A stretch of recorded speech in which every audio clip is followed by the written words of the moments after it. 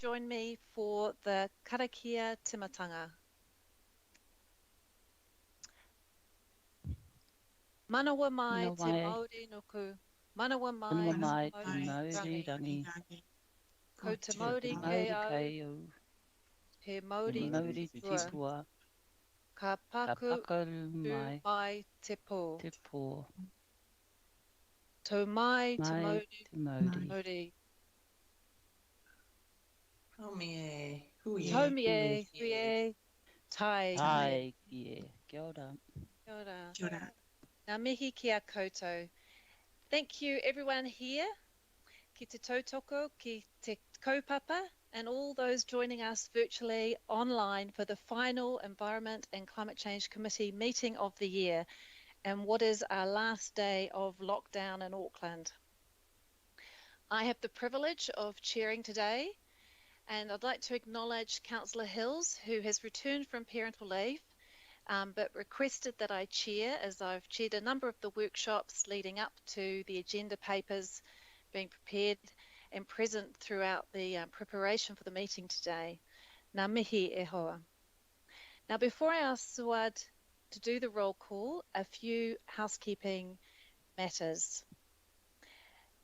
Now, we're a week into using Teams at Auckland Council. We've been very behind the times, and we're still familiarising ourselves. But we will aim to keep the meeting running as smoothly as possible, as we're in Suad's safe hand and the team of democracy advisors. Now, Suad is, of course, the power behind the meeting, so please take her direction. She has control over the mics, so we'll be turning off rogue mics, and we'll also monitor who is online. If we have any technical issues, please defer to Suad. As everybody knows, we just use the meeting chat to indicate a pātai or kōrero, and there's no need to use the hands up function. This is in the updated Teams meeting protocol reminder that's been sent out via email from Sandra. I'll be relying on Suad to advise me of the speaking order. We're going to have a break at the 2-hour point, no matter where we're at, just as best practice to get everyone to stand up. And we will try and finish by what's possibly a late lunchtime, but if we need to, we will come back after lunch. I'm, of course, in your hands in terms of the length of the debate, members. If you can, please turn on your vid when you're speaking. It would be very nice to see you. If you can join us on the video.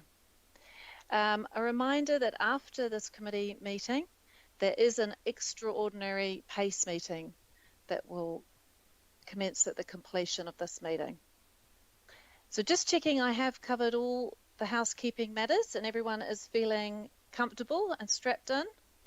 I will hand over to Suad to do the roll call.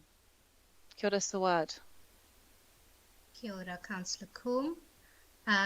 We will do the roll call. Councillor Hills. Kia ora koutou katoa. Sorry, I wasn't expecting to be first up. Thanks. Councillor Bartley. Morning, everybody. Councillor Casey. Morena, Suad. Morena. Deputy Mayor Cashmore.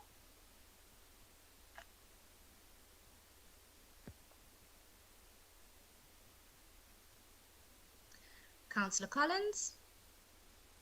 Kia ora, everybody. Councillor Coombe. Councillor Cooper. Kia ora koutou katoa. Councillor Dalton. Morena. Morena. Councillor Darby. Morena. Morena. Councillor Filipina. Assalamu alaikum, Suad and morena koutou katoa. Wa alaikum salam. Councillor Fletcher. Good morning, Suad. Good morning, Mayor Goff. Kia ora. Kia ora, Councillor Henderson. Kia ora. MSB Member Honeck. Councillor Mulholland.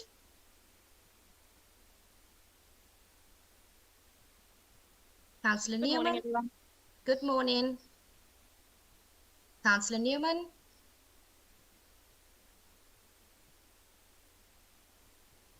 Councillor Sayers. Good morning. Thank you. Good morning, Councillor Simpson. Morning, everyone. Good morning, Councillor Stewart. Good morning. Good morning, Councillor Walker. Good morning. I'm not strapped in though. I'm a bit of a loose agent today. Good morning, Councillor Watson. Pulavanaka. Councillor Young. Good morning. Good morning, Member Wilson. Kia ora koutou katoa. Kia ora. Thank you. Kia ora Suad, morena koutou. Next item, he whakapaha. Any apologies? Okay, we have a stray mic on there. Happy to move the apologies. We don't know what they are yet, so let's just let Suad run through any apologies, Suad. I haven't received any apologies, Councillor Coon. And we just noted that Deputy Mayor Cashmore is in attendance, but just having mic problems. So does that mean we've got a full house? Councillor Member Honig hasn't sent an apology through, just not present yet. Okay, well, we will just leave that then. So just item 2, declarations of interest. Just a reminder, members, we do have quite a comprehensive list of grants, so please check that in terms of declarations of interest. Item 3 is confirmation of the minutes. Do I have a mover and a seconder? Happy to move, Madam Chair. Thank you, Councillor Walker. Do I have a seconder for the... I'll second that. So that's the minutes from the meeting on the 14th of October. I'll put that. All those in favour? Aye. Aye. Aye. To the contrary? No. Kua mana. Carried. Item 4, there's no petitions. Item 5, we have no public input today. Item 6, no local board input. Item 7, no extraordinary items. So if I nay, which takes us then to item 8, which is the Auckland Water Strategy Framework, and a very significant piece of work that's coming to us today. I'm going to hand straight over to the presenters. Before I do that, I'm just going to advise members what you can see on the screen, that you can see those, that is the recommendations that are in the agenda, and the changes are just what was intended to be in the recommendations from officers, but was an info council managed to drop them off. So it does reflect the report. This isn't any changes that I've made as a chair's recommendation. It's just really a correction to the agenda report, just so everybody can know why that's highlighted in red. So we're all very familiar with our lead strategist, Toby Shepherd, who's going to be taking us through a presentation of about 10 to 15 minutes. And he's joined by Georgie Hart, Greer Lees and Jacques Victor. And I'm sure, Toby, you will introduce anybody else who's supported this kaupapa. It has been a very big bit of work. So let's go through the presentation and we'll have pārtai at the end of the presentation. Kia ora, Toby, over to you. Kia ora, Councillor Kuhn, thank you for that. Morena koutou. I'll just now present and just check that I've got that running before I launch into my 10 minutes. Can everybody see? I'm just trying to make it full screen now. There we go. Awesome. Morena koutou, tēnā kōrua, our chair for today, Chair Kuhn and our Chair Hills. Just acknowledge the councillors, the IMSB members, and I think we also have Nicola McDonald, chair of the Te Pau Taia, the Environment Subcommittee of the Tāmaki Makaurau Mana Whenua Forum, is also on the call. Members will remember that she attended one of our workshops in advance of today. We also have, as you say, the co-lead of the water strategy. So I'm one of the leads there, and the co-lead, Georgina Hart. And then our leads of the work streams are also on the call. So just to acknowledge Greer Lees from our infrastructure strategy team, Simon Fraser and Brendan Judd from our natural environment strategy team, Jacob Otter, who's from Rimu in our strategy department, and our other supporting staff online today. I might be the one to present, but it takes a lot of people to deliver content like this. And there's a lot of work that's gone into that. So I thank them for their work, and I'm really pleased to be able to reach this milestone today. What is today? Members have a paper and an appendix. In the appendix, I'll just flick through to the next slide here, so today's presentation. So members have a committee paper and an appendix. In the appendix is what we've called the core content of the water strategy. So this is the core content that reflects the workshopped material that we've workshopped with the ENCC over the last few months. Today we are recommending it be endorsed as the core content of the water strategy. And then what staff would do is take that core content, make any revisions or refinements that are required to get that kind of ready to be public facing. And so those are the resolutions that you'll see at the end of today's presentation, and we'll touch on those. So my job is to give you a brief background, a summary of that key content, speak to those next steps, and then take a look at the recommended resolutions together. The next slide just shows us our timeline. So the water strategy, these are the timeline for the development of all strategy, beginning, of course, with the Section 17A Value for Money review that recommended a 3 water strategy be developed before the scope of that strategy was enlarged as part of the public discussion document that went out for consultation in early 2019.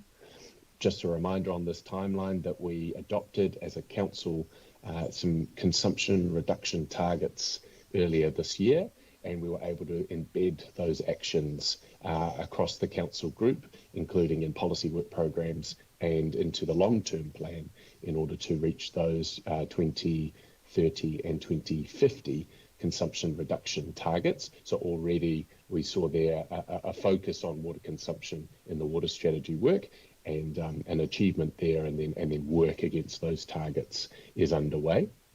And then the milestone there, or on our timeline, we've developed the strategy throughout the year, and we've held a number of workshops with the Environment and Climate Change Committee, with local board chairs invited to attend also. And it's those workshops that have guided and shaped the content in the paper, the appendix, and the presentation that you see here today. So highlighted in yellow on this timeline is the core content. That's where we are, with its 8 strategic shifts to achieve that vision for the water strategy. Te Mauri o Te Wai, the life-sustaining capacity of water is protected and enhanced. And then following today, if that core content is adopted, staff would return with a final water strategy document early next year. The next slide just gives us a brief overview of the context for the strategy's development, in addition to that timeline that we just took a look at. So when we think about the strategy, we need to remember it's a 30-year strategy for Auckland Council, designed to direct investment and activity across the council group. In the near term, we pay particular attention to direction from central government, and you can see some core pieces of our context there on the screen in front of you. Spatial planning, the essential freshwater package, that includes that national policy statement on freshwater management that we've discussed at length in workshops, the central government's water reform and resource management reform in particular. And staff have considered that direction from central government to deliver management of freshwater land use and development, I should say, in catchments in an integrated way. And we've carried that through into the strategic direction within the strategy. And then we've also considered, over the life of the strategy, you have a persistent context of land use change and population growth, that need for intergenerational infrastructure investment, the twin challenge of mitigating and counting and adapting to climate change, the growth of iwi capacity, further settlements over time, and that increasing direction from central government towards partnership approaches, and technological change over the period of the strategy, remembering, of course, that we're talking about 30 years here. So that's the context with which we've approached the content you see for the strategy. The next slide, this is a simplified diagram, just to remind councillors, where does the Auckland Water Strategy sit within our framework at council, and sort of what's its purpose going forward? So at the left-hand side of this diagram, the Auckland Plan 2050, the sort of paramount long-term strategic document at Auckland Council. The Auckland Water Strategy sits inside that context and responds to the strategic direction within the Auckland Plan. And then the Auckland Water Strategy directs many of the things, and this is there's a high-level summary here in the yellow arrows that you can see there, many of the ways that council invests and undertakes activity across the group, remembering it's a group strategy. So the water strategy would direct and provide direction to the CCOs, to our infrastructure strategy and our asset management plans, to the long-term plan, to how the group thinks about spatial planning, to the unitary plan, and then of course to council work programs. And what we've done on the next slide is just provide an example of that, drawing on the example of the consumption targets that were adopted in April this year, and just trying to give councillors a sense of what it looks like to have a water strategy in practice. So with the consumption targets that were adopted, we've been able to then direct a number of processes and embed a number of actions into the way that the council group approaches that issue. So those consumption targets, you'll see on the right-hand side in the blue boxes, they were reflected in the water care statement of intent. There's smart meter investment and leakage investment in the long-term plan. Inside the unitary plan and group work programs, we are working on rain tank policy work and retention tank policy work, looking at making that the way that we approach new builds in Auckland. So just an example of how this directs the council group. On the next slide, you'll see the strategy framework that we have workshopped through September, November this year. So this is the water strategy on a page. The vision at the top there again, Te Mauri o Te Wai o Tāmaki Makaurau, the life-sustaining capacity of Auckland's water is protected and enhanced. And I just draw your attention as we go through each of these sections briefly, through the vision, the treaty context, overarching challenges, cross-cutting themes, strategic shifts, and implementation. Just draw your attention to how we've finalised that treaty context within the framework. So most recently at our last workshop last week on Wednesday, we were discussing as a group how to accommodate feedback through our mana whenua engagement in particular, that the treaty partnership be made foundational to the way that council approaches water going forward. And then there was also the discussion around retaining the integrity of the Te Tiriti partnership strategic shift down there in the strategic shift section, and its actions, so that we can see progression of that shift and the remaining 7 shifts that make up the 8 within the strategy itself. So what we've done is we've included in the core text of the strategy inside your appendix a description of that treaty context, and put it there beneath the vision of the water strategy within our framework. And then we've retained the Te Tiriti partnership shift as described in the appendix, and in keeping with the way that we've workshopped that content together. So just drawing your attention to that final approach that we've landed on here in the framework for members as a result of our discussion last week. So the next slide here we'll look at each of the strategic shifts in turn. So you can see, just before I do take us to that slide, you can see that the Te Tiriti, that the strategy framework that we're looking at presents 8 strategic shifts. These are designed to address the overarching challenges on the screen there, protecting and enhancing the health of water bodies and their ecosystems, delivering 3 water services at the right time, in the right place, at the right scale as the city grows, having enough water for people now and in the future, reducing flood and coastal inundation risk over time, improving how the council works with its treaty partners, and improving how the council organises itself to deliver against those challenges.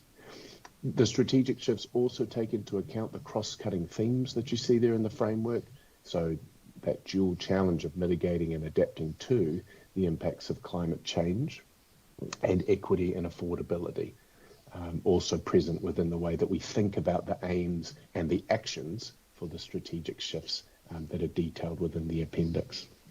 So, and of course, underpinning the strategy framework is implementation, so coordination, capacity, and capability across the council group to deliver on the strategy. The next slide is just a nice way of presenting those 8 shifts. So just to go through those shifts very briefly by touching on their aims. So the first shift, Te Tiriti Partnership. Remember here we're describing, with each of these shifts, we're describing a movement of council processes, aims, and the way we go about tackling problems as a group. And we're describing a shift over time with an aim in mind. So the aim for the Te Tiriti Partnership shift is that council and mana whenua are partners in the protection, management and enhancement of water. The next shift, empowering Aucklanders, is that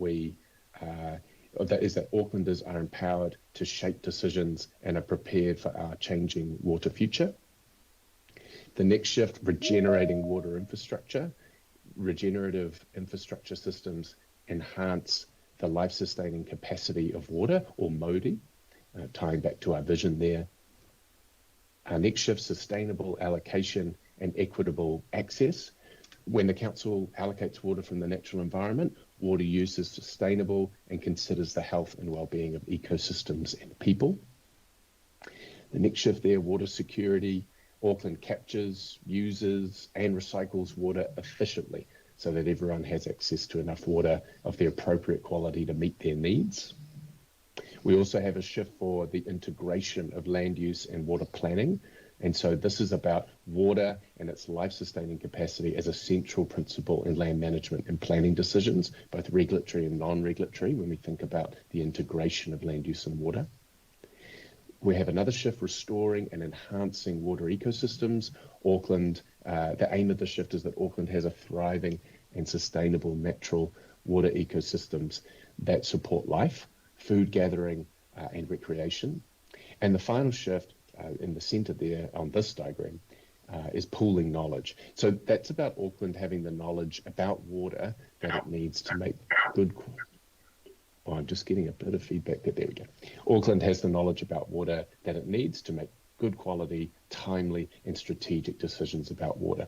And they're presented in this kind of lattice framework just to show that they are each reinforcing and they've been thought about as an integrated package.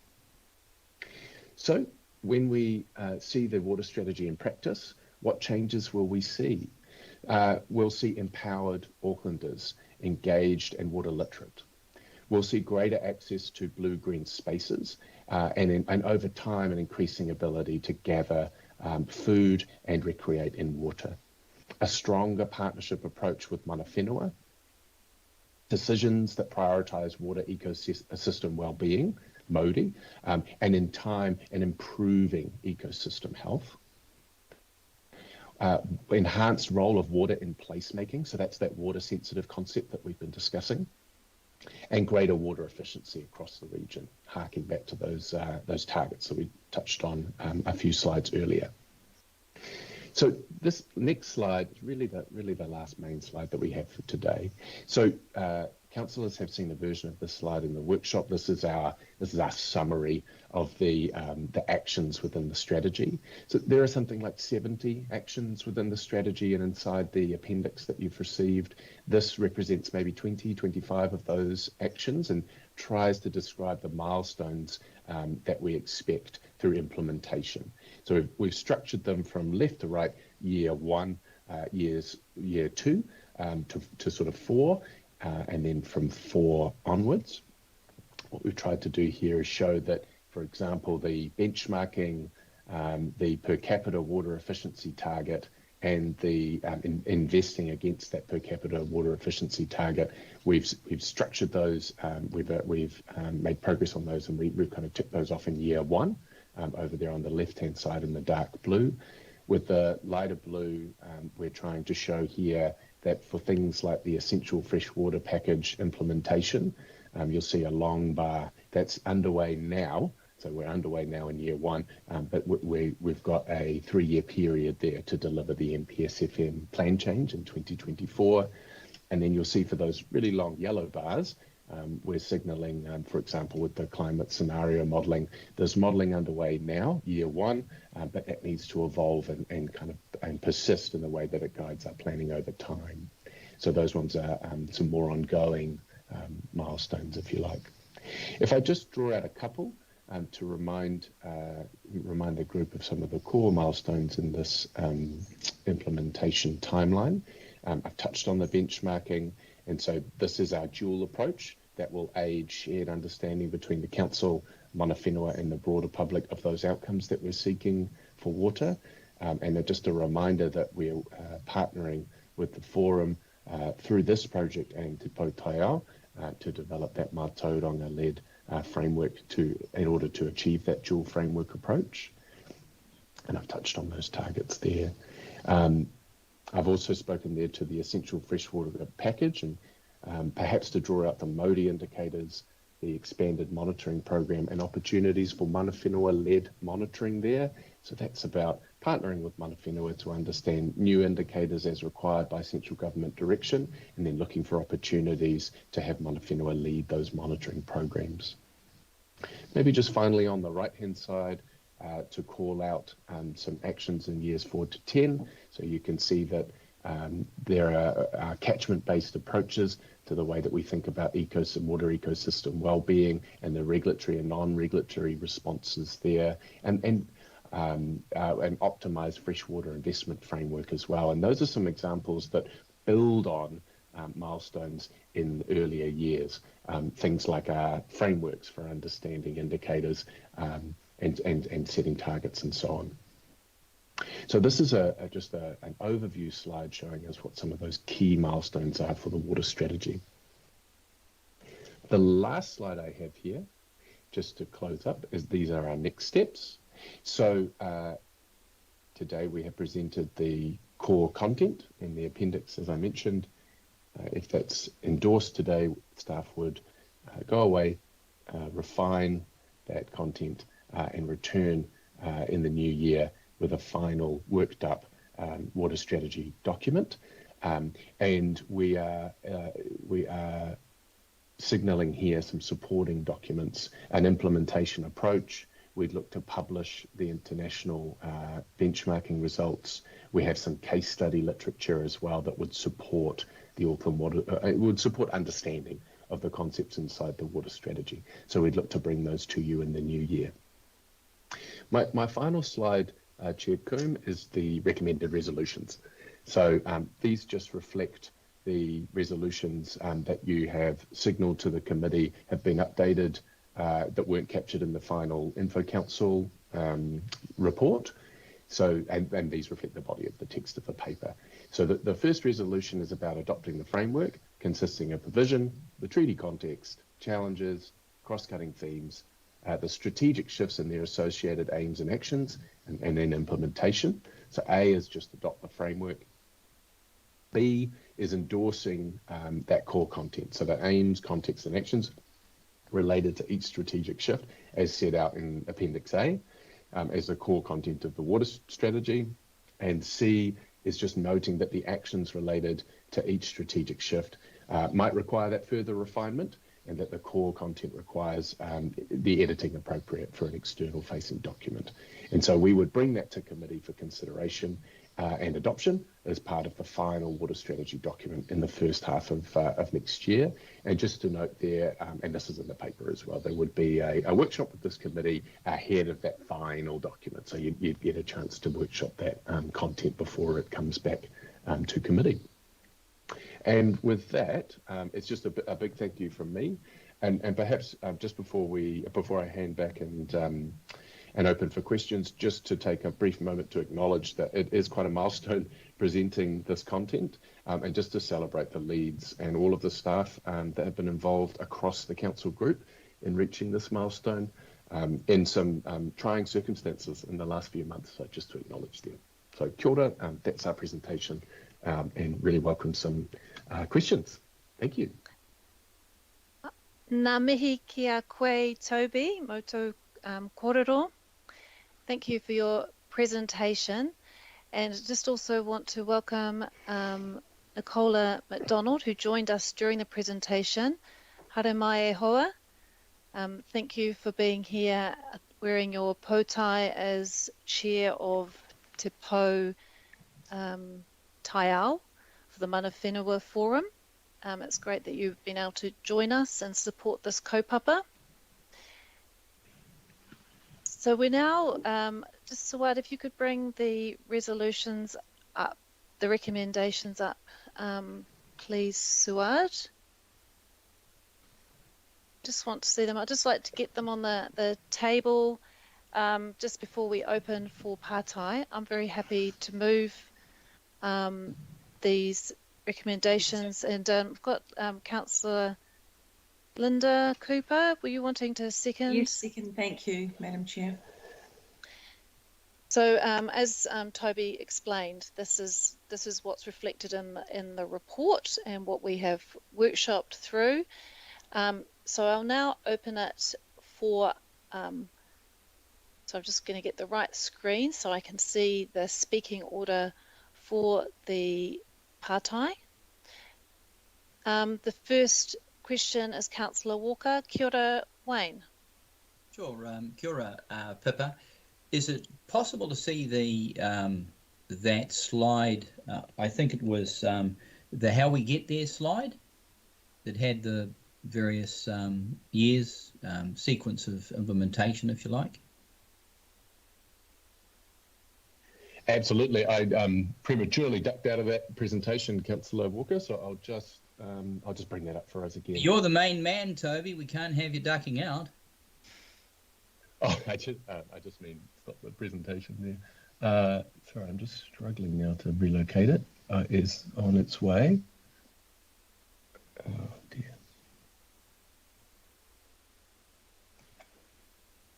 I'm not sure what's happening. There we go. This should be it. Wonderful. There we are. I'll make that a little larger for you, Councillor. Yeah, sorry. that's great. Great. So, really, commendations on the Strategy First team. I mean, really good work. I guess just focusing on how we get there. One of the and I'll just make some comments, but effectively they're questions. Under year one and early on, one of the critical things we've got to do, and this is part of a piece of work that Matthew Blakey is leading, and that's around carbon measurement. That's really critical across a whole range of things. There's a tool being developed for that will be applicable in the water space. And the rationale for that is we've got an immediate requirement to lower our emissions. Now, the other concern that I've got in that respect is quite a few of these milestones and the like are really, from my perspective, really too far out. I'd suggest that in the water space, there's a great deal that we can do that isn't necessarily resource constrained, is not necessarily financially constrained, generates an incredibly fast return on investment and a rapid response in terms of reducing emissions. So I guess the concern I've got is that we don't lock ourselves in to these milestones. We've got to reduce emissions significantly by 2030. That's not far off at all. And I would suggest that there's a requirement for us to do everything in many respects. And a number of the things that will be occurring will be things that will be occurring in the private space where individuals will make decisions they would like to see some leadership and incentivisation from council. So I do have a significant question around how we get their key milestones. So can we ask that as a question then, please, so I'm asking Councillor? that as a question. Do we need to have as defined an approach as that by year, for example? Over to you, Toby. Kia ora, Councillor. Thanks for that question. I'll have a go and then let me know if I can add any more detail. When I look at this slide, I mean, there's one thing to keep in mind is that there is quite a lot of other actions that are not shown on the slide. You know, for sort of a summary and brevity, we've kind of captured what we think are kind of the core ones to put up on the slide. So I just really encourage you to take a look through the appendix for where all of the actions are. The bulk of the actions have been identified as years 1 to 3, simply because they are in that near term, and we can structure them into work programs once if they are to be endorsed. So we really do see a focus on near-term delivery and really embedding them into council processes as soon as possible. Yeah, so I suppose that's how I'd answer that first question around getting specific about delivery, and then perhaps just to add that we find it's really important, as I'm sure you know, within the council frameworks, to be really clear about when those actions are required to be delivered, so that we can have that kind of wraparound accountability for delivery and kind of reporting and monitoring and checking that we are actually delivering what we say we will in the strategies like this. So we have been specific. And we've had a focus on years 1 to 3 as much as is reasonable. Sure. Yeah, I understand where you're coming from. If I identify just a couple of examples. Sorry, Councillor, can you ask? You can by way of hold that for your comments, but could you by way of question, can we not adopt a catchment-based approach immediately? Can we commence work on a smart water supply network immediately? Obviously, those things will be done in a stepwise fashion. So I'm happy to engage after the event today, Madam Chair, but I'm just putting up that a very flexible, dynamic approach is required. The other suggestion that I'd put, Toby, did you want to make a comment? Sorry, Councillor. Just to make a comment there. So with respect to the two examples that you've outlined there, the catchment-based approaches and the smart water supply network. So in the case of the first, it's really a realisation of many changes that need to take place in years 1 to 3. So, for example, in the catchment-based approaches, council really needs to look at building a council group knowledge management plans, and the way that we think about information and data and how it flows around the group. That's a key part of that catchment-based approach, as is the delivery of the plan change for the National Policy Statement on Freshwater Management, which then gives us that kind of spatial arrangement of freshwater management units, which would support and kind of integrate with the catchment management approach. So that's a case of sort of little milestones along the way, building up to the catchment-based approach. And so you'll see the knowledge management plan or knowledge management framework and the essential freshwater package with the NPSFM. They're both there as the light blue, kind of years 1 to 3. And then with respect to the smart water network, it's sort of a similar story. We've adopted the targets in April this year, those water consumption reduction targets. We will deliver a key component of that smart water supply network are those smart meters. And Council now has a program through Watercare to deliver, I think it's 44,000 a year now. And that'll take us sort of 10 or 12 years to roll those out to all connections in Auckland. just providing Aucklanders with greater information about how they're using water, and then obviously providing the water service entity, Watercare, with that greater insight into how water's being used. And so it's represented here as sort of realising that smart water supply network towards the end of that rollout period, if you like. Sure. But I think that the great point you're making in there, perhaps I'm hearing there for the smart water supply network, is that after a few years, you do have something like 100,000 or so houses. You are beginning to build out those insights. So it's very Sure. So Councillor Walker, also can I just a clarification that might help if we ask Toby, if I might just jump in here, is that this is still going to be developed further in terms of what's in Appendix A. So is that another opportunity, Toby, for looking at the timing of the milestones when it goes through further evaluation? That's right. And I think making it quite a bit clearer what's envisaged on something like this, and at what time we would see what change and so on. Yes, absolutely. And so we've allowed for that. A couple of other quick questions, Madam Chair. Okay, just can you keep it very quick, please? Yes, Councillor? I'll be as quick as I can. I don't need a long answer. We've got an immediate requirement to generate some exemplars. They will test things out in terms of blocks and opportunities, and there are a range of things that we could be doing there. So I just want to put that up as something immediate.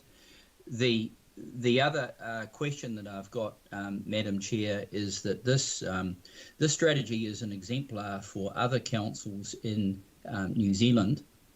I would suggest that there is some immediacy on our part to put it out there to other councils who may be interested in fast-tracking, customising things for themselves. If we've got a little bit of resource that we can allocate to that, that would be great.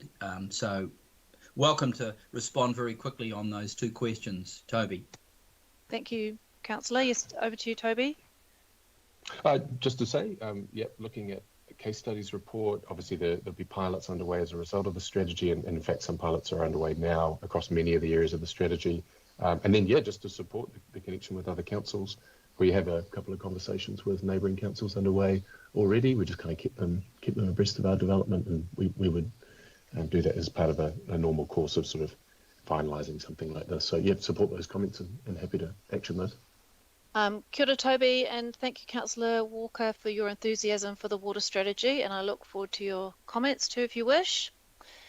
Ko te pātai whakene, nā Councillor Dalton. Kia ora, Angela, your question. Kia ora, Chair. Kia ora, tēnā koe, Toby. And thank you to you and all of the team that have worked on this. It's certainly been an interesting journey in the workshops. I just wonder if you could explain or just clarify for me again the fit for this into Three Waters when the Three Waters model is implemented in terms of council's role, the accountability for the outcomes. How does it fit? How may it possibly change? Kia ora, Councillor Dalton, through the chair. Thank you for that question. So obviously the water strategy under development this year developed during a period of significant uncertainty for the council group, and now with the government, the central government, indicating that participation in Three Waters reform will be mandated. We're obviously getting a little bit of clarity, but there's quite a lot that's still to be worked out. So I suppose the first thing to say is not all elements of the proposed structure, in terms of what functions and roles might end up in a new entity and what council would still retain in order to perform its statutory duties. We don't have clarity over all elements of the reform. The case in point being the mayor's membership on the group to continue working through what the arrangements and structures would look like. I just add that council would retain its role and many of its core roles as environmental regulator, regulatory planning authority.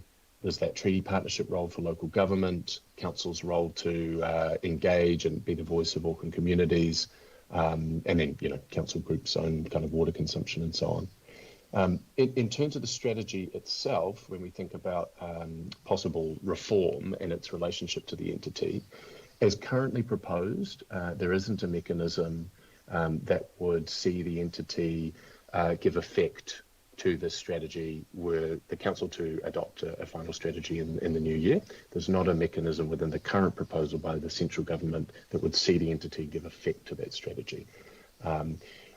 Obviously, that proposal is not finalised, and it would be, I think, council's position here that the water strategy would provide guidance both to the transition period, and we would be using the water strategy as council's position in the outcomes that are sought from any new entity.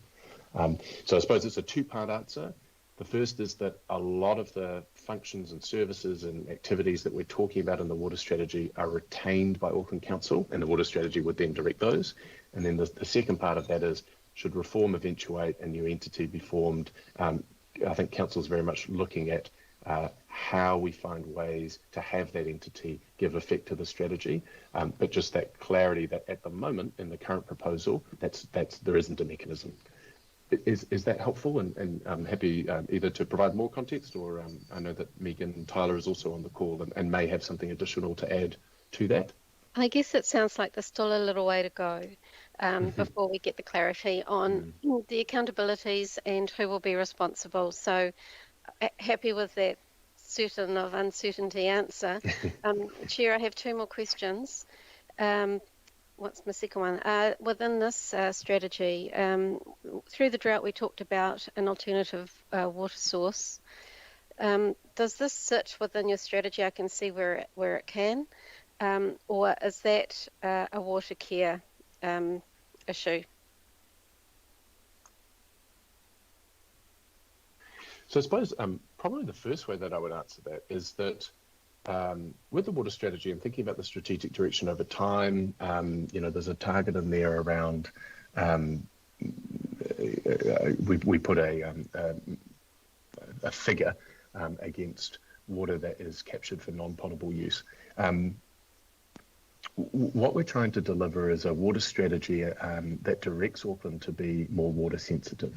And so we're trying to change from a single source approach to the way that Auckland meets its supply needs over time. And so inside the strategy, you'll see a strong push responding to public feedback and expectations for rain tanks and that kind of local capture and local use of water. And you'll see targets set for rainwater capture and recycled water over time. So there is that element of meeting Auckland's needs through a diverse set of sources and achieving water security through local capture, rooftops and so on. And then I'm also conscious of Watercare's application through the Board of Inquiry to the Waikato Awa, which is progressing and expecting a decision, I believe, in sort of mid-January now, on that consent application for the water that has been sought by Watercare as it's identified the Waikato as its kind of next major source. So it's kind of a two-part answer there again. Water strategy is envisaging a water security approach that is diversifying and thinking about rainwater capture and capture on site and use on site. And then you also have the BOI in play and the consent for that water from the river as part of the long-term strategy to water security. I understand. So perhaps any alternative source outside of taking more water is probably in Watercare's work program. My last question. My experience is that we can often adopt strategies, plans, policies without a budget attached, and that sets us up for failure, almost writing a cheque that we can't cash. When you present the strategy to be adopted, will it come with a corresponding budget to implement it? Or a proposal for a budget? Yeah, great question, Councillor Dalton. So the way that we have approached a strategy such as this, so you're thinking about a 30-year time frame, but there is a focus on the near term, those years 1 to 3. For many of those years 1 to 3 actions, we don't envisage new spend. We envisage that providing clear direction will improve current processes, so no sort of new spend required. or we envisage that the direction in the water strategy will redirect current spending to higher priority activity that's more aligned with this strategic direction. There is a third bucket, though, which would be about new spend, and particularly when we think about infrastructure and large projects, that would need to come through council's annual budget and long-term plan processes. So remembering back to the slide, I wonder if I can I navigate to it? Let me see. There was this slide here. So just like as an example of the role that the Auckland Water Strategy plays, so it's setting clear direction, and it is obligating council through the long-term plan, through the asset management plans, its infrastructure strategy, and the way that CCOs are directed and so on, council work programs. It is obligating them to implement that strategic direction. But we need to remember that there are budget decisions that are made through each of those processes that balance the financial constraints of the time and what's possible in a given work program and so on. So in short, the strategy when it's presented next year won't come with a budget attached to it. It'll acknowledge that some actions are no new spend, some actions are redirection of spend, some over time will require new decision making that will carry new spend with it, but it'll be through those processes, such as the long-term plan and so on. Is that helpful? Yeah, ngā mihi nui, Toby. Tēnā koe Jen. Kia ora, Councillor, thank you. Ngā mihi kia koe, Councillor Dalton, for your questions. Ko te pātai whai ake nei nā Member Wilson. Tēnā koe, Karen. Tēnā koe, Madam Chair. Aroha mai, I'm unable to work my video, so won't be able to see me. Maybe that's a good thing. First off, I would just acknowledge Chair Te Pautaia of the Mana Whenua Forum, Nicola MacDonald. Good to see you there. Toby, I would just like to say I note your comments around it being very difficult, and I acknowledge absolutely it has been difficult for you and the team. It's not an easy one, this strategy, especially with the significance that Mana Whenua place on he wai, the water. So what I wanted to say, I think, in listening to Councillor Walker's kōrero around exemplar, in terms of the strategy, it's almost an exemplar model for engagement with Mana Whenua.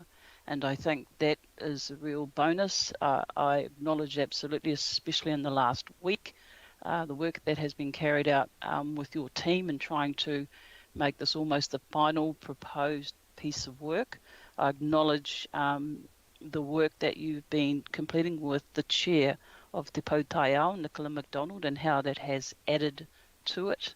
So in that sense, where this work, and whether it's this work or Three Waters, reform, what this possesses that not necessarily the Three Waters reform work is the engagement with Mana Whenua and the effort that's been put in terms of individual and also across the forum, the Mana Whenua Forum. So that's my first, building on that now to make this, because I said almost exemplar, to make it an exemplar is to continue past the stage where the recommendations would be put in front of us today, and ensure that as they talk to budget, there is some resource available to continue the approach that you have used to date with Mana Whenua across Tāmaki Makaurau. So that's my pātai at the end. The front is just acknowledging the great work that's being done there. Kia ora, Member Wilson. Yeah, thank you for that acknowledgement. It's been fantastic engaging with Mana Whenua on the content and working up the strategy. So yeah, really appreciate those comments. Just with regards to your question there around resourcing, I think that's a really good observation and one that we'll consider when we return to the committee. I'm sure you've spotted this as well, and I'll just draw the attention of the committee to, I think it's para 88 in the committee report, just noting that we're intending to return to the Tāmaki Makaurau Mana Whenua Forum to provide another opportunity to feedback on the draft strategy before we return to this committee with that final in the new year. So just signalling some further work there. And then I would just make the connection to many of the actions within the strategy talk to mātauranga Māori knowledge and concepts of Māori. I mean, the vision of the water strategy is the Māori o te wai, the life-sustaining capacity of water, protected and enhanced. And in each case where those concepts and where Māori is referenced, we're really clear in the actions that mana whenua partnership is key, critical, significant to effective delivery of those actions. And so we make provision for partnership in those. And so that's another element of ongoing work that we would be embedding in the implementation of the strategy. So thank you for your comments, and just to make those. Well done, thank you. Ngā mihi ki a koe, Karen, o Whakaaro. The next patai, Councillor Darby. Kia ora, Chris. Kia ora, Chair, and thank you. Toby, look, you mentioned this is a milestone. It certainly is. It's a major breakthrough. So look, at the outset, I have to say huge acknowledgement to you and all those in the strategy unit that have been supporting you, working with you, everybody involved. I'm just going to follows on, Toby, from the question line of Councillor Dalton. And I guess I'm, like many, wanting to see implementation now. So when we go to paragraph 56 of your report, I guess I'm sort of interested in what's going to show up through the annual budget. That's the budget that's right in front of us. So when you look at 56, you say you've got an executive lead team water lead. Can you just let us know who that is? I'm just trying to recall. And then on points Roman 2 to 6, just can you give us an idea of what we need to be considering in the annual plan to ensure we get traction on those?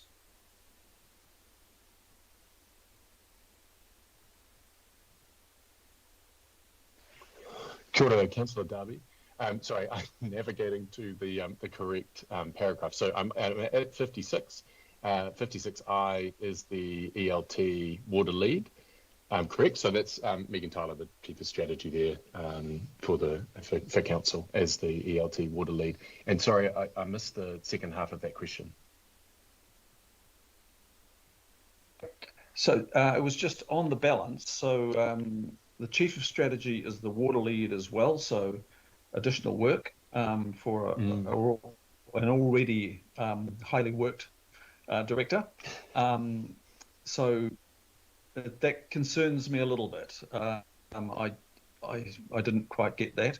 But the balance of those Roman 2 through to 6, what do we need to be considering there in the annual plan process?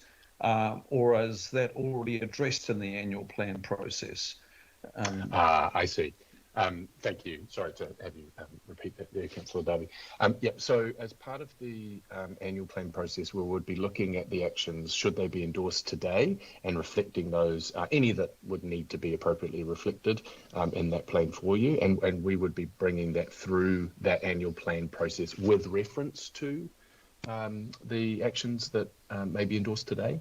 So you'll see that through that process. I don't have a comprehensive list of those with me now, and in part that's about working through what would need to show up in that process. Many of the actions inside the first year are in fact underway now, and we're able to accommodate them as part of that horrible sort of business as usual term. So with respect to things like the drought management plan and so on, we are underway with many of those milestones in that first year. So you can expect to see any that need to come through the annual. I'm just navigating back to the milestones for you there. You can expect to see any that need to show up in the annual plan process, but most of these are accommodated already, and then we would look, of course, to embedding implementation into any of the other long-term budget processes that we have here. Okay, thanks, Chair. It would be good to keep a track of that, Chair, so that we can actually see how we are going. We're in a critical phase of that budget right now, and I'm not really confident that we've seen it in the working up of that budget. So let's keep an eye on that, please. Ka pai, Councillor Darby, and good points. I think that brings us to the end of questions. Is that right, Suad? I can't see any other pātai. That is correct.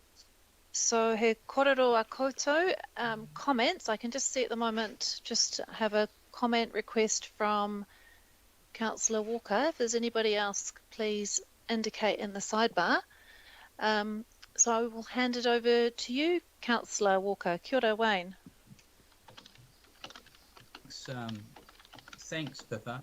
So just again, commendations to the officers around this, and also thanks to the councillors that have supported the development of this strategy, which is certainly something I've been advocating for some time.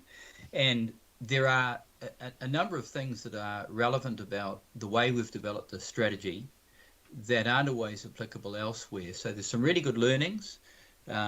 The approach has been more international. So we've worked with water-sensitive cities. We've picked up some information from other cities, and I think that has dramatically enhanced what we've come out with, and also the time span of putting this together. We've adopted somewhat of a stepwise approach, which has been useful. So we've worked through it, sequentially. And I think that we've got something that's pretty fit for purpose. My concern is that the implementation needs to be as rapid as possible, that the return on investment in the water space can be really, really fast and drive down emissions significantly, because there's a huge amount of control that individual householders and businesses and so on have in this space, and we really need to be leading that and accelerating it as quickly as we can around cleaner production, around the circular economy, around the resilience, the changes that people and businesses can make to not just save on water, but save on energy, improve the environment, do the right thing. Water is one of the single best areas for behaviour change across Auckland in the climate mitigation space. So I really want to emphasise that. I would hope, Madam Chair, that the approach that we've got going forward is going to be as collaborative as possible, so that even if some of our internal resources are slim, the resources out there in the wider public space, the business space, the community space are significant. And if we can tap into that, to use a figurative expression in the water space, we can really make things go faster. So I'm very much encouraged around what we've got here. As Councillor Darby said, we need to make sure that there's acknowledgement in the budget space for that. And it doesn't have to be a great deal of budget, because in many instances, the return on investment will be in a single year or not too much thereafter for many of the things that we're proposing or might want to do in the implementation space. So now we need to work at speed. So this has been a really good process. I hope that it's picked up by other cities in New Zealand, because there's some real urgency around this. We're the only city or authority in New Zealand that I know of that has got a strategy like this. So it's really great. So thank you very much. Well done. Ngā mihi ki a koe, Councillor Walker. Thank you for your comments. The next comment, if I can name, Councillor Hills. Kia ora. I think Councillor Cooper was next, Chair. Sorry. Reading back to front. Aroha mai, Councillor Cooper. Kia ora, Madam Chair. Sorry, somehow I'm trying to do a bit of research around our budgets, but It says I haven't got internet, but I must have because I'm on this call. So I guess I just wanted to make some comments around when we talk about budgets. A lot of the actual levers we're going to use are in the water care budget, of course, which we already signed off in the long-term plan in terms of smart metering for leak detection, things like that. So a lot of that is already embedded in our long-term plan, which is very pleasing. I just wanted to also acknowledge all our staff, but also Water Care for working collaboratively. And in our CCO review, one of the things that came out of that report and we've committed to with all our CCOs is to work closer together. And I think that this has been a really good exercise, you know, and it was a kind of a test of that new way of operating too, starting this off with our staff from Watercare and Toby, Greer and the team there working through this. And I think that, you know, there's been some comments about adding more, but this has been a good process. We've actually got to a point now, we've got something that we can go out with. And I think adding more to it will come from the community. I think we've had our good go at it through many workshops, and now it's time to hear from our community. So thank you, and just commend everybody who's worked on this. Ngā mihi kia koe, Councillor Cooper, for your korero. So that takes us to Councillor Hills. Kia ora, Richard. Kia ora, and thank you so much. Thanks, Chair. And yeah, it was a shame that I had to drop off for a few weeks while the most important parts of the strategy were being discussed and implemented. But just want to really acknowledge Toby, Greer, Georgie, and the whole team for putting this together in what is quite difficult circumstances while everyone is on Teams or Zoom or Skype. But also really listening to the feedback, especially from Nicola and the team and Karen and the team and just the Mana Whenua Kaitiaki Forum and the Independent Māori Statutory Board. I think the feedback from them, especially on water sensitive cities, we thought we knew everything. We thought it would just be easy to sort of implement what they were doing. But the feedback that, you know, Toby came back and said, you know, this is actually not the way we should be doing it. It's very clear we need our own framework. It's clear we need, you know, the partnership approach. And to make a water strategy that fits the Tamaki Makaurau context is so much more important than fitting with the world, although you've managed to do both, which is pretty phenomenal. So I think that, you know, despite it being a lot of information, a lot to go, you know, back on in those first workshops, the detail was so important because we've got to where we are now. So just want to acknowledge the team. It's so important. This has been years in the mix, but now we have a strategy that says, you know, prepares us. It you know, it's about restoring the mode of our waterways, which we're doing, but we need to do far more in that space. It's about people. It's about preparing our city for a climate change future. Sorry, I've got Theo crying in the background, so I'm a little bit distracted.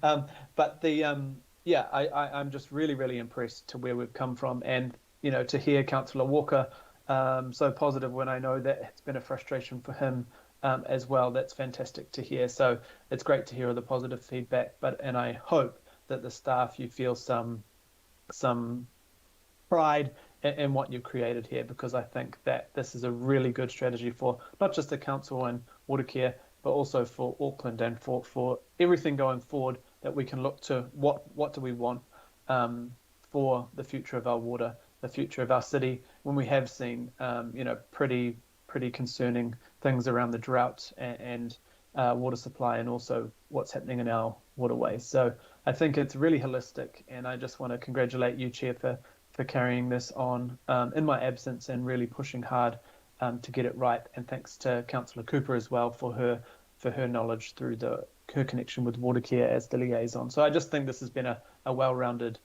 strategy that I hope everyone will support, because it's pretty obvious it's what we kind of have worked together to achieve. So yeah, I'm just really impressed, and it's just really good. So thank you. Ngā mihi kia koe, Councillor Hills, Mutu Whakaro. I just want to check in before I wrap up that IMSB member Karen, did you want to add a comment further, or did that get covered in your partai? Everything covered in my partai, thank you, Madam Chair. Kia ora. If no one else wishes to speak, I would be just delighted to wrap up this item. And in speaking in support, I do also want to add my acknowledgements. I know this body of work started well before I joined the governing body, so I come to this very late. So I do acknowledge all of the founders, the people who put in the mahi over many years. Matua Alf, I know you played a big role in the discussion document, Our Water Future. Ngā mihi for your work and bringing this forward into this term. Councillor Walker, I know your enthusiasm too over many years, and good to hear you speaking so positively about the water strategy. And I'm sure there's many other elected representatives who've really played a part. It's been great to hear about the process being, I think I heard the word exemplary being used there, which is quite phenomenal when it comes to our processes. We're always trying to aim for best practice, but there's lots of moving parts. So I do acknowledge that that's all come together with this water strategy. Ngā mihi kia korua Nicola and Martin, who are here with us to support this kaupapa and the engagement that's happened with the Mana Whenua Forum. Really appreciate that this has been a positive process, and thank you for those acknowledgements to Member Wilson. We've also had some very thorough and engaging workshops on the water strategy, so I do appreciate everybody who's contributed to this body of work, and of course to the staff and the team. Ngā mihi kia koe, Toby, and to your team, Greer and Georgie, and those who've put in a lot of work. And it's good to hear how collaborative it has been with the water care officials. And thank you, Councillor Cooper, for your liaison with water care. I think what we've heard is just how essential this bit of work is, and thank you for members who've highlighted the urgency of this work around the implementation, the need to align the budget, and it's always very good when we are pushing for things to happen more quickly. And I just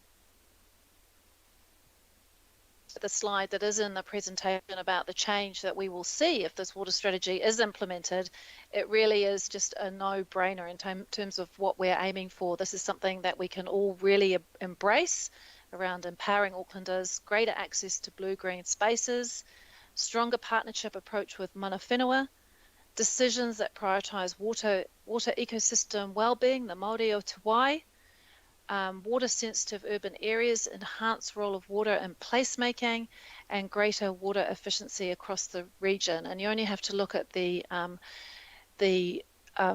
exemplar project of Oakley Creek to Aoaona, and how just sensational that project is, and how it's been embraced by the community and brought in so many other well-beings and benefits when we've taken that approach that is aligned with the water strategy.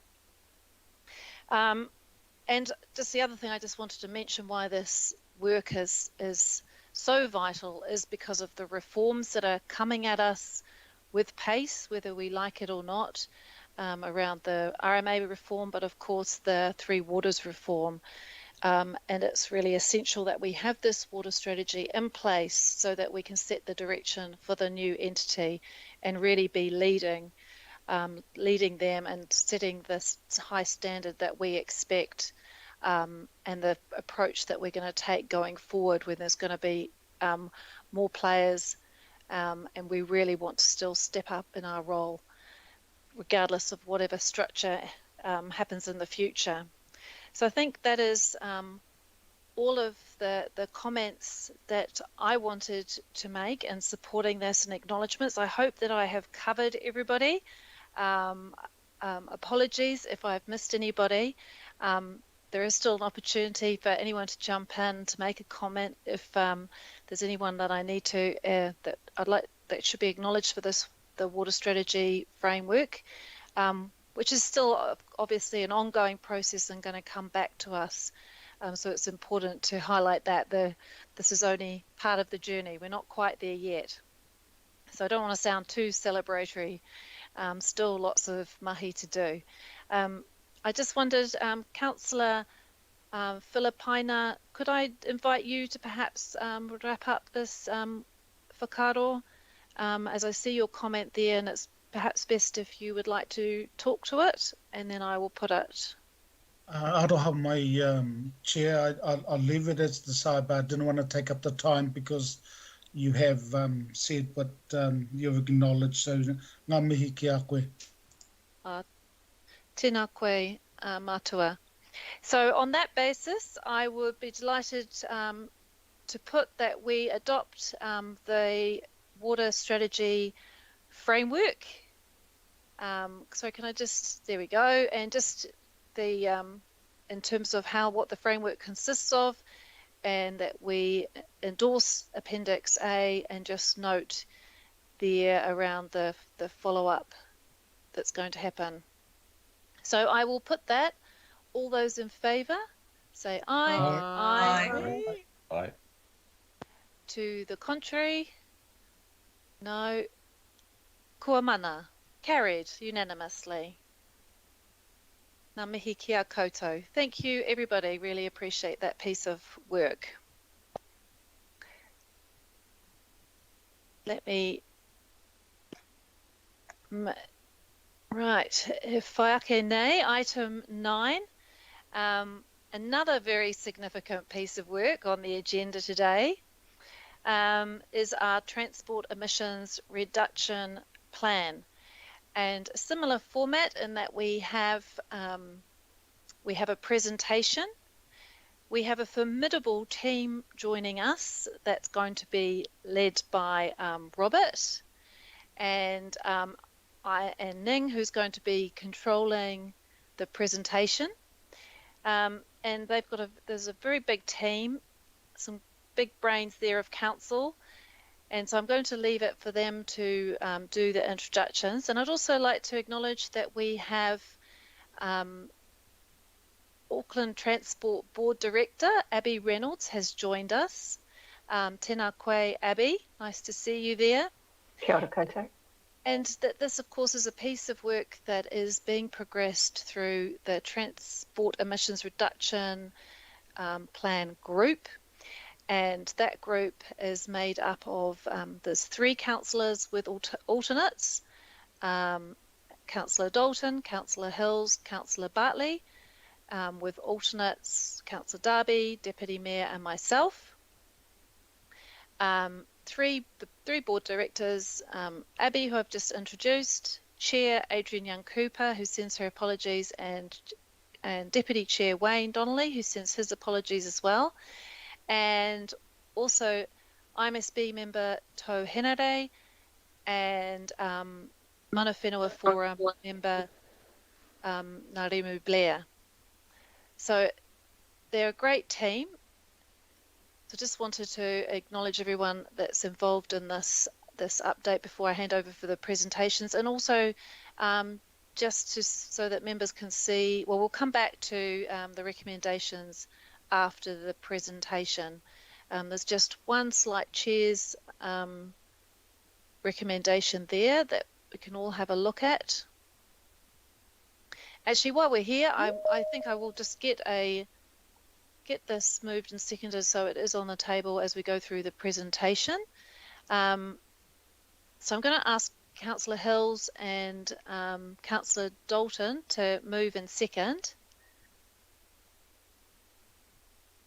And then we'll just have that on the table before we move on to the presentation.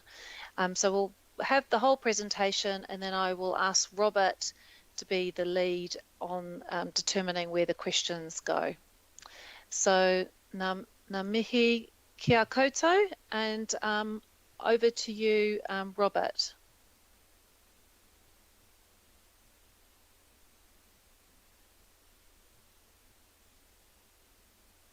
Ngā mihi kia koutou, tēnā koutou katoa ko Zining ui toko ingoa.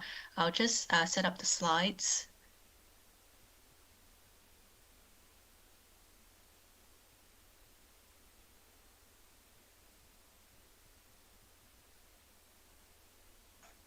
And I'll make it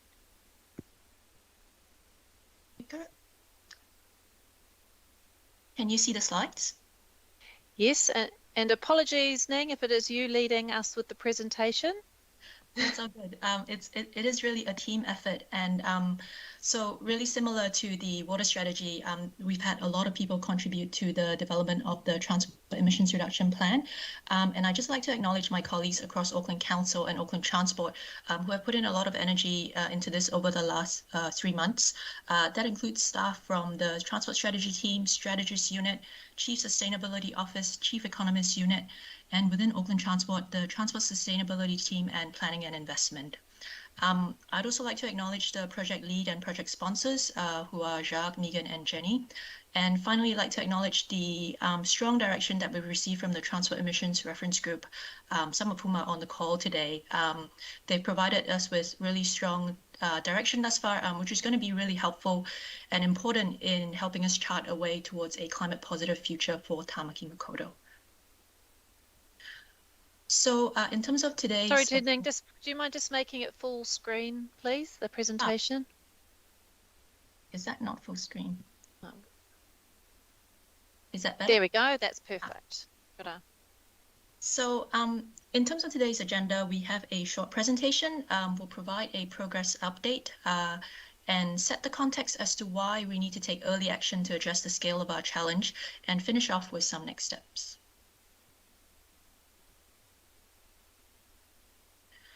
So Auckland has had over half a century of transport and land use policies that have prioritized car travel over other sustainable modes such as public transport, cycling, and walking. And as a result, we have one of the highest rates of transport emissions per capita in the world. But a low carbon transport future for Auckland is possible. It's also necessary if we are to achieve our climate goals. Auckland Council declared a climate emergency in 2019 and endorsed Te Taruke a Tawhiri, Auckland's climate plan, in 2020. This plan was widely consulted on and received significant public support, including from young people, Māori, and Pacifica communities. 91% of the people who provided feedback agreed that the plan takes Auckland in the right direction when it comes to climate action. Transport is our biggest opportunity when it comes to emissions reduction and climate action. Nearly 40% of our greenhouse gas emissions comes from road transport. In that way, we're very different from the rest of the country, where the primary source of emissions is from agriculture. To achieve the targets in Te Taruke a Tawhiri, we need to have vision that is supported by action. The vision that we're working towards is a low-carbon, safe transport system that delivers social, economic, and health benefits for all, as encapsulated in Te Taruke a Tawhiri. The Transport Emissions Reduction Plan will provide us with a pathway to achieve that vision. So the Transport Emissions Reduction Plan, which we're working on, will give effect to Te Taruke a Tawhiri, which commits to halving our regional emissions by 2030 and models a 64% reduction in transport emissions by 2030. The Transport Emissions Reduction Plan will develop a pathway that shows us how we can achieve that modeled 64% reduction in transport emissions by 2030. Once we have an approved pathway, it'll be used to direct Auckland Council and Auckland Transport in terms of our planning, investment, and broader activities. At the same time, it's also important to note that there's a range of central government reforms that's taking place that will have a material impact on the TERP, the Transport Emissions Reduction Plan. And this includes the development of the government's own emissions reduction plan, which we expect to see will lead to a substantial increase in funding for public transport, walking, and cycling, as well as a raft of regulatory and policy changes that will make transport emissions reduction easier for local government.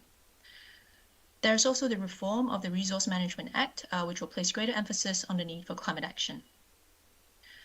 And then the National Policy Statement on Urban Development will enable a much more compact urban form over time, which will have a very significant impact on our emissions reduction, particularly in the medium to long term.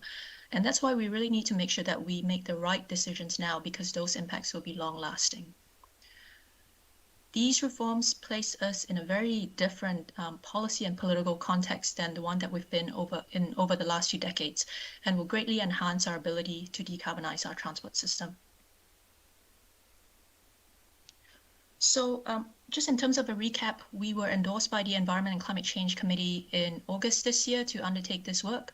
And we expect to provide a recommended pathway for approval by the committee before June next year.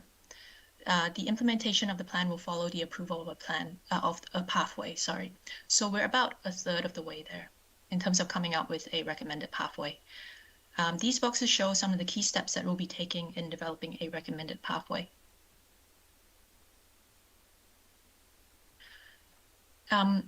As Pippa mentioned, the Transport Emissions Reduction Plan is guided by a Transport Emissions Reference Group, which includes members from various council committees, the Environment and Climate Change Committee, Planning Committee, and the CCO Oversight Committee, members from the Independent Multi-Statutory Board, the Mana Whenua Kaitiaki Forum, and the Auckland Transport Board.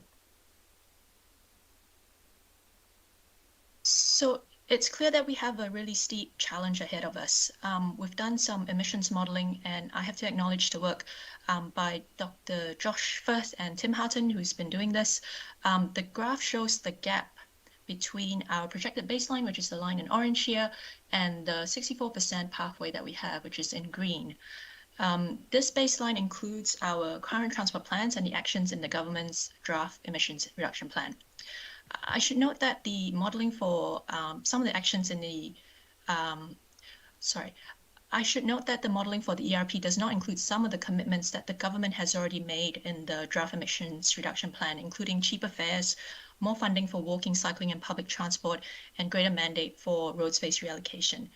The impacts of these actions are harder to model compared to fleet changes, which is what is in the baseline, but they're still very important.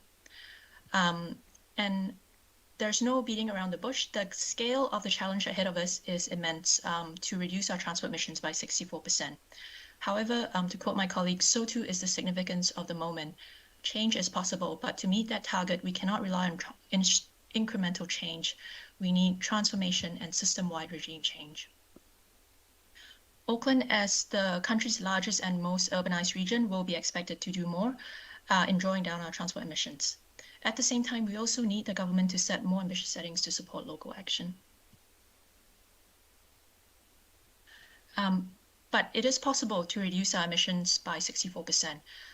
This graph shows the indicative pathway. And while we're still analyzing the ideal transport settings that we need to achieve this scale of reduction, it's clear that the pathway will be very ambitious.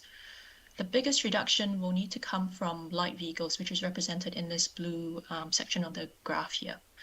And that's because that's by far the biggest component of our transport emissions. Compared to other cities, Auckland has a lot of untapped potential because so many of our trips are by light vehicles. That's over 50%. And many of them are under 6 kilometers. This means that there are many of these short trips which could be swapped to other modes such as bikes and public transport. But that doesn't mean that there won't be a need for cars anymore. There are still trips that will still need to be undertaken by cars for a variety of reasons. And in those cases, we need to make sure that as many of those vehicles are electric and zero emissions as possible. We'll also require great ambition from other parts of the transport sector, including freight, shipping, and aviation. Now, this slide shows an indicative breakdown of the levers we need to pull and how much of an impact they are likely to have in meeting the 64% reduction goal. It's clear that all levers will need to be pulled as hard as they can be within the timeframe that's available, but mode shift and land use changes are by far our biggest opportunities. And in essence, we need many more of our trips to be done by walking, cycling, and public transport. COVID-19 has presented us with a challenge when it comes to public transport, and we've seen PT ridership decline considerably. And that's one of the challenges of tackling climate change. The transition won't occur in a straight line and will often face unexpected setbacks like a global pandemic. But COVID-19 has also shown that humans are adaptable and resilient. And if we're given the resources to care for our community and whānau, we will rise to the occasion. one of the positive things that we've seen from a transport perspective as a result of COVID is that many more people are taking to the streets to walk and cycle, and some are on their bikes for the first time in years, and if not decades. We need to grab hold of these opportunities when they arise. The other thing to note is that a more compact urban form is required to bring destinations closer together and to make it much easier for people to walk and cycle to their destinations. We also need to make our roads and streets less hostile to people who want to get around actively and by public transport. And a lot of this kind of work is already being done. Both mode shift, or changing how people travel, and land use changes are complementary to each other, and they create a positive feedback loop and are absolutely key to meeting our 2030 target. So there are many different potential solutions, and this slide just shows some of these examples. I think the key thing to note is that we cannot have a one-size-fits-all approach or cherry-pick one or two solutions, because that's just not going to be enough. We need a comprehensive package of interventions which work together as a whole. Different types of trips and communities will require different solutions, and we need to work so much better with Auckland's diverse communities to co-create these solutions, because in that way, we are creating agents of change, not just subjects of change, and help to create the movement that we need to tackle climate change. Some of these actions will be under the responsibility of local and central government, but some of these will also be the responsibility of business and communities, and we need everyone to chip in.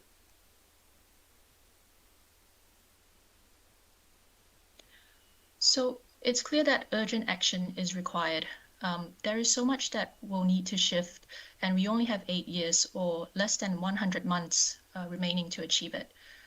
Our emissions have already increased by 2.5% between 2016 and 2018, and we're not tracking in line at all with our target to halve regional emissions by 2030. The Transport Emissions Reduction Plan will require Council to act now. Our report recommends early actions which can be progressed in advance of the approval of a pathway by the middle of next year. While full information of the impacts of these actions may not yet be available, in many cases the benefits are clear and compelling. These actions set the foundation for changing how people travel and show Council leadership. We have included these actions in the recommendations of the report, and we intend to report back to the committee and the Transport Emissions Reference Group with a progress update in March next year.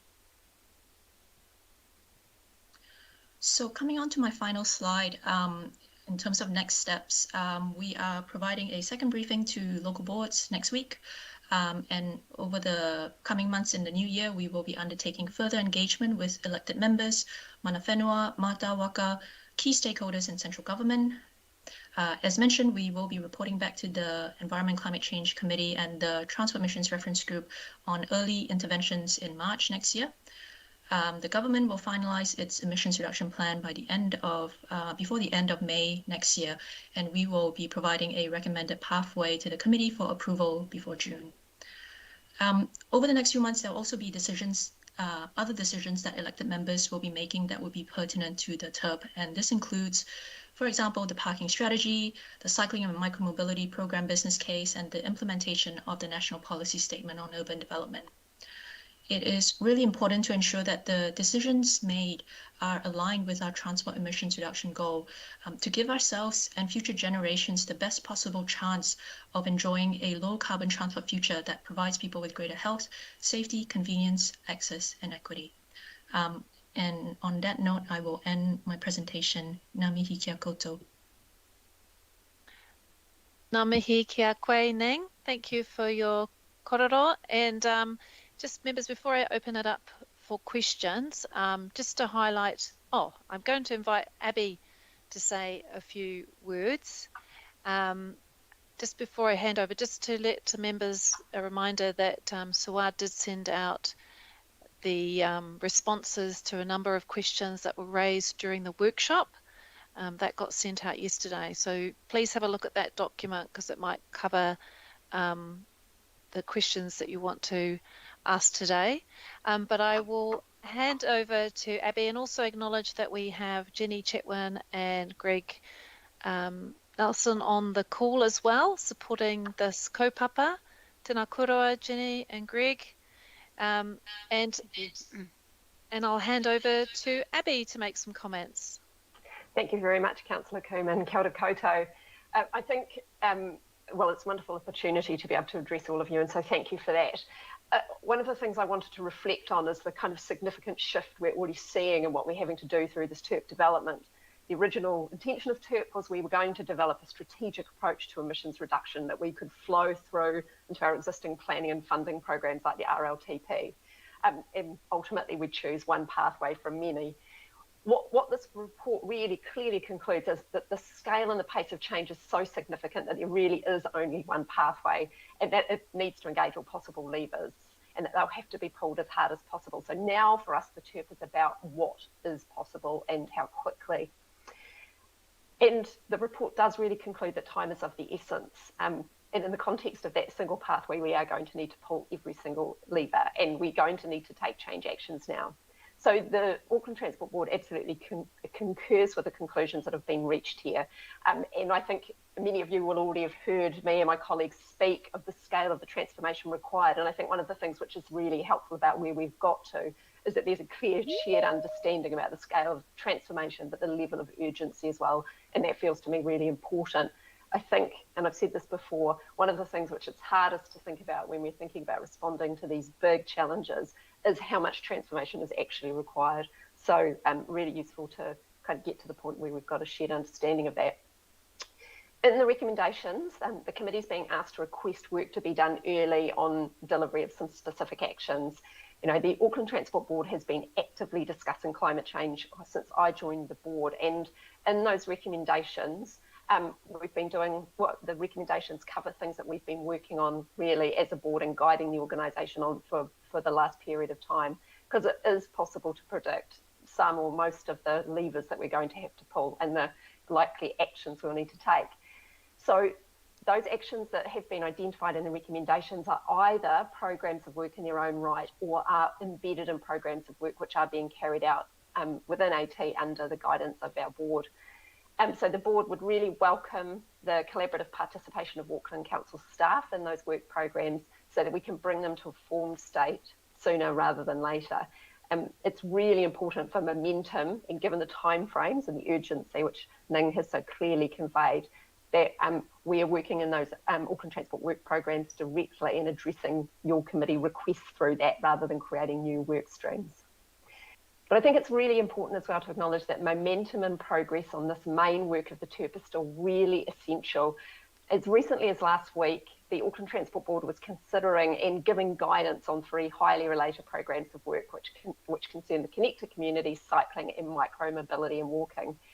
And in these conversations, we found it really difficult to be entirely clear on how hard we need to push and how much we're going to need to invest and prioritise those programs while being consistent with TERP in the changing political context, while we don't have a sort of final model and a set of answers about how much the mode shift's going to be.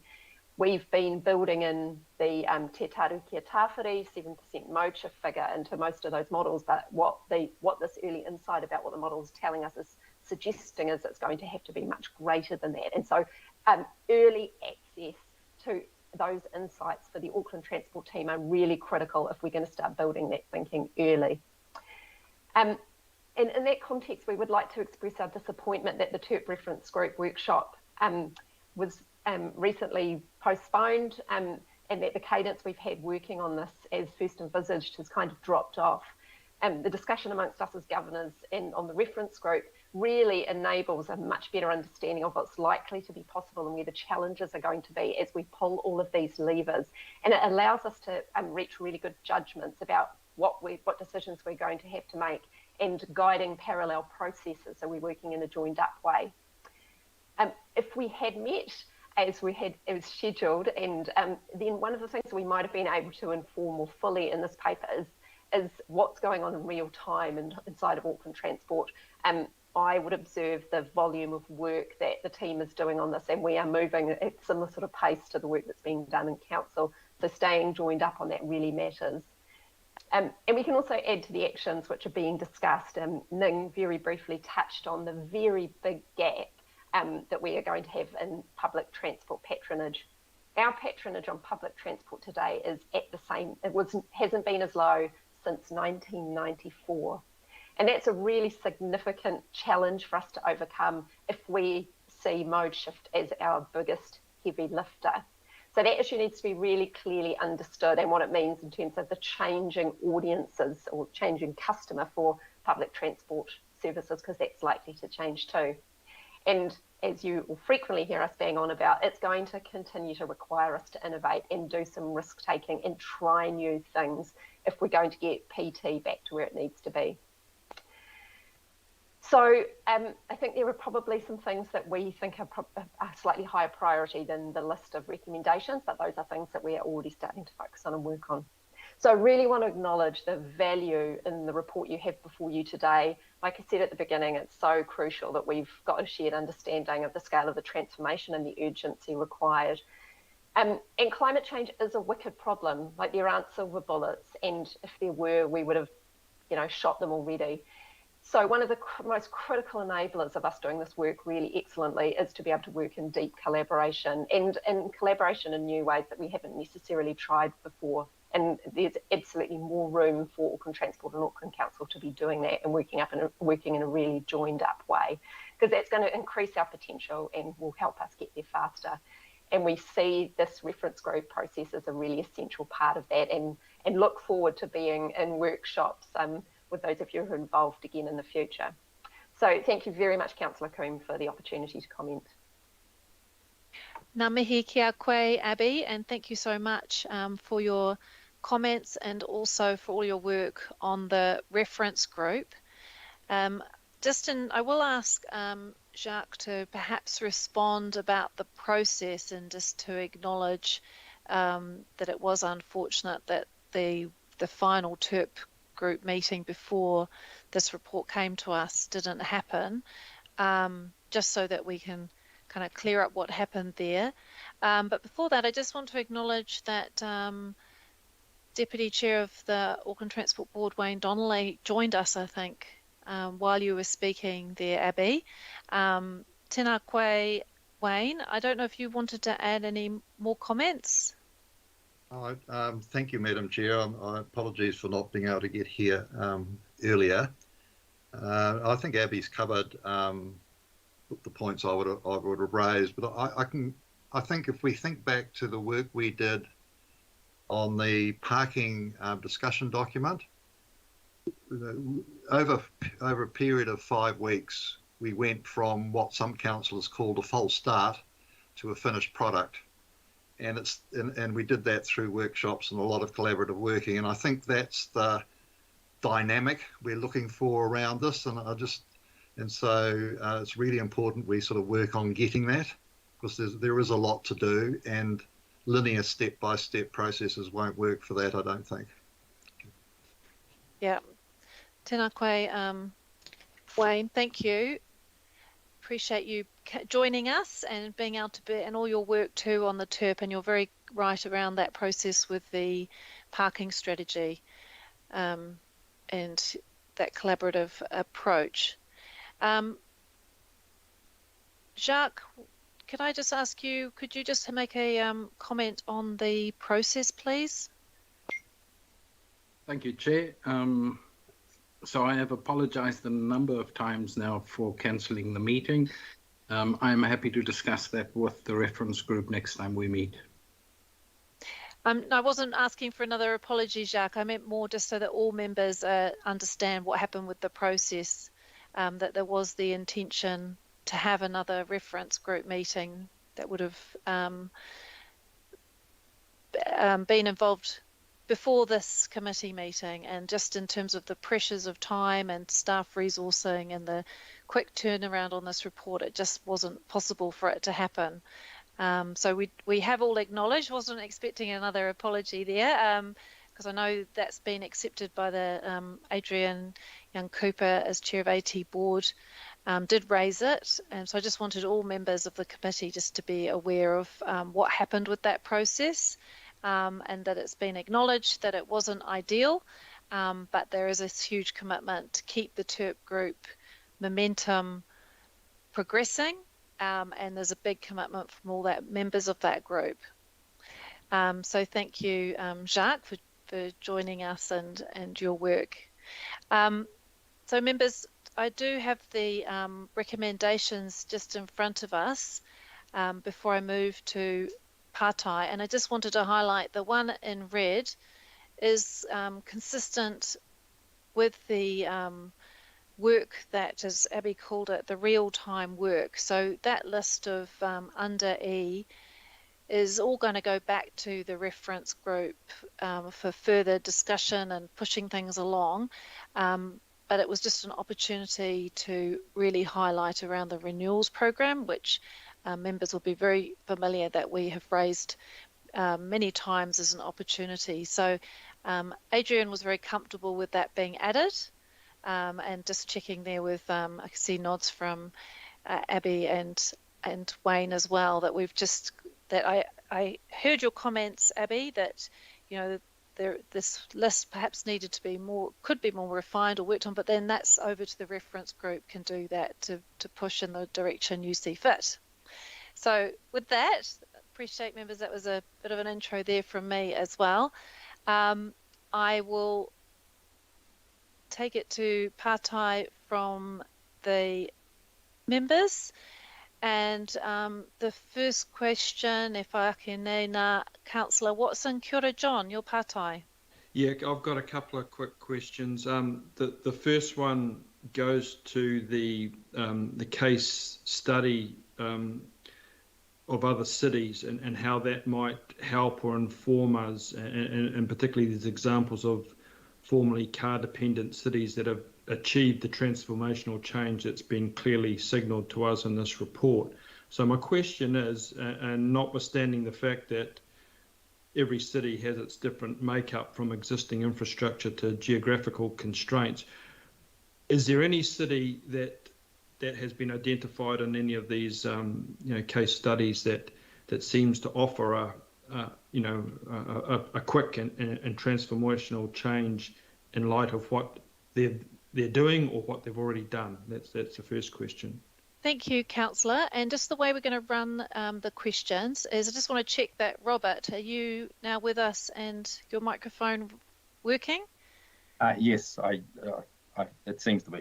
Great. And is it still the best way that we run questions through you and you can direct the response? Well, we'll see how we go.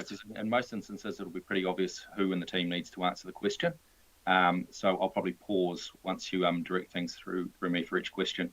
So for this particular one from you, Councillor Watson, yes, we are looking at a lot of different case studies, and I'll invite one of my team members, Harry Stovall, to comment on that because he's leading that work. But before I do, in most instances, we're looking at different cities that have put emphasis in different areas and what they've managed to achieve for that.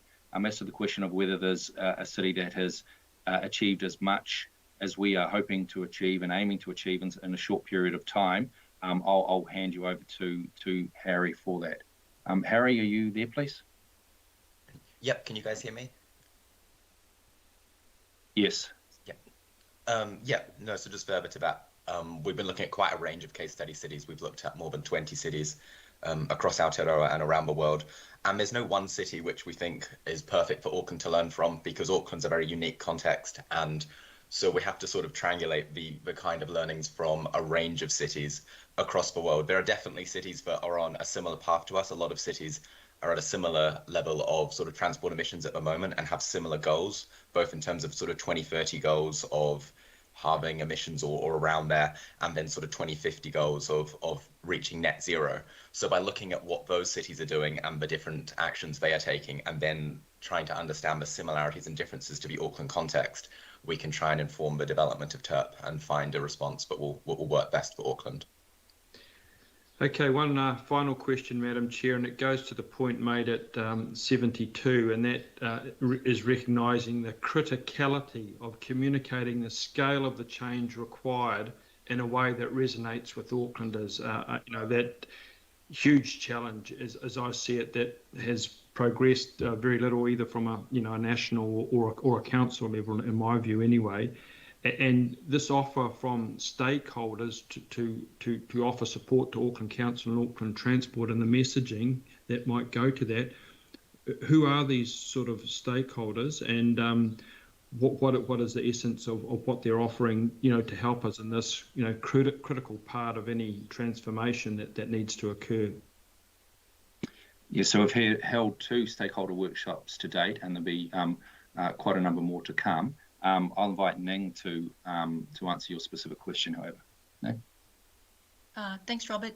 So in terms of your question, Councillor, the stakeholders in particular that have offered support have been groups such as, for example, Generation Zero, Greater Auckland, Bike Auckland. I think they really recognize that it's so important to make sure that the messaging resonates with Aucklanders, and they have a, I guess, large body of supporters that can help and that can are there to help us. And I think that's one of the great things of working on the Transport Emissions Reduction Plan, is that when we speak with Aucklanders, so many just want to chip in and help. So that's just some of the offers of help that we've received thus far. Okay, so just my final comment in respect of that is that I think there's a mainstream Aucklander that's really needs to be targeted here, and I think it might need a slightly more refined approach than the helpful offer of just those particular stakeholders. But I'll reserve my right to speak. Thank you, Madam Chair. Could I just respond to that, Councillor? That's absolutely right, and we accept that. So we're referring to one particular paragraph in this report, but there's a lot of work that will be done around the whole question of the communication strategy here, because it is massive. It's absolutely massive. The parallel has been drawn before, saying it's akin to the response to COVID, the team of 5 million messaging, that kind of thing. That's exactly what we have in mind, and we're going to need a lot of help on that. We're not necessarily experts in that area. So where that help comes from within AT and Council, from stakeholder groups that we've talked about, but also from wider community groups as well. Not necessarily just transport groups, but groups that have really good outreach into their communities. It's really going to be really critical that we engage with them and get their support and ideas as to how this communications program could be rolled out. And if there's anything we've learned from the vaccination rollout, for example, really important to defer to the expertise of some of these community groups in terms of how best to engage with their communities. That's a very good point, Robert. Thank you. Yeah, kia ora, and that's been very well raised through the TERP group, and I'm sure Councillor Bartley is going to speak to that as well.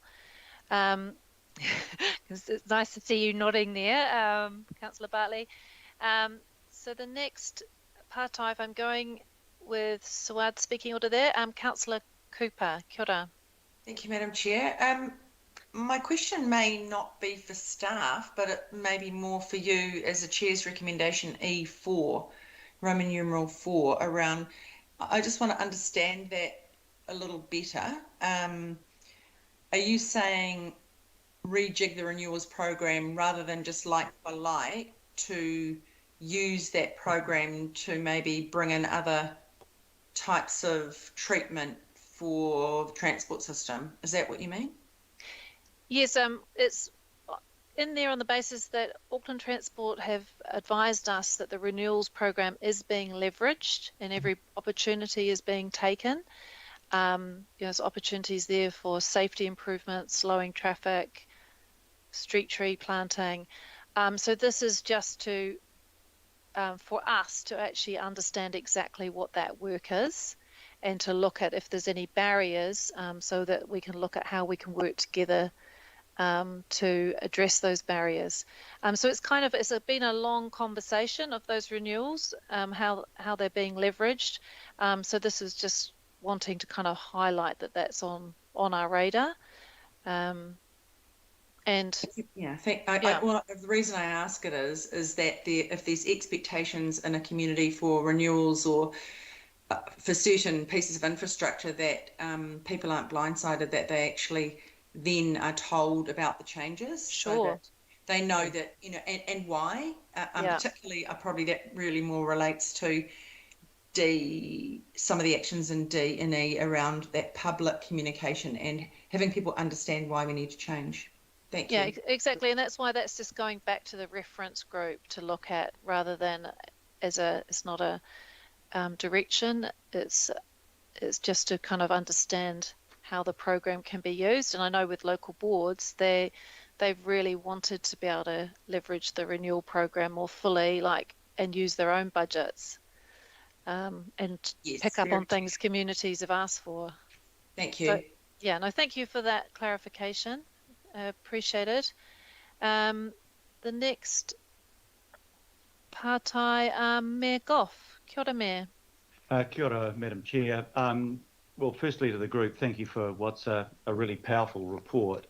And in case any of us hadn't understood it, you make 2 points: that the change has to be transformational and it's time critical. We need action now. And then you tell us there are some specific early intervention measures that are needed.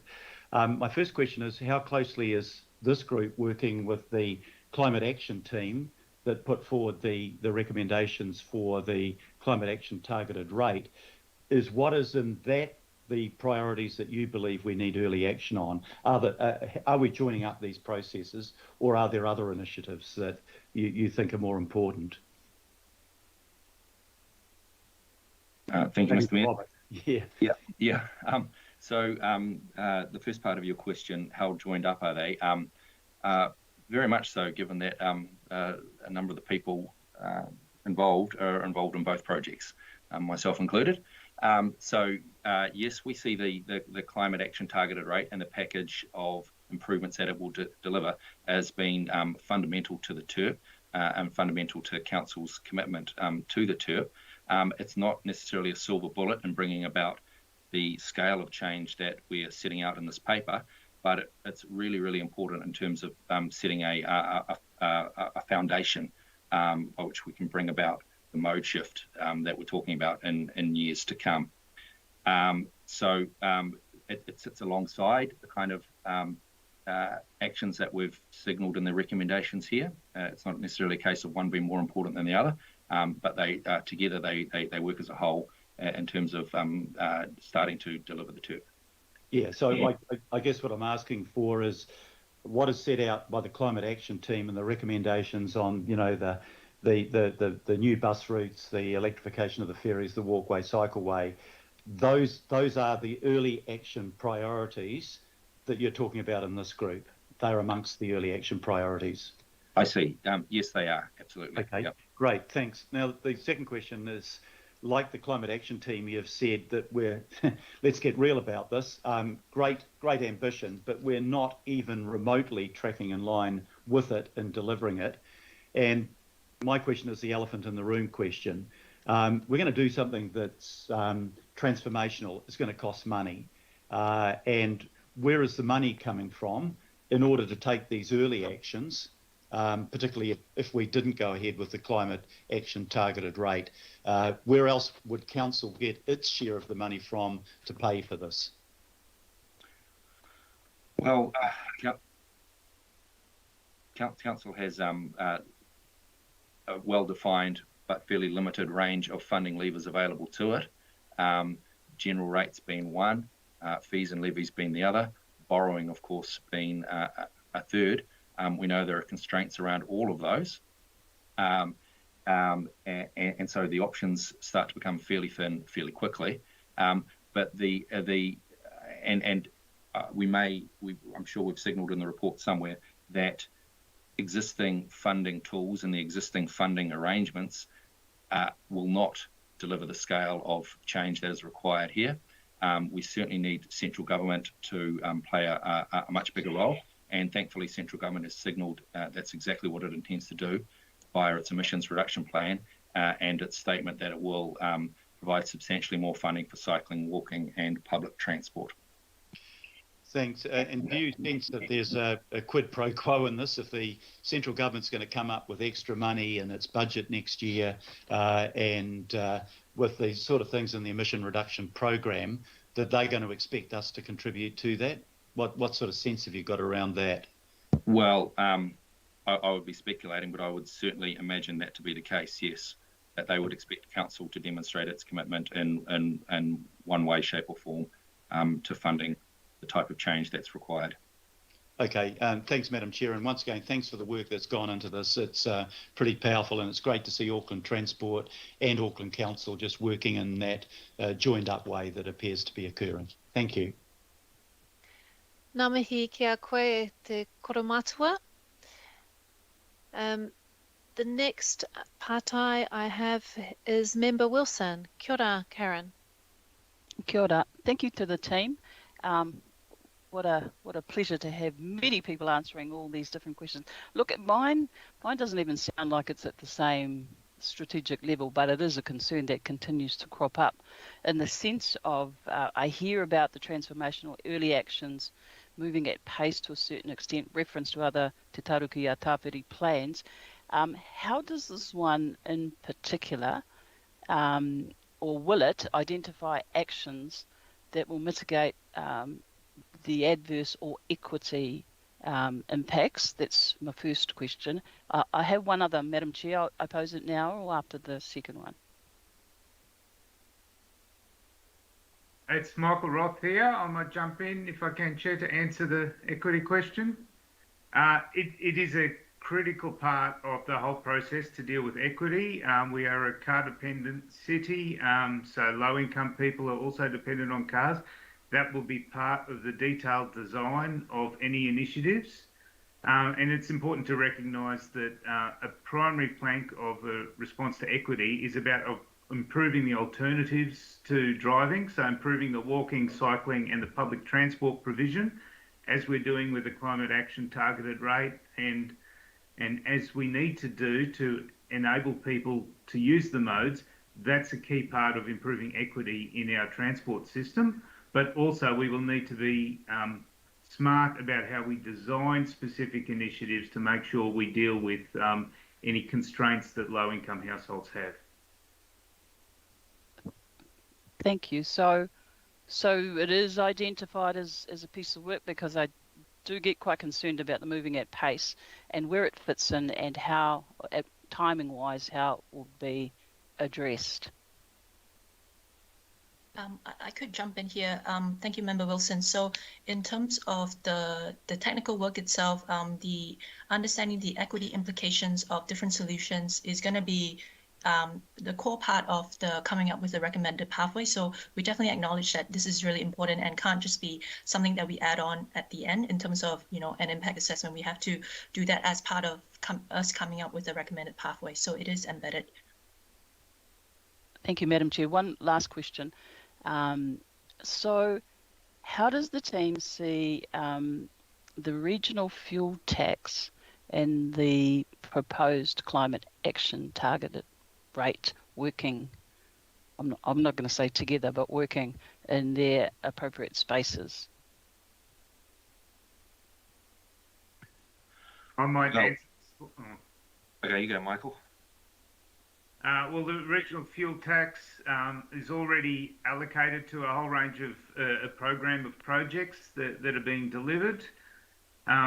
We should also talk about other revenue streams, and as a partial answer to Mayor Goff's question previously, there's the congestion charging that we're anticipating rolling out, hopefully stage 1 of around 2025 when the City Rail Link is up and running.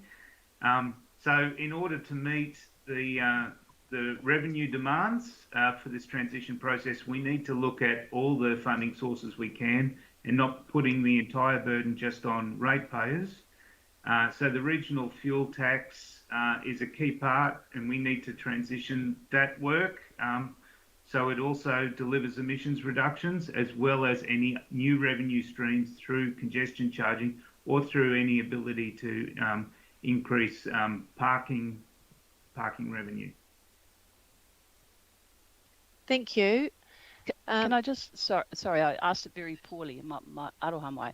So I suppose I was thinking in terms of the ongoing regional fuel tax, which funds CapEx projects, and that it appears to support higher vehicle kilometres travelled, and then you have what we're referring to as the climate action targeted rate, which appears on face to not be promoting exactly what the regional fuel tax is.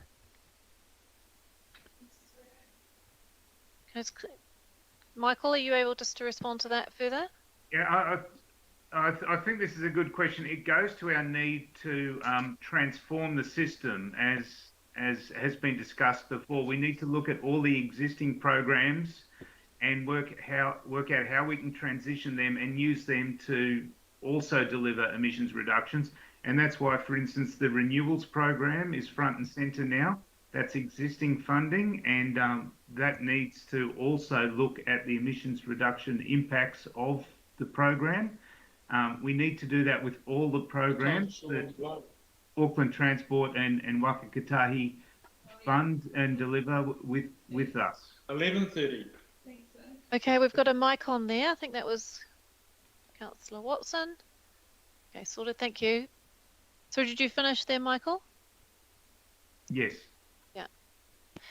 Michael's done, there's quite a lot of work that's been done on the equity question in a more in-depth presentation, and I wonder if that can be shared with IMSB members. Very happy to, yes. Would that would be some useful follow-up, and maybe even getting Michael to do his presentation that he's given to local boards as well. I know that was very well received. Shall we arrange that follow-up, Member Wilson? Thank you very much, Madam Chair. Thank you for your partai. Just to confirm, as we do the questions, that I'll ask Robert to confirm who's going to respond. Sorry, I had my first mic failure of the meeting just before. There's got to be at least one per meeting. So I'm just going by Suad's list. So Councillor Bartley, I'm not sure where you fell in that list, because I know you've had your hand up, but I'll keep going with the list that I've got here from Suad. The next question, partai from Whanana Efessel Collins. Kia ora, Councillor. Thanks, Chair. I think Councillor Bartley was before me and was missed. I'm happy for her to go in front of me if that's cool. Otherwise, happy to go with my question, Chair. Well, as you're with us and we can see you on the screen, please continue. Choice says I've got three questions, and one is related to, they're all related to the report, but a couple might be more advocacy based, so I'm not overly concerned if the last two questions are answered today or not. But just wanted to pick up on the equity focus as well. I thought it was a really good report. I've also read the responses that came out in the email yesterday from Seward with regard to, in response to the questions on equity that Councillor Newman put, and following up on what Councillor Watson asked. And I guess I'm interested in connecting that to point 71. So I'm referring to points 51, 52 in the report and point 71. And in 71, it talks about deliberative democracy. And I just wanted to hone in on what the report acknowledges, those communities who have a real challenge or who receive more inequitable outcomes, like the Rainbow community, Māori, Pacific, low income, and women. And I'm keen to know if we have a process to engage with those communities in particular when we roll out the engagement phase. Robert here. Yes, we do, but I'll ask Ning to provide some more details on that. Yep, thanks, Rob. Kia ora, Councillor Efessel Collins. In terms of our engagement process, we have started engaging with some of these groups. So we have gone to a few advisory panels. So the Rainbow Community Advisory Panel, and we're speaking to a range of other panels over the next few months as well. We've also engaged with Women in Urbanism, which is an advocacy group for women using the urban environment. And so I think their feedback has been really helpful in terms of highlighting some of the barriers that they face in using, for example, public transport, walking and cycling, the safety concerns in particular that they feel that perhaps could be better accommodated so that, it is those barriers are removed. Does that answer your question? Yeah. No, that's really good. I just wanted to make sure, because Councillor Watson touched on it too, so I know you began an answer there. And Chair, I had two other questions. They're kind of advocacy based, but I think it helps for our thinking. Point 55 of the report talks about how we have the 5th highest car ownership per capita in the OECD.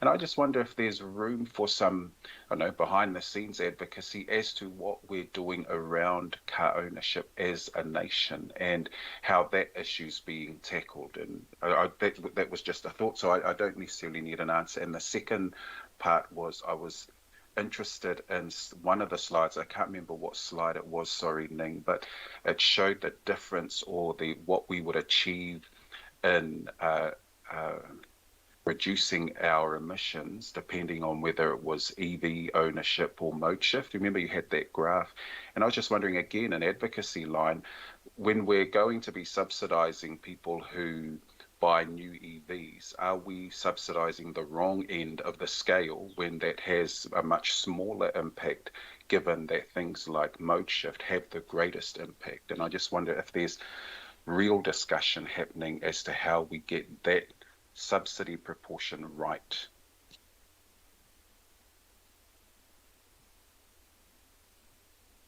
Thank you, Councillor. That's a very good question. So just in terms of the graph that I shared that showed the impacts of those different levers, what it does show is that EV uptake, so we've taken what the government has put in the draft emissions reduction plan and doubled it. And it still showed that the impact of it is relatively small compared to mode shift. And that's because of the time that it takes to transition the fleet. And once we factor in global supply issues and other kind of transport and livability outcomes that we have as a region, including safety and access, then it kind of puts that into perspective in terms of the how we want to prioritize mode shift versus EV uptake, for example. But it's important to note that they're all important and we need all of them to get to the target. You had another question on whether we are prioritizing wealthier people with EV subsidies. So I think what's heartening to see in the government's draft emissions reduction plan is that they are putting in some other measures like a scrappage scheme, so that if you put forward your older, more polluting car to be scrapped, then you get grants that come back to you. And that is primarily targeting low-income people who can't afford EVs, so that it will help in that transition. But I acknowledge that you raise a really valid point. Thank you. And thank you. It's good to hear the focus on equity and the thought that's going into that. I appreciate it's an issue on everybody's minds.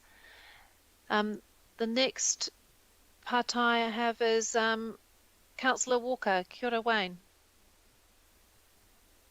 Sure, kia ora. So I've got a question around behavioural change, and it goes like this. Given that there's a huge amount of urgency around this, and if we accept at this point in time that there's lots of bus capacity, lots of ferry capacity, lots of cycleways that are underutilised, T2, T3 lanes, lots of footpaths that are underutilised, huge amounts of car capacity for car sharing.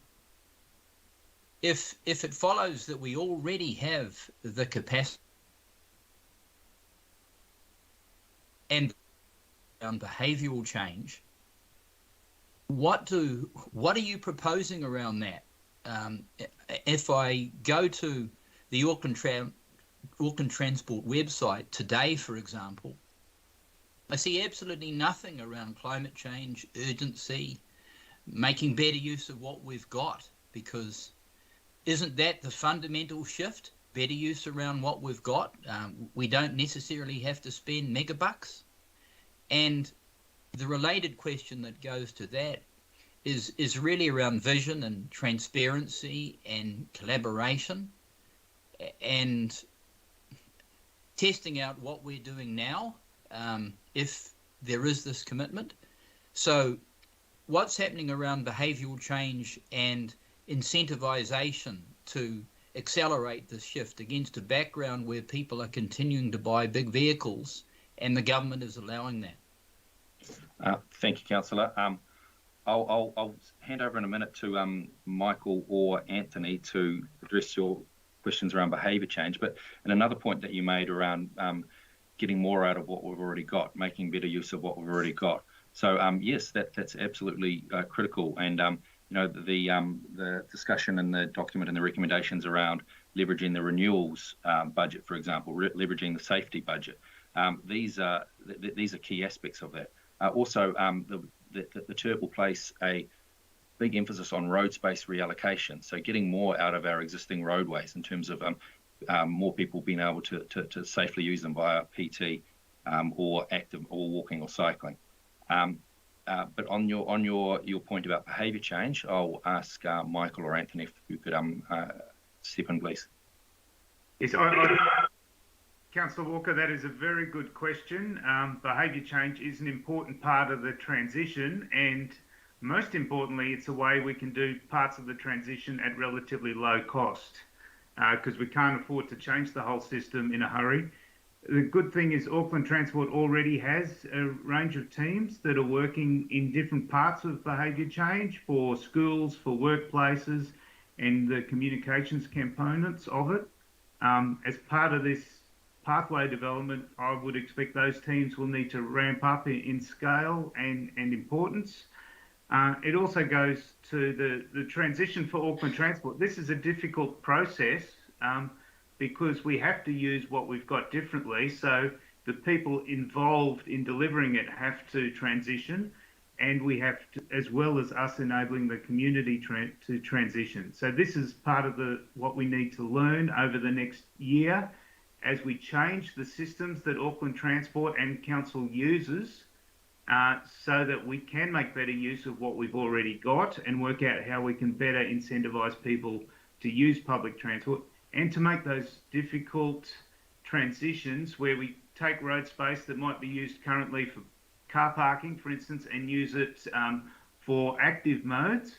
That has consequences. It's a difficult process. We have to learn how to do that well to keep the community on board through that process. Okay. The other question I've just got goes around contestability, collaboration, transparency as a fundamental part of our plan going forward. And the reason I'm asking that is that my experience at present is that there's an absence of those things, so that we appear to be being locked into very hard fixes when things like rubber-tired trams, for example, are available. Huge difference in costs. I could put up multiple examples where there are very, very low-cost measures that we could be putting in place, being far more collaborative and opening ourselves up to competition and the like, far more so than what we are now. That might mean less control on the part of Auckland Transport, but it might mean much more rapid change and empowerment. So just a question around the model that we're actually applying going forward.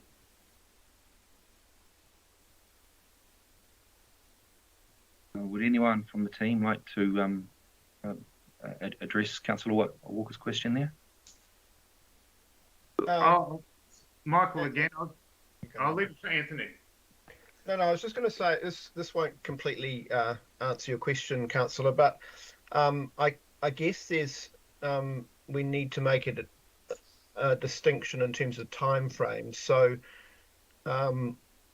what we're looking at here is what we are going to do in the very short term, and so some of the solutions we're looking at may involve further infrastructure projects that are obviously going to be, in the next decade.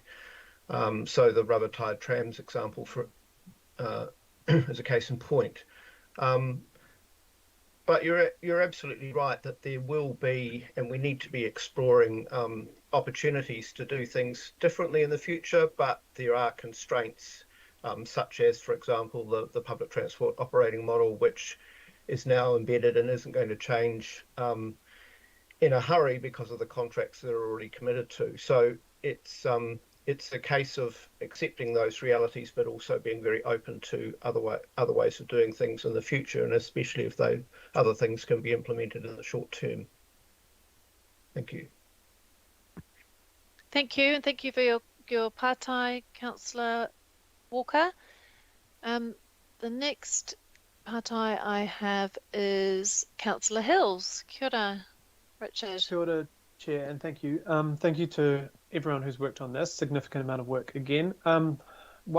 Three questions. First one is, we name sort of the cities, who are streaks ahead of us and doing things, and I'm not saying I'm proposing these things, but isn't it about choice? When you look at Paris removing 70,000 on-street car parks, if you look at Singapore, they charge $50,000 for a car registration, so that's why they only have 15% car ownership. If you look at London, they've rolled out 300 kilometers of cycle lanes in the last 5 years.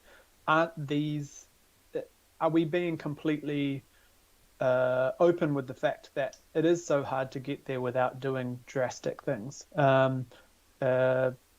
Melbourne, for instance, they're rolling out 100 kilometers of cycle lanes due to COVID. We are only doing 5 this year. So I guess,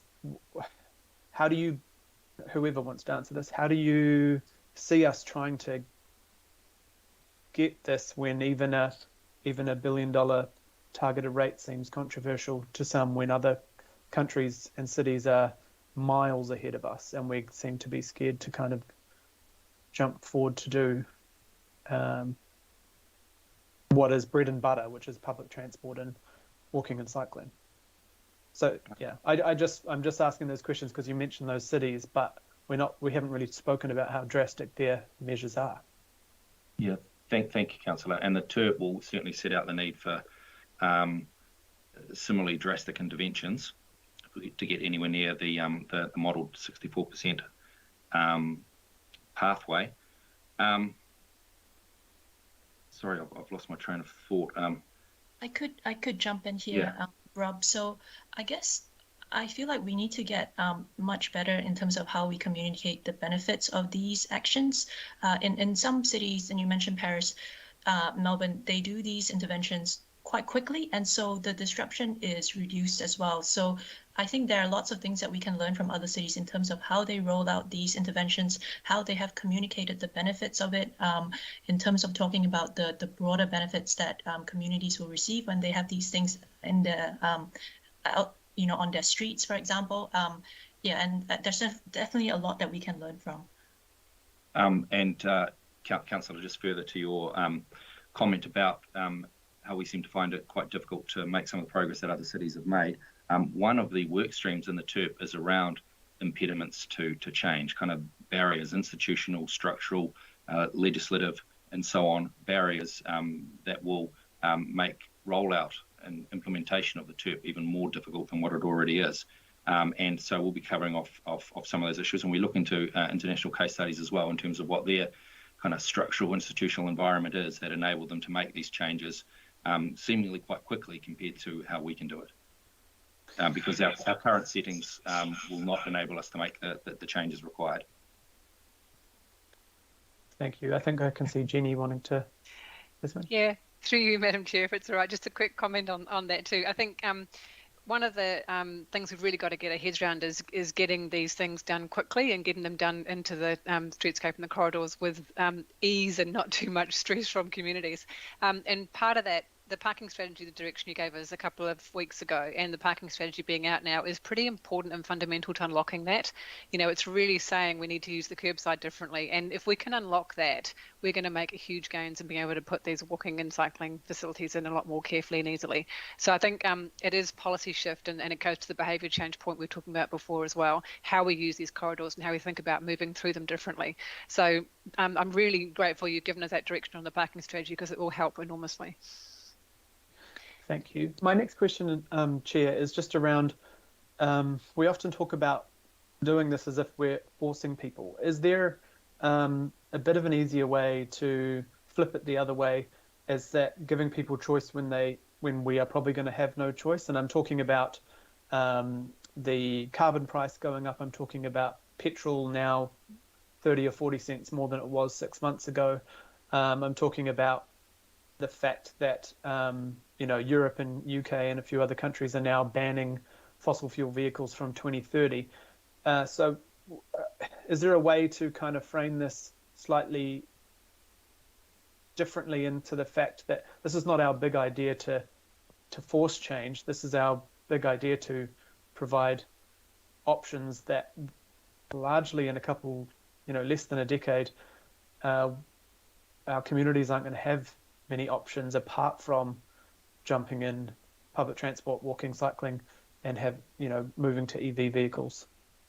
That's right. So it's really important that as we develop and roll out and work with our communities on a communication strategy, that it presents a really positive image of the future, because there is a lot of positivity to the changes that are envisaged.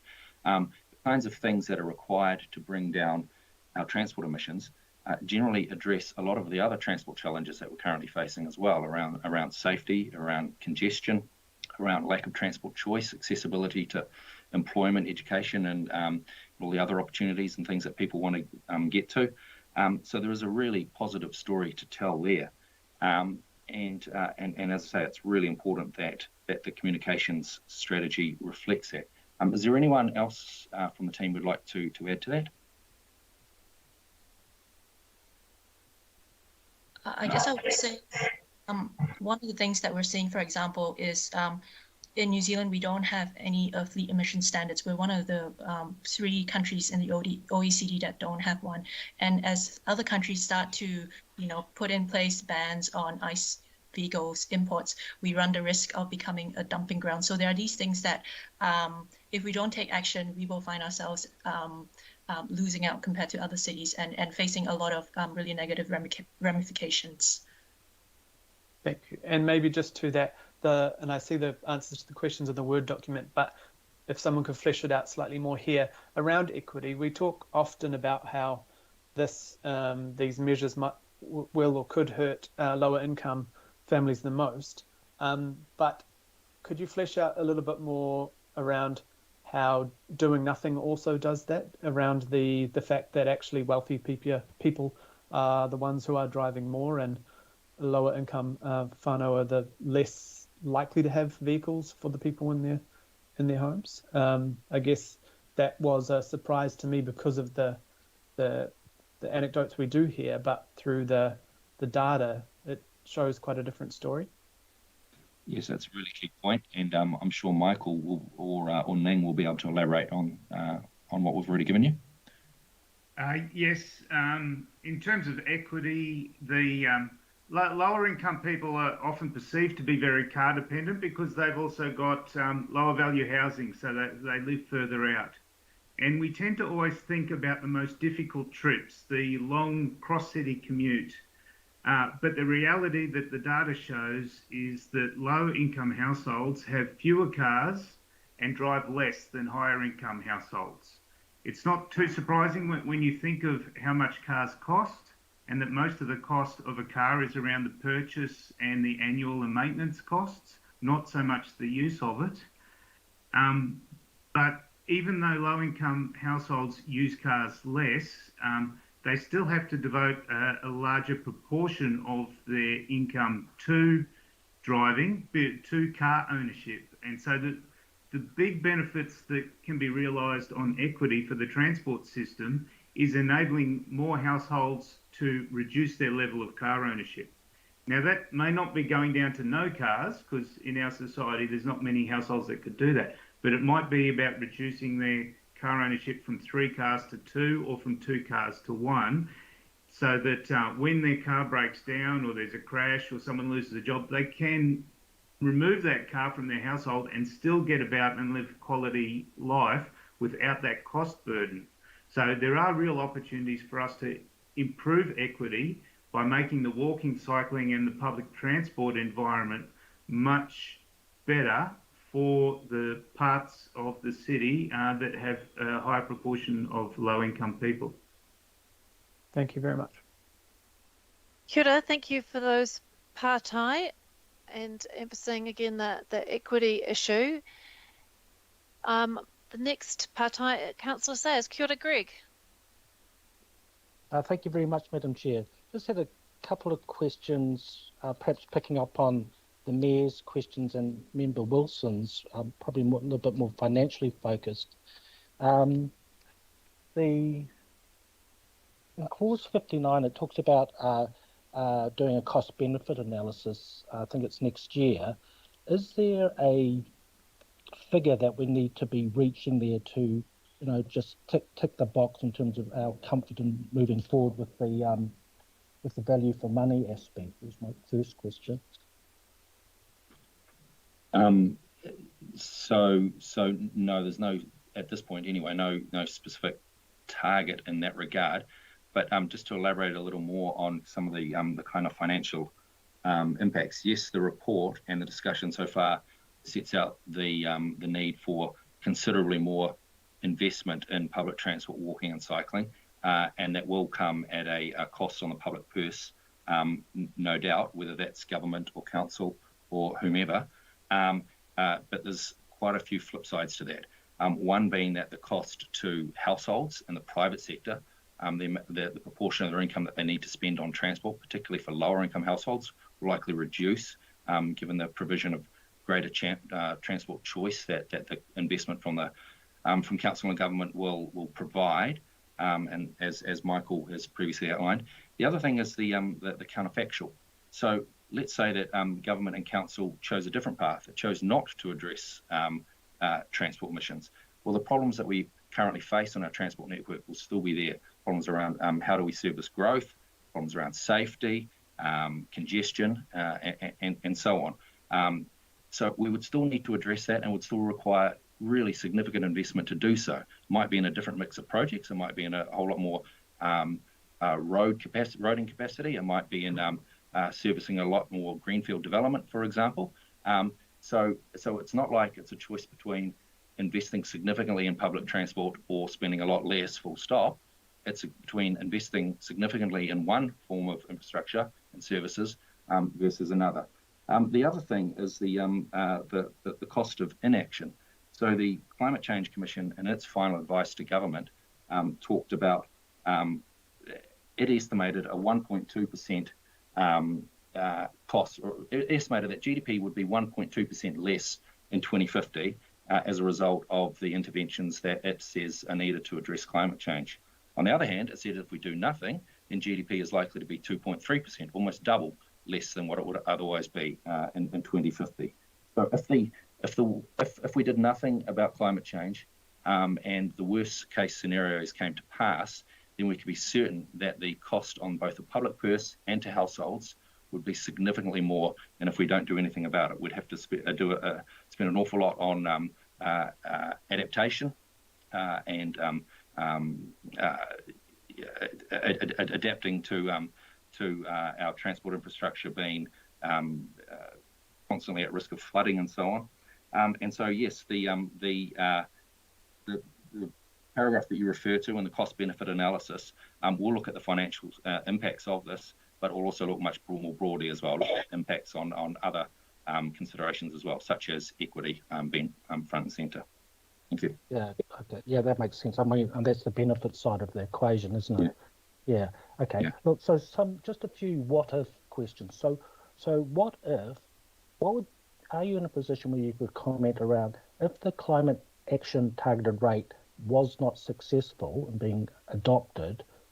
What type of impact is that going to have proportionally on the projects we want to deliver? Like, it's going to have is it a major factor that we need to have it through, or you did talk about the other funding streams. It's just trying to pick up on the Mayor's question there about how critical and interrelated they are. But I'm just talking purely from a funding perspective. Sure. Yeah. So irrespective of the mechanism used to source additional funding, whether it's a targeted rate or something else, if no additional funding was forthcoming, then we'd be reliant on what's currently on the books, what's currently in the in ATAP and the NLTP, that's the National Land Transport Program, and also our own RLTP. So that as we've been saying, will not deliver the outcomes that we're seeking here. And to be clear, the package that is currently proposed to be included within the for the transport targeted rate, really important, but nor, as I've said before, is it a silver bullet. More interventions on top of that will also be required. Thank you, Robert. When Michael was answering Member Wilson's question, I just wanted some clarification, because way I interpreted the answer was like we need extra revenue, which is just a kind of segueing in from what your comment there. And we talked about the congestion charging. Now, do we see? Are you able to comment? Are we seeing that congestion charging as replacing the fuel tax over time, or are we seeing that an additional to the fuel tax?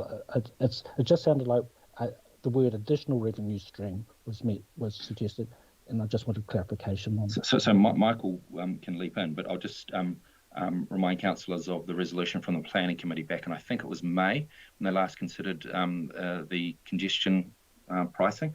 And the council's position was to give in principle support to the introduction of congestion pricing in Auckland, subject to any revenue being subject to better public transport and walking and cycling options being put in place first, and subject also to equity mitigations being put in place, and then revenue in addition, any revenue essentially surplus to those two considerations would be used to offset the RFT.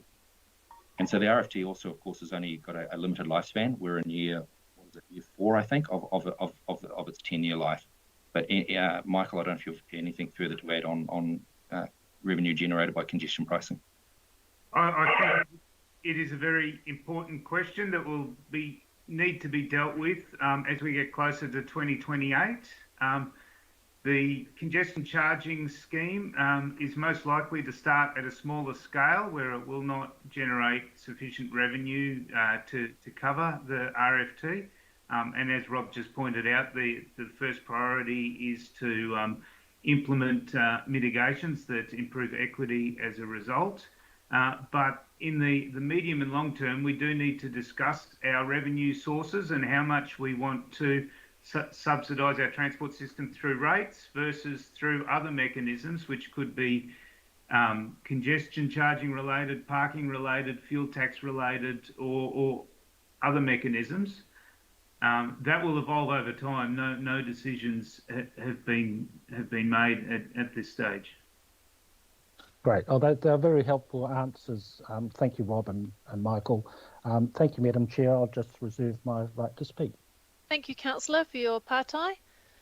I've got next Mayor Goff. You're back for another question. Yeah, thanks, Madam Chair. And actually, the answer to Greg's question almost covers it. But I just wanted Michael to confirm what I understood.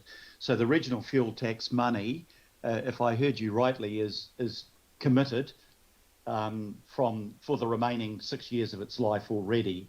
So it's not a case of being able to use it for other purposes or taking it away and not having to fund what it's already there for. The second thing was really about the congestion charge, which I support, but I think, again, if I heard you rightly, it won't come into effect before 2025, and we don't even have the legislation yet, obviously. But secondly, it's in terms of how much it could raise, because I was having that discussion with the Deputy Mayor, and I recall him saying, it would be raising several hundred million. But I want to confirm whether my figures are right or wrong. First of all, it starts small because they might just test it on a city centre cordon. But then the net amount that I've been advised that it would raise would be 121 million. But you might take about 10 years to get to that level. And I just wanted to check out, those figures might not be right, but I just wanted you to check out whether you had alternative figures that you could provide us with to know whether we shouldn't be looking for a silver bullet, and neither the congestion charge nor the regional fuel tax nor the climate action targeted rate are those things, as we've heard. But I just needed to know what the limitations were in the money that might be available out of a congestion charge should the government decide to implement it. Thank you. My understanding is the same, that the regional fuel tax money has been allocated to projects, and there's no anticipation that would change. I suppose any questions around the detail of RFT would be for post-2028 consideration, if it were remaining. With the congestion charge, as you point out, we still, although the select committee came out strongly in support of it, so there is bipartisan political support at the national level, there is still no legislation. We're anticipating that will take about 18 months to be developed, and Auckland Council with Auckland Transport will develop the detailed design of the scheme or the different options to put forward during that time. So the amount of revenue it will raise will depend very much on the detailed design. The scope, as you point out, stage one is most likely to be around the city centre, which would raise a lot less revenue, but obviously would have a lot smaller impacts on our broader system so that we're able to test that it all works. And then it would be rolled out further. The figure you mentioned of 121 million is certainly possible. Larger figures are also possible if the scheme gets extended along more of the strategic arterials. But the detailed numbers we can't come up with yet. They could be of the same scale as the RFT, but there's no certainty yet. Thank you for that clarification. That was an important one. So the penultimate question, and I say penultimate not only because it's one of my favourite words, but because I'm going to throw in a very quick partai after Councillor Bartley, and you've been very patient. Apologies if your original hands up was a partai and you put in the comments, but over to you, kia ora, Josephine. Oh, kia ora. Thank you, Chair. No, I just chucked in the question now after something I heard Michael say. I just wanted some reassurance or confirmation from officers that this isn't about getting low-income people out of their cars, right? We're just having some kind of focus on that because we know they're the ones that are going to hurt the most from all these things that we're putting in place to try and encourage more people to get out of their cars. That's right? We're not trying to get low-income people out of their cars so rich people can continue driving. Certainly not. So sorry, that's flippant. I should elaborate on that. No, I mean, there's been absolute need to reduce the total amount of driving, the total amount of vehicle kilometres travelled, to use the jargon, and our modelling will show that. But the idea, the whole underpinning philosophy, if you like, the whole thing driving it, is to do so in a way that doesn't unfairly impact lower income people, so that lower income people have more ways of getting about, have more travel choice than what they currently have, and they don't have to rely, as Michael has been saying, on having to own multiple cars for a single household to get around. And we don't currently necessarily have a transport system that enables that to happen, but the vision is that we build one. Okay, cool. My other question, please, was this is not, I'm not being disrespectful in any way. When you've got someone, say like Pippa, who rides her bike everywhere, and you've got someone like me who drives a petrol 4-wheel drive, and I drive to the dairy up the road, and you want to achieve behaviour change, when are you going to start talking to people like me, as opposed to talking to people who are already doing that behaviour change? Well, that's right, and so that gets back to what we were saying before around the absolute the need for us to do exactly that, and we're not quite at that stage yet, but by next year we will be. So talking to people like you, it sounds like you're probably our first port of call to give us an insight into your thinking and into how we can engage with communities who might have similar views to yours, and develop our communications approach accordingly. If I may ask something, please. I think they were two great questions, Councillor Bartley, and it demonstrates that although we're talking about congestion charging and RFT and parking pricing, they cannot be the whole solution. They're only a part of the solution. They help with revenue, they help with some demand management, but you're totally correct. We cannot use pricing to try to solve all of this. We need a lot of behaviour change as well about providing more choices for people. And every household is different in its transport needs. Some, it's easy to change to cycling or to change their trip to the dairy to walking. Others are going to remain very dependent on cars, and that's why we need to increase our capability in Auckland Transport to roll out behaviour change programs for families at all different stages of their life cycle, to help kids get to school without needing a lift, to help people get to a workplace without having to drive, or to help with other aspects of their need, to enable them to share cars in some circumstances. Every household's travel needs are different. We have to get more nuanced and complex about how we engage with that to enable us to offer more choices so they're not so reliant on using their cars for all trips. Thank you. Thank you. And ngā mihi kia koe, Councillor Bartley.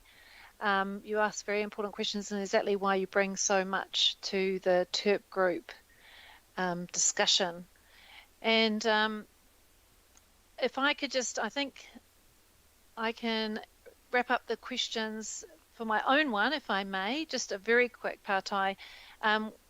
We talk about the cost of implementation and we talk about the cost of not doing anything, but I just note under the financial implications, we don't talk about all of the benefits and the savings and the potential ability for the investment to give us far greater rewards. And I just wondered if, Robert, could you just quickly talk to that, just to highlight that it's not all about a cost of delivery, it's actually about saving a lot.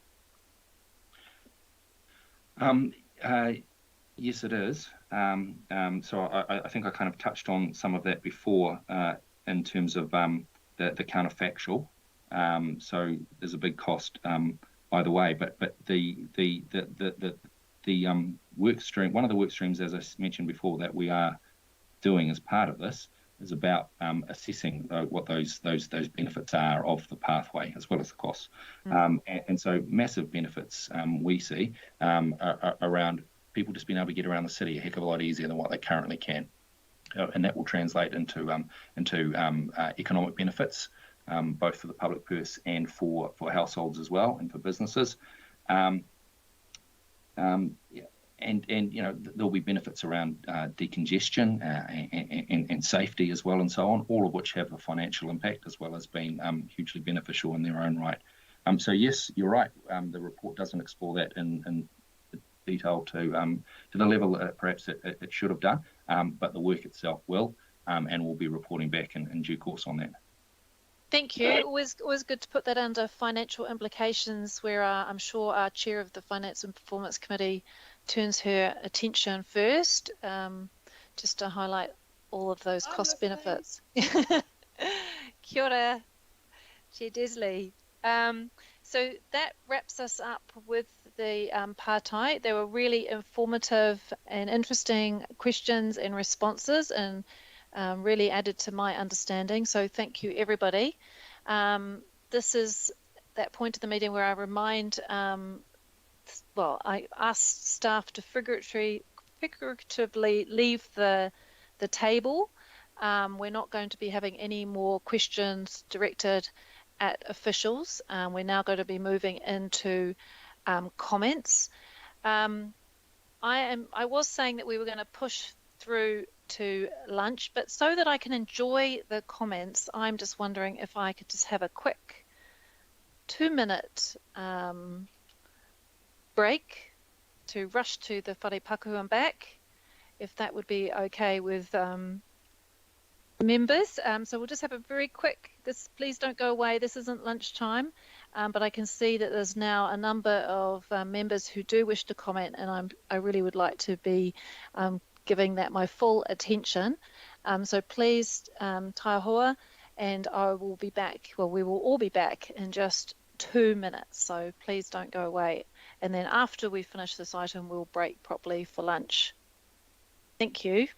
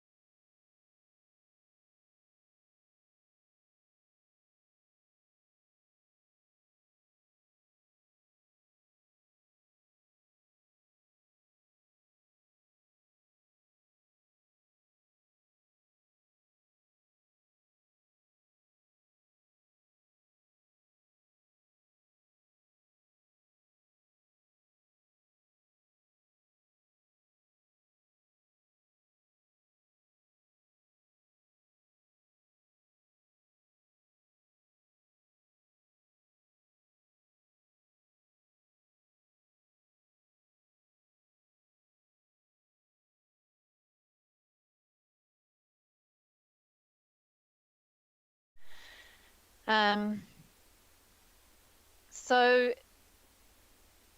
just going to reconvene where we left off. If we can, there we go, bringing up the resolution that's been moved by Councillor Hill, seconded by Councillor Dalton. Also, I'm sure I don't have to remind members not to use the chat for commentary. Deputy Mayor Cashmore, you know better than that.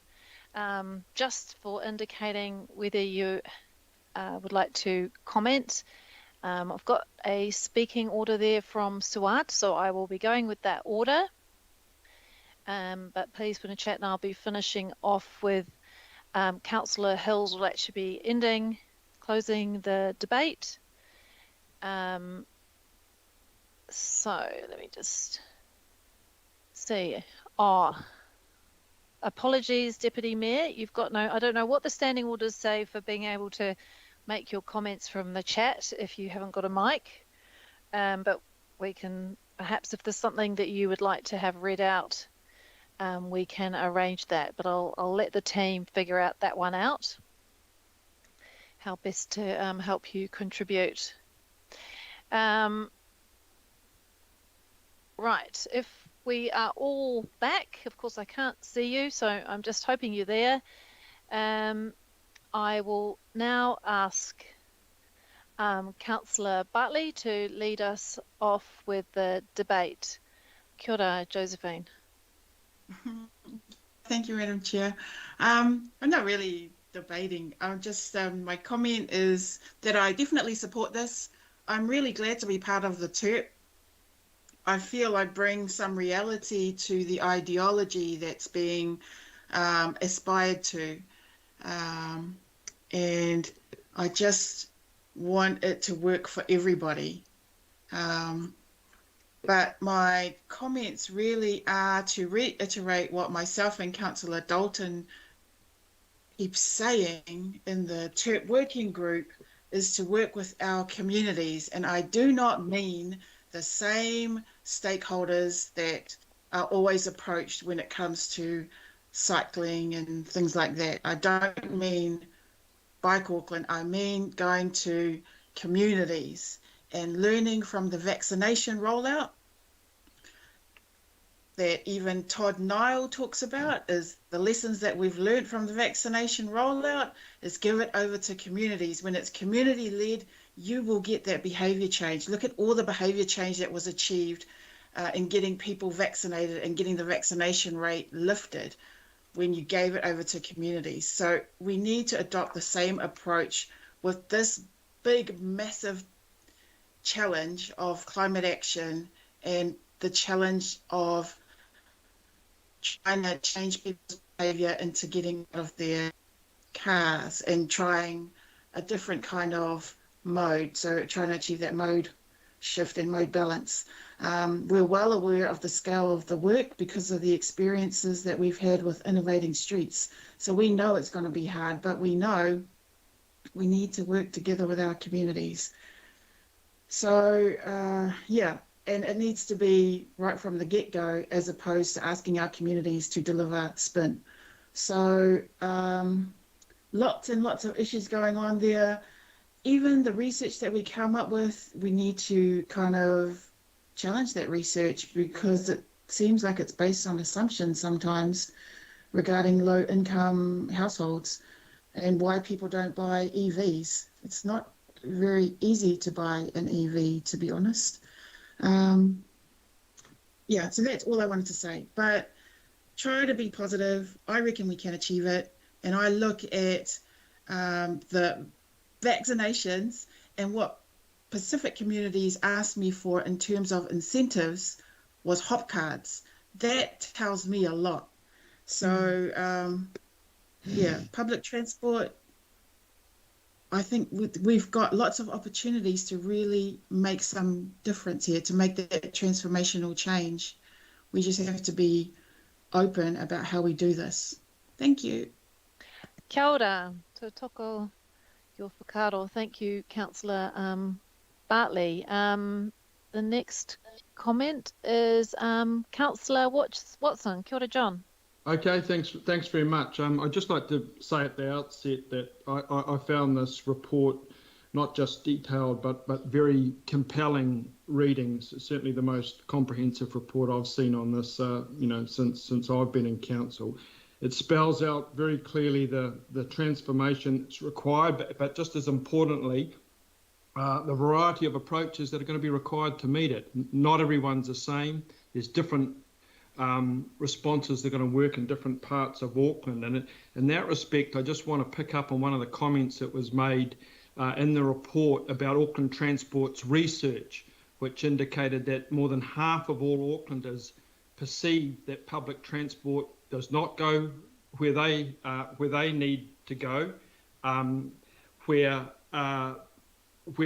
there is actually a clear sense that, in actual fact, they don't know already what's currently on offer, and that their perceptions are, in many instances, would appear to be based on, conceivably 5-6 years ago, or certainly before the new network was rolled out. So that's the reality on the ground, and it's absolutely fundamental that we pick up on that research, that we have significant parts of our population who are unaware of the opportunities that exist currently, far less anything that might be available in the future. So I'm really interested in the line that Councillor Walker signalled there, and that's what can be done on the here and now, because certainly since I've been in council, there's been a massive investment in transport generally. We know that every single annual plan and long-term plan is, the lion's share of our budget goes to transport, and a significant part of that has been public transport.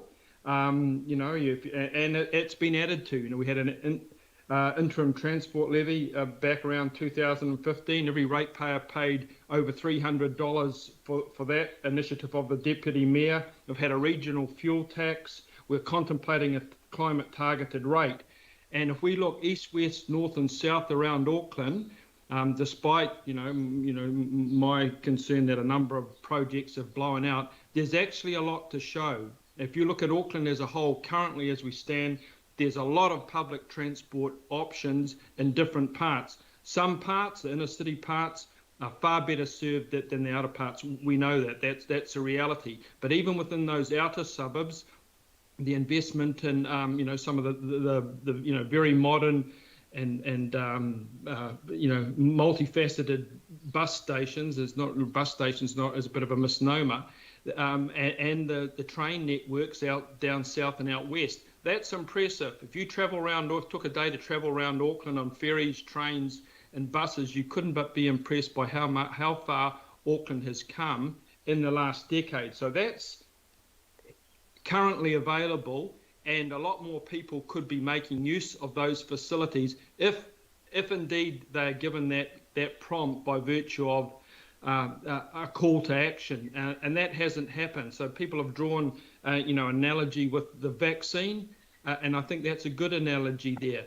There'll be the willing and able people who climate change is a serious issue to them, and who are ready to act now, are looking for some sort of lead. They're not being appealed to, so they could be doing a whole lot of things now. If it's about vehicle kilometres travelled, everyone could be getting challenged to reduce their vehicle kilometres travelled currently. It might be you to start off with. You use public transport 1 day a week, 2 days a week. You don't go into work if you can avoid it. You don't do those little trips to the dairy or the local shops. You try a walk or you try a cycle. So that personalisation of the climate change challenge, that should be occurring now, and it should be coming from our government, but our council should be chipping in on that, or we should be taking responsibility for Auckland. When I go to the government's role, and I noticed one of the parts of the paper there was about the possibility of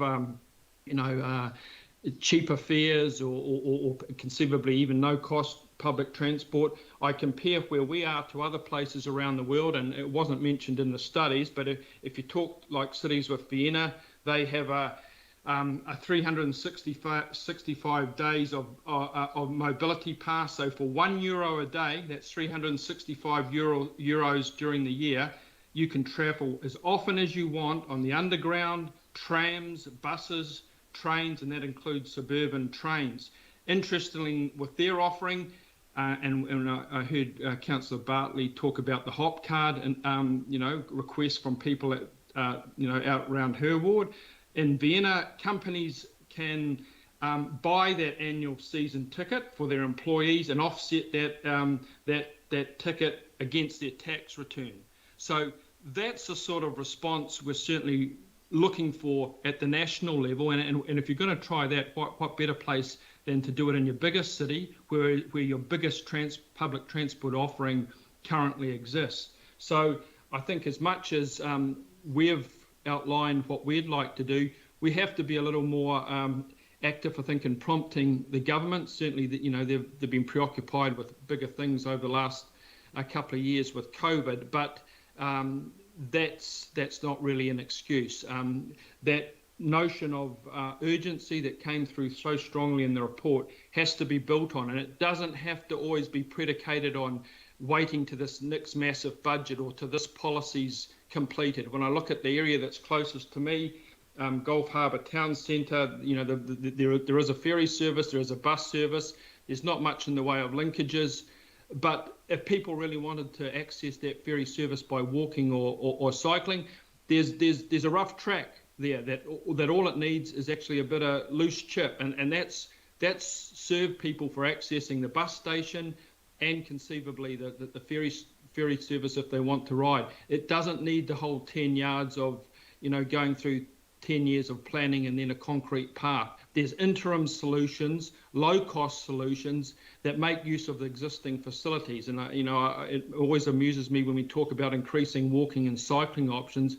Most places, except places like Herald Island, Whanuapai, have footpaths on, in most instances, both sides of the road. In Japan, they put a little line down the middle. One side is pedestrians, one side is cyclists. There's your cycle lane. And that's in a far more intensive populations than we've got here. So I'd like to see a little bit more innovation. I'd like to see us using a lot more of what we've got now. And most importantly, I'd like to see us making a pitch to the ready and the able to be doing it now, to reduce their vehicle kilometres travelled, to use the existing facilities that have had hundreds and hundreds, if not billions of dollars invested in them, until waiting to some nirvana when everything suddenly drops into place. A lot of the stuff that could be happening should be happening right now. Thank you. Kia ora, Councillor. You were fortunate there that, well, it was good to hear from you. And for members, there will be going forward, a bell at 4 minutes, just so that you know the time and to wrap up at 5. But I think you just snuck in there. So thank you, Councillor Watson. Appreciated. Councillor Sayers, kia ora.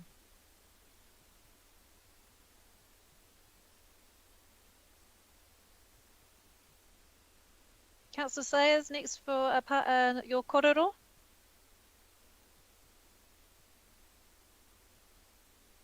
Okay, we might keep moving. Councillor Henderson, kia ora, are you ready for your korero? Yeah, why not? Thanks, Chair. Yeah, look, I know it's been a long meeting and a long item, so I'll just try and be as brief as I can. I really do support this work. I think it's really fantastic stuff.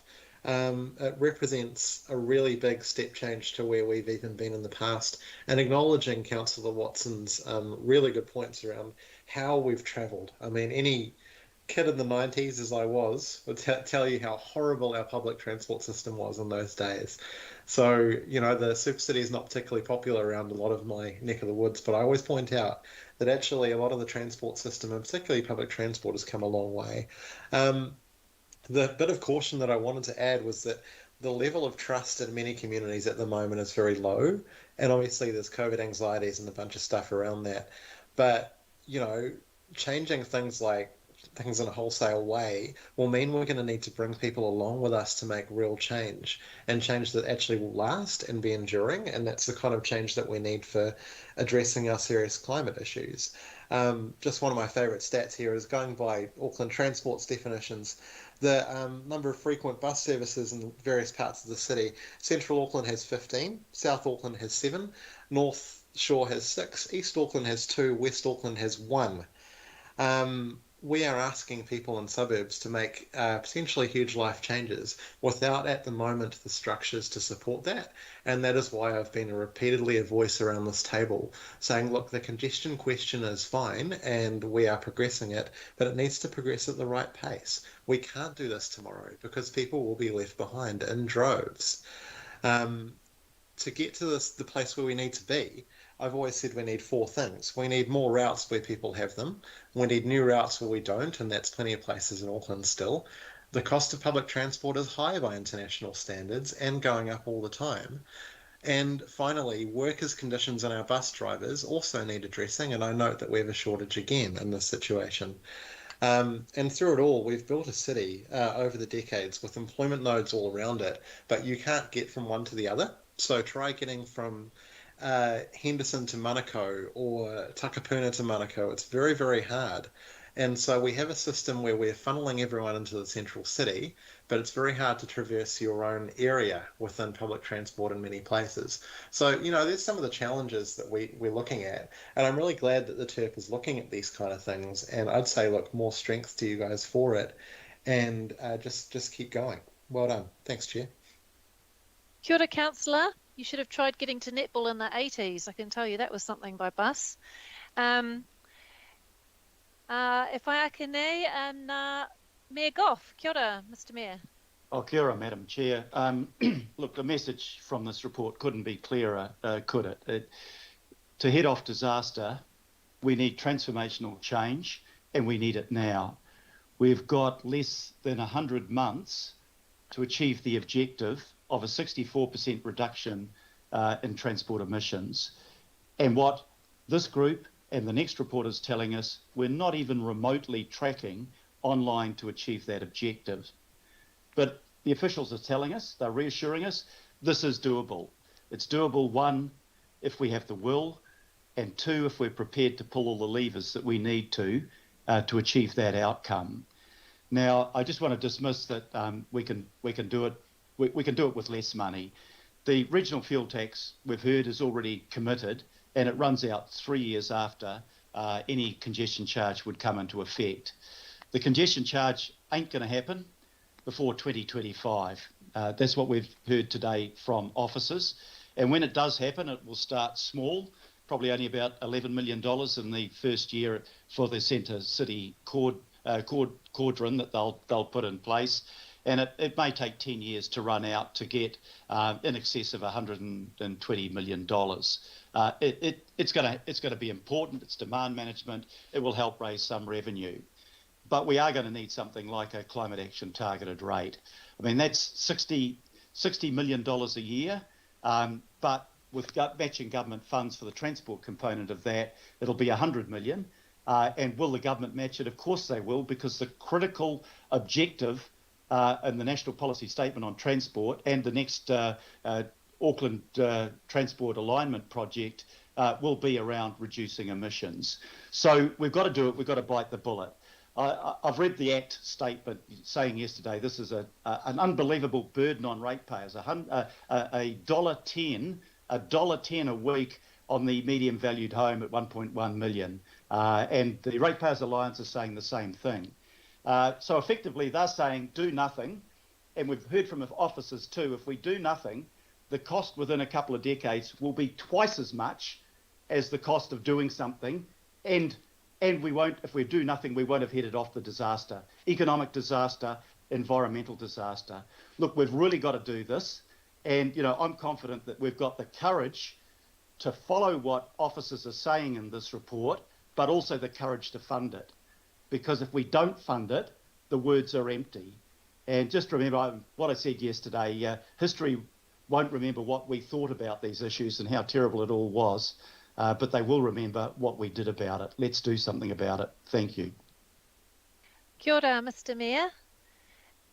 I will go back to see if Councillor Sayers has managed to come back to make his comment. Kia ora, Greg, are you with us? I am, Madam Chair, but I haven't got a break. Thank you. Okay, thank you, Councillor. And I'm pretty sure that the Deputy Mayor can't join with his mic, so I'm presuming that you're happy for us to skip you, Deputy Mayor. So I'll take the next comment from Councillor Walker. Kia ora, Wayne. Madam Chair, I just really want to speak and emphasise the absolute necessity for behavioural change. I would suggest that many of the things that we need in terms of capacity, we actually already have. And I'd repeat that, we already have. We've got oodles of capacity, but people just aren't doing it. And in order to get people to do stuff, you need to have leadership and vision and provide people with incentives and so on. To the now, the Auckland Transport website, and I'd suggest to councillors in Auckland Transport that you have a look at that website and see if there's anything that jumps out at you around behavioural change that actually speaks directly to it, other than something that's just an offering. So what do we need to do in terms of trials? What do we need to do in terms of collaboration, listening to people that have put up suggestions, many of which are very, very cheap and could be implemented now. I've been to eco-mobility festivals and strategies in other cities, participated in trials, helped kick off a bike day in Auckland back in the 70s without scarcely any money at all.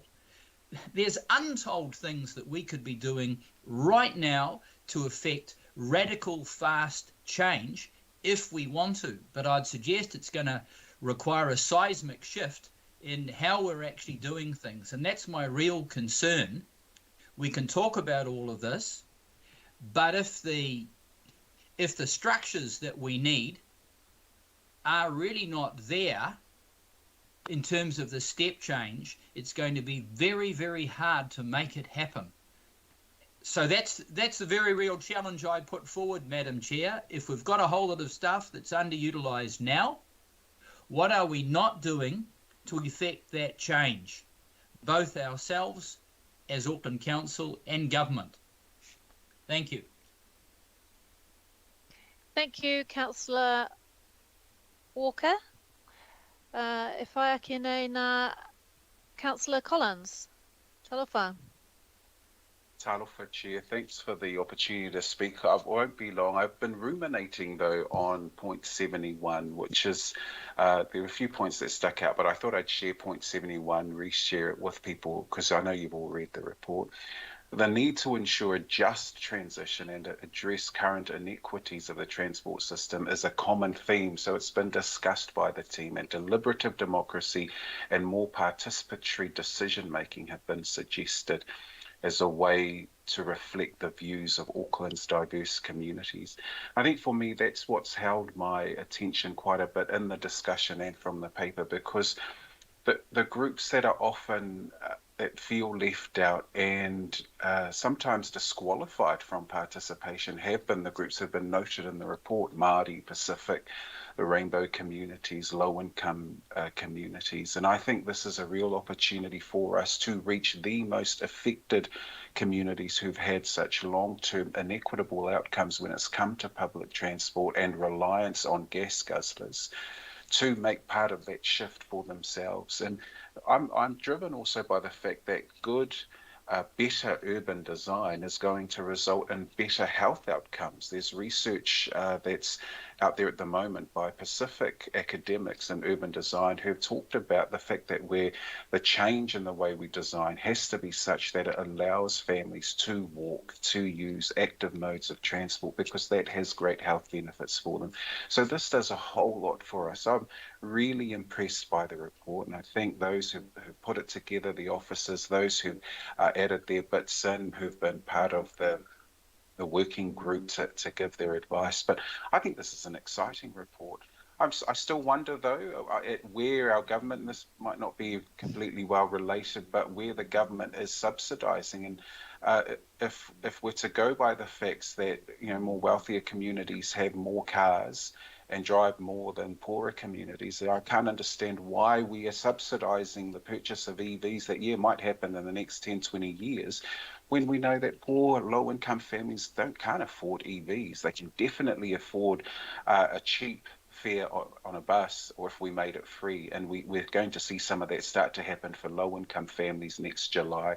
So I think this is a great report. This is our opportunity to really change things, take a real step change, so that families can feel safe on the bus, can be able to get the routes that they need, get to the destinations they need to go to, because we know that there are parts in the area that just don't have a bus reaching those areas. So we've got to do better, and I'm hopeful that this gives us a real pathway forward to address the inequities and make it a much fairer system for all, and achieve our climate desires for a planet that lasts, a planet that's going to outlive us. And we've got to make sure we're doing our bit too. And some of you would have seen my tweet. I had my daughter sitting on my lap during this discussion, and I think that's been my reminder that it's for her generation and beyond that we're doing this for. So thanks to everyone involved, and I look forward to the way this is really going to reset and adjust what has been inequitable for such a long time. Thank you.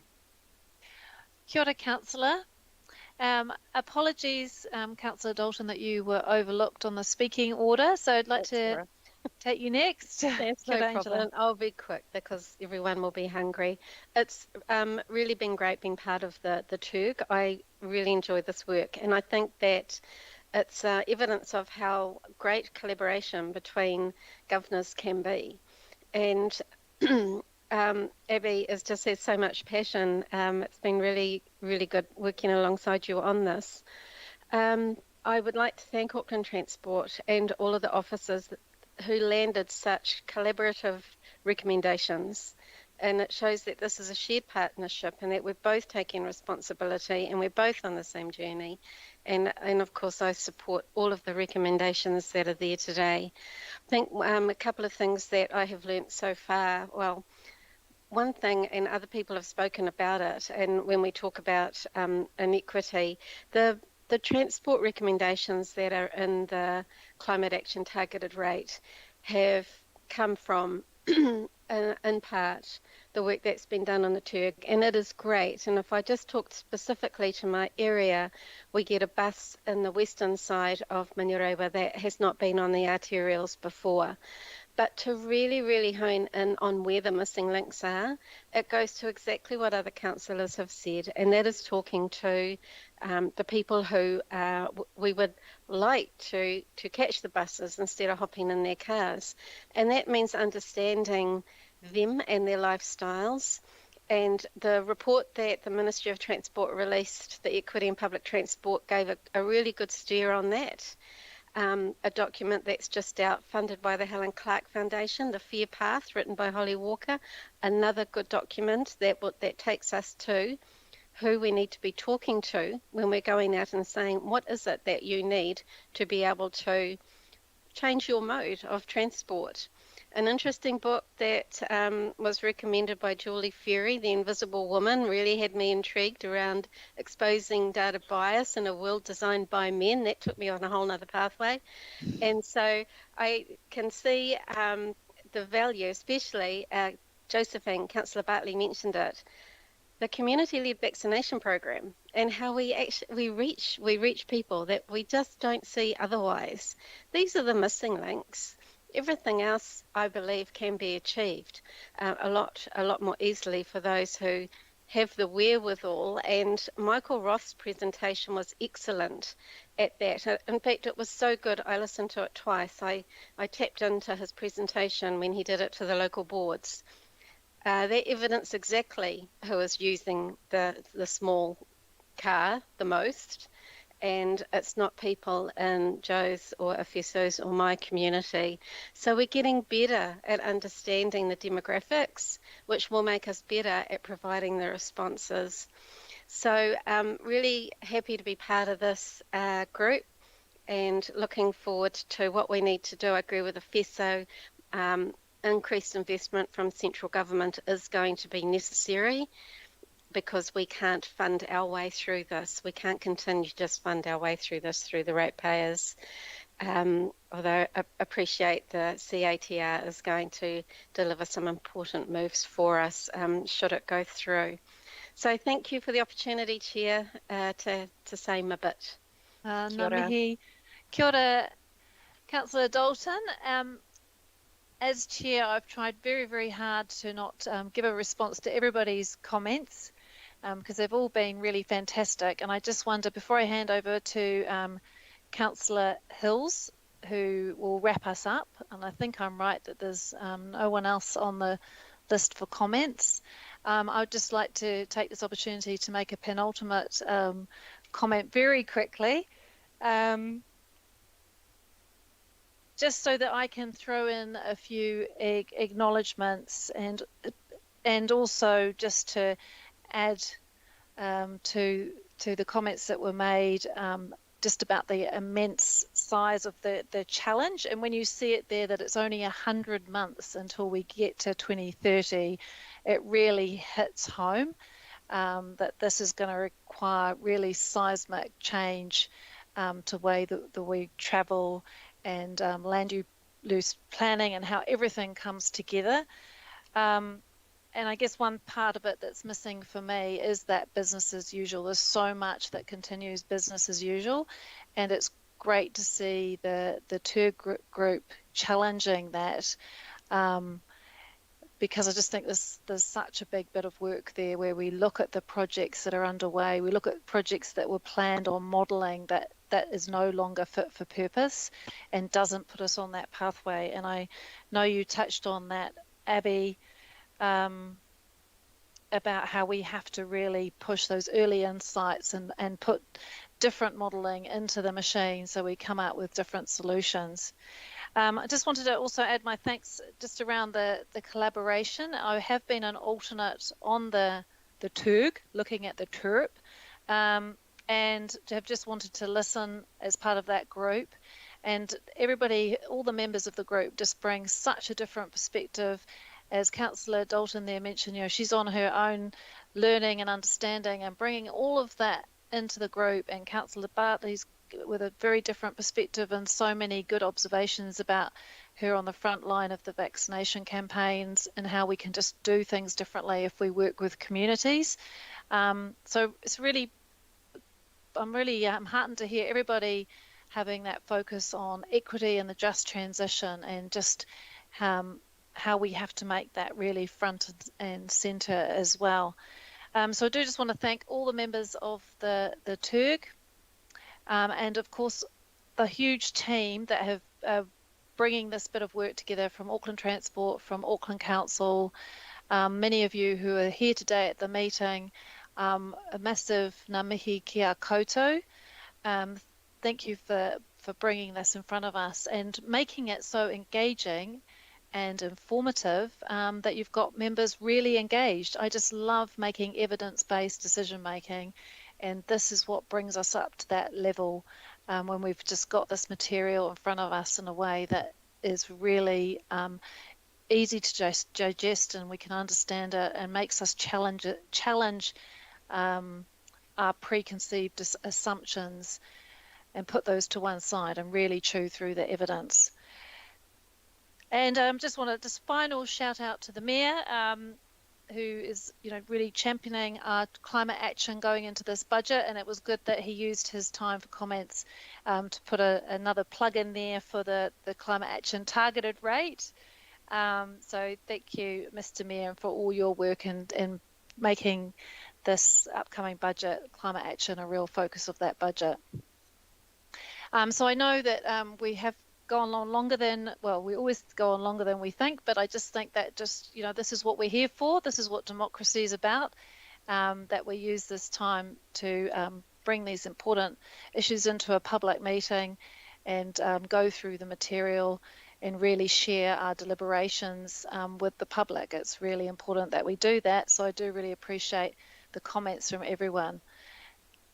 So on that note, I think that's a really good place for me to hand over for a final comment from the mover, Councillor Hills. Kia ora. Kia ora, Chair, and thank you so much. And thanks to the team for working on this, both Auckland Council and Auckland Transport working together.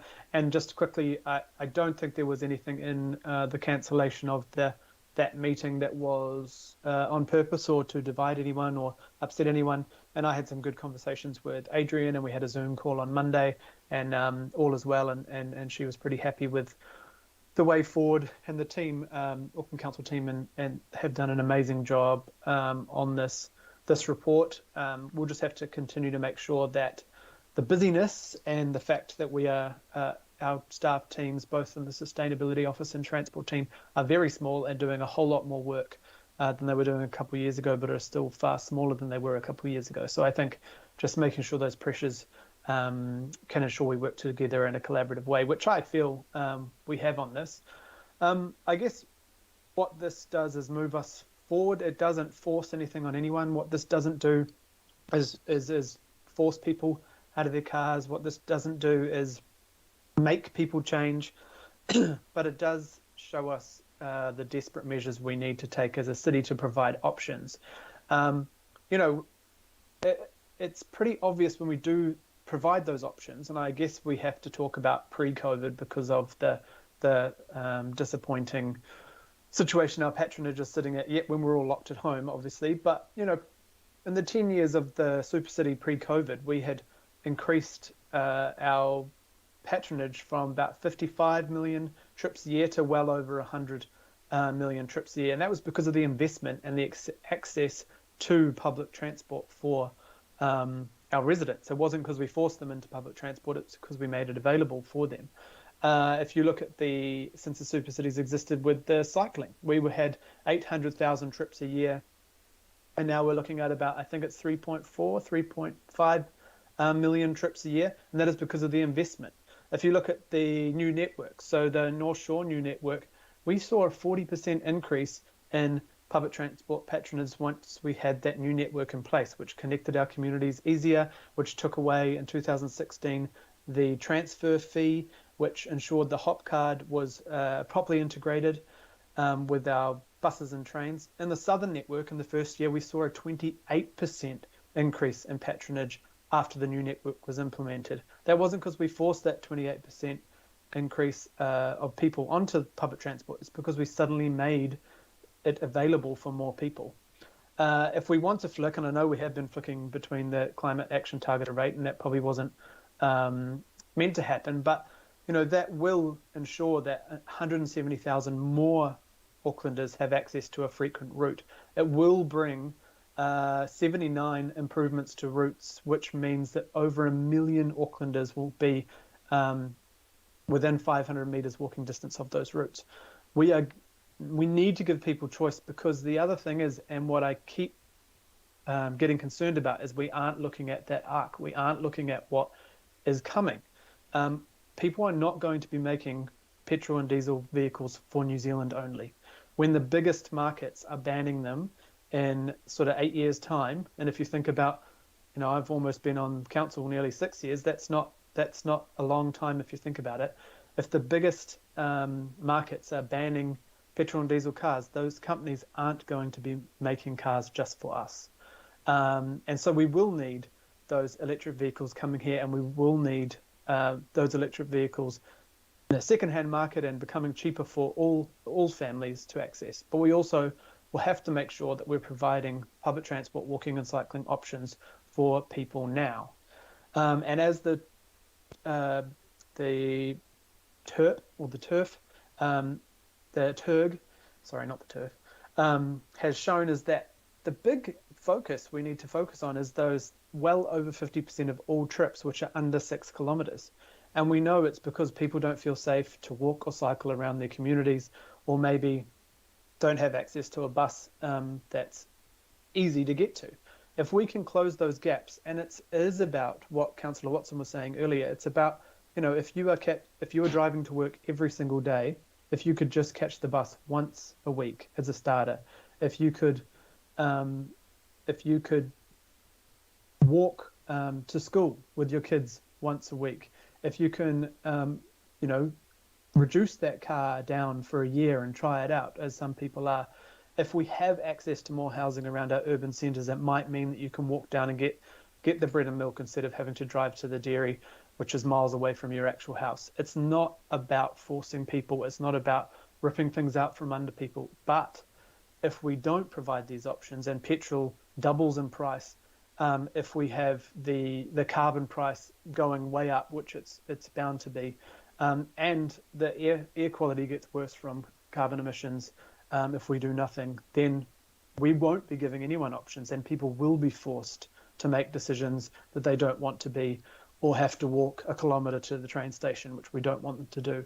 So I guess this is definitely a good start. I think around the renewals, that change, and I appreciate that Auckland Transport support that. That is around the questions we've been asking for many years, and it's not about, as Councillor Cooper rightly was concerned about, surprising people with a change on those renewals, but it's about how do we use those billions of dollars better when we roll out a rehab or a reseal, that we actually are able to grab some other budgets and maybe put a cycle lane in with consultation with the community, maybe put a pedestrian crossing in so people can get to the bus stop across the road safely if it's a 4-lane road, or maybe it's about adding transit lanes or bus stops when we're already digging up that road, because far too often people get annoyed when we spend millions upgrading a road and don't add those things and come back 3 years later to consult on adding them then. I think it's about ensuring that we have a policy that means we can use renewals once, and add other budgets to them. So just want to congratulate everyone. We have to move forward on this. We are running out of time. We don't want to go into the disasters, fires, floods, and storms conversation too much, but I think it is important to note we have to do this for our city. We have to do this for the country, but also the world is expecting us to move too. We can't just be a fast follower. 100 cities our size make up 1/3 of global emissions. So if we all work together, we will be able to reduce emissions for the world, but we can't just hope others will do it. So big step forward. I'm really, really happy with this. And I think it's Tirangi from the Otara Bike Burbs who said her bike was a life and death for her. And she said for two reasons. One, it could be life and death if there isn't good infrastructure. But she said also getting food, getting out to see whānau and family, her bike was life or death. And that to me did bring it quite to the fore, because as Councillor Bartley and others says, we do often see Bike Auckland and others give a different vibe of the demographic that may be using bikes. But as Tirangi said, she said, bikes are free to use, and I don't know why they're seen as something that is only for a certain class of people. So we've got to make sure we do this for everyone, but also acknowledge that different parts of our community are already using what we are providing, and they are using it. If we're not providing it anyway, we just need to make it safer and easier, and hopefully cheaper with the government's help. Thank you.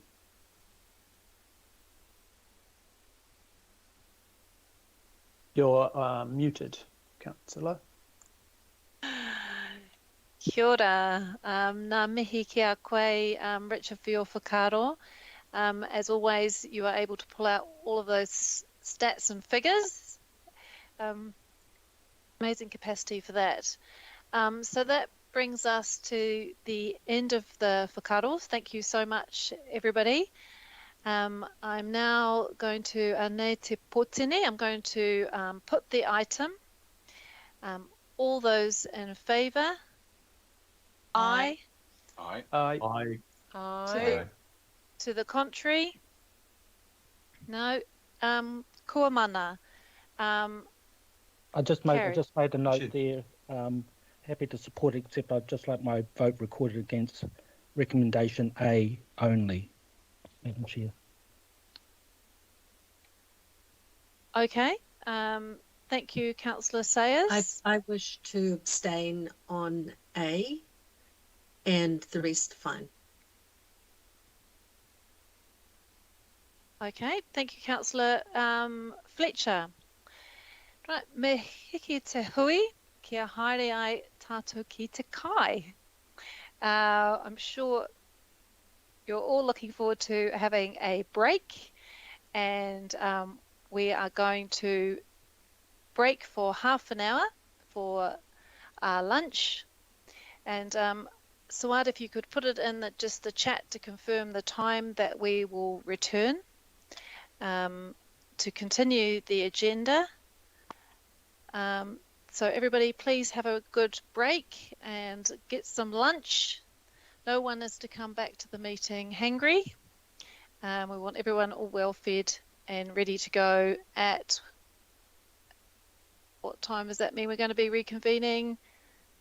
In half an hour. So I just need to, if you could just put it in the chat, just to confirm that we are coming back at 2:10. Okay, thank you. See you soon. And thank you to those, to Abby and to Wayne who've joined us, and everybody who's now leaving us for this item. Appreciate your time at the meeting today. Ngā mihi. Ngā mihi nui. Ka kite. Matawa. Thank you. Madam Chair.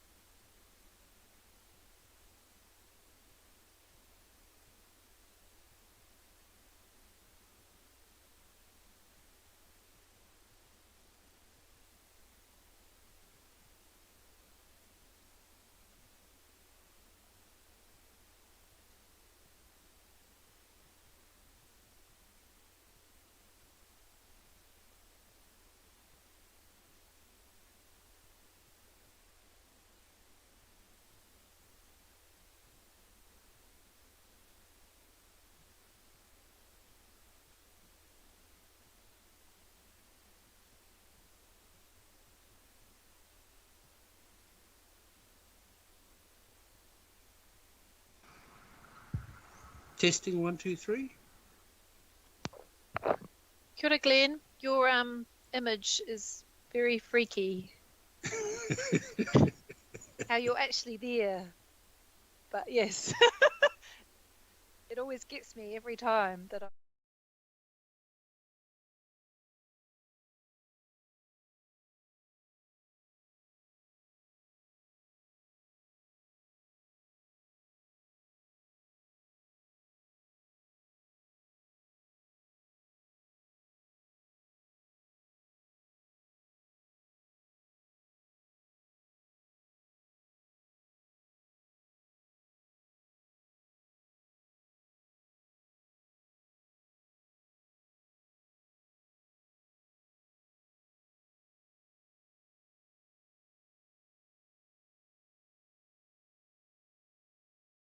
Climate Change Committee meeting.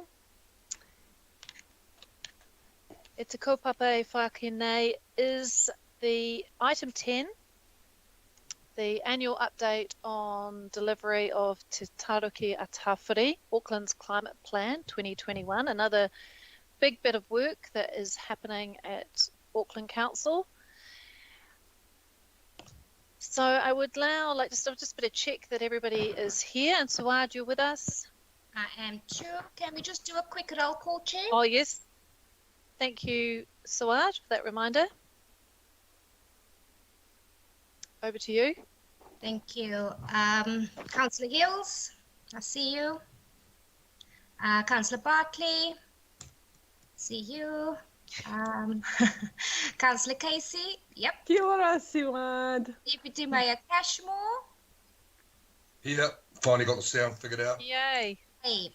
Councillor Collins, I think he's an apology, he will be late. Councillor Combe is present. Councillor Cooper. Councillor Dalton, I see you. Councillor Darby. Councillor Filipina. Aye. Councillor Fletcher, I see you too. Mayor Goff. Yeah. Thank you. Councillor Henderson. IMSB member Glenn Wilcox. I saw he's present. Councillor Mulholland. Councillor Newman, present. Yeah. Thank you. Councillor Sayers. Yes, thank you. Thank you. Councillor Simpson. I'm here, Suad. Thank you. Thank you. Councillor Stewart. Thank you. Thank you. Councillor Walker. Councillor Watson. Konbanwa. Councillor Young. Kia ora, present. Kia ora, Member Wilson. Aye, Suad. Thank you. Over to you, Papakum. Kia ora, Suad. So I'm now going to invite Matthew, who is leading this kaupapa, is going to be presenting and I think sharing his screen. We'll let that happen. We'll have the presentation. It's coming up. There we go. Thank you. Kia ora, Matthew, and perhaps you can introduce who is supporting this item with you. Kia ora, Madam Chair. Thank you. Kia ora koutou. So today I will be presenting with Lauren Simpson, Principal Sustainability and Resilience Advisor within the Chief Sustainability Office. We're here today to present an annual update on the delivery of Te Taruki a Tawhiri, Auckland's climate plan. And before we start, it is worth noting that the Chief Sustainability Office is presenting today's update, but many of the actions in Te Taruki a Tawhiri are owned and delivered by teams across Auckland Council and CCOs, and also external partners and stakeholders. I'd like to acknowledge and thank the staff that have provided information and input into the progress report, and also the Chief Sustainability Office team and the Strategic Advice Unit for pulling together the progress report. You will have received a committee report. The progress report itself is an attachment to the committee report, and there is also a one-page summary attached to the committee report. So today's presentation will be providing a high-level overview of the progress report, including a summary of progress on actions and what is planned next. So a very brief overview of the journey to date in terms of how we've got to this point. So I won't go into too much detail here, but in 2015, Auckland Council joined the C40 Cities group, joining a group of cities committed to bold climate action. In 2018, climate change was one of the key in the Auckland Plan 20. In 2019, Auckland Council declared a climate emergency. In 2020, the emergency budget outlined foundational initiatives to address climate action and climate change, in addition to funding to decarbonise our own organisational emissions, such as transferring from gas boilers to electric boilers in our aquatic centres and decarbonising our fleet. Te Taraki Tāwhiri, Auckland's climate plan was adopted last year and sets two key goals in terms of reducing regional emissions by 50% by 2030, transitioning to net zero emissions by 2050, and taking a precautionary approach to planning for climate change. Last year, for the first time, a climate action budget was included in the 10-year budget. A climate action package was included in the 10-year budget of 152 million. You'll all be very familiar with that. The RLTP, the Regional Land Transport Plan, was adopted last year, and you will have heard much during the last item around the development of the Transport Emissions Reduction Plan and the great work that is underway there. We have had a significant update this year from central government following the Climate Change Commission's final advice to government. Central government has released its draft emissions reduction plan discussion document. So this really outlines the direction that central government is intending to take in terms of meeting emissions reduction targets and decarbonising Aotearoa. That takes us to where we are today, December 2021, where we're presenting a progress report to you. And we'll come on to that more shortly. So the progress report you see there is the attachment and also the A3 summary that is attached to this committee report, both of which will be available on climateakl.co.nz, the Te Taraki Tāwhiri Climate Plan website in due course. In terms of the progress report itself, this is the first progress report since the launch of Te Taraki Tāwhiri back in December 2020, so a year on. It essentially focuses on a number of key elements. So it evaluates progress, summarises our successes and challenges, and outlines our future focus. In terms of future reporting, we're proposing that in future we come back to the committee around September. So in September of next year, starting from next year, to align with other key reports. So looking to come back to you in September to align with annual reporting on the Auckland Plan, the Māori Outcomes Framework, and the long-term plan. This will also give us the opportunity on a 3-yearly basis to provide a deep dive of the progress against Te Taraki Tāwhiri and align this with advice provided ahead of the LTP planning process so that we can provide integrated advice, including Te Taraki Tāwhiri, the Auckland Plan, Māori Outcomes, and annual reports. So looking to bring that together as a package. One of the key elements of Te Taraki Tāwhiri is outlining a partnerships and governance approach, and I wanted to touch on this briefly. This was brought to the Environment and Climate Change Committee of September last year. In terms of the key elements here, you will see there at Mana Whenua, there is a need for further engagement with Mana Whenua to discuss partnership and governance and the delivery of Te Taraki Tāwhiri, and I'll be speaking more to that later in the presentation. The Climate Political Reference Group has been formed and meets every 3 months to provide guidance, feedback and direction on Council's climate action. Comprises of 6 councillors, including the chair and deputy chair of this committee, 6 local board members and 2 IMSB members. A regional leadership group is planned and is planned for establishment in 2022, and we will be recruiting key positions to support the establishment and delivery of that regional leadership group. That's a very key element of our approach in terms of how we accelerate climate action and leverage further change through regional partnerships. Looking at membership consisting of the Auckland Council family, Mana Whenua, central government, business, community, DHBs and youth to really look at cross-sectoral partnerships and climate action for the region. And also looking to establish a rangatahi Ropu next year. In terms of the monitoring and reporting framework that we are presenting to you and proposing is taken forward for future years, you will note here that the Te Tarakia Tāwhiri sets some high-level targets. So from an emissions reduction perspective, it sets the target of a 50% emissions reduction by 2030 against a 2016 baseline, transitioning to net zero emissions by 2050. And that's in line with the central government approach too, in terms of net zero emissions by 2050. Adaptation targets are in development, and we will be touching on that later as well. Lauren, who is on the call, has been doing some excellent work leading that for the Chief Sustainability Office. In terms of the priorities within Te Tarakia Tāwhiri, there are 8 priorities, and we are monitoring and reporting progress against those 8 priorities, with the exception of Te Pua Waitanga o Te Tātai. The reason for this is that Te Pua Waitanga o Te Tātai is a principles-based priority that outlines Te Ao Māori principles to embed within the other priorities and weave throughout the priorities. So looking at principles such as kaitiakitanga, manakitanga, rangatiratanga, it's not possible to assign progress against those in the same way as a specific action, but it's clearly a focus that we need to address through the delivery of the plan. In terms of the level of reporting, there's 3 levels of reporting that we are reporting against. So at the bottom there, you'll see the cross-cutting indicators. So this is emissions by sector, net emissions, and gross emissions. So gross emissions being our total emissions, net emissions being the emissions minus carbon sequestration, such as forestry.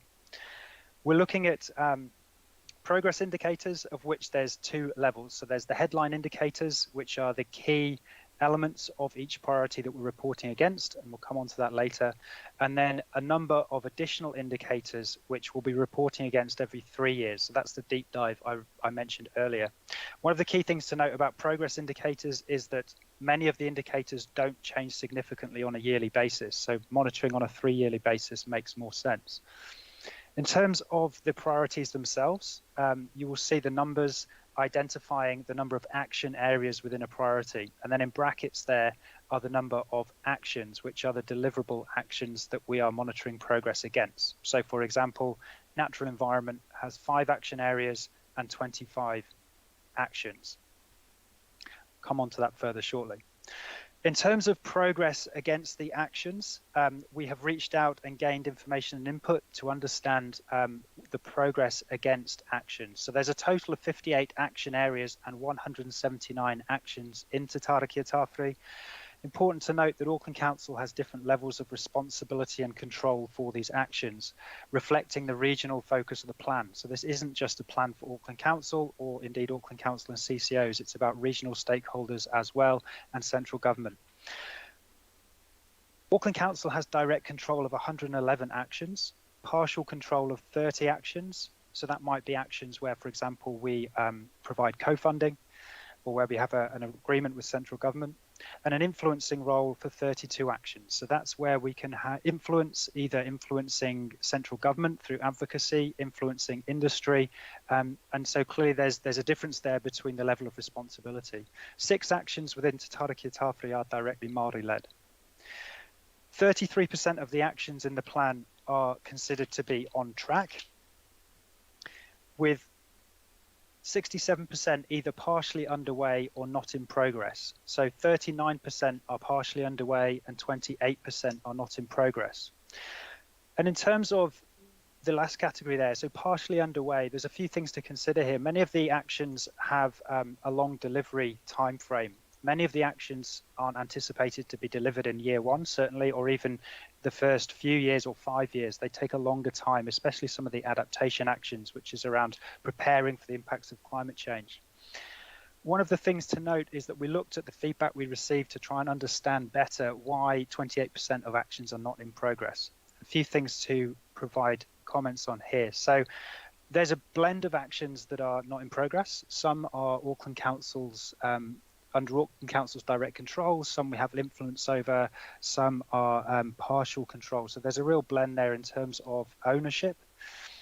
In terms of some of the feedback that was provided in terms of not in progress, one of the common reasons was resource constraints, either staff resource to deliver on an action, or where a specific area is waiting on recruitment, reflecting the currently constrained competitive recruitment market. There's also a number of actions that require additional technical resource, and that was stated as a reason. Some of the actions not in progress are waiting on further analysis and assessment. So, for example, a specific climate change risk assessment in order to commence with an approach to reducing the risk of facing infrastructure.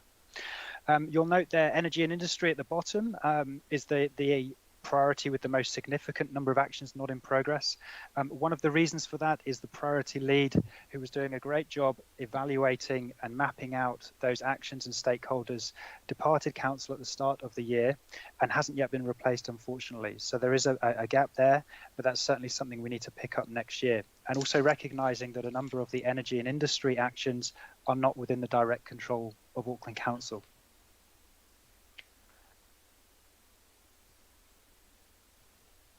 In terms of the progress indicators themselves, so the cross-cutting indicators relating to emissions across the plan or across the region and across sectors. So we have the target of a 50% emissions reduction by 2030.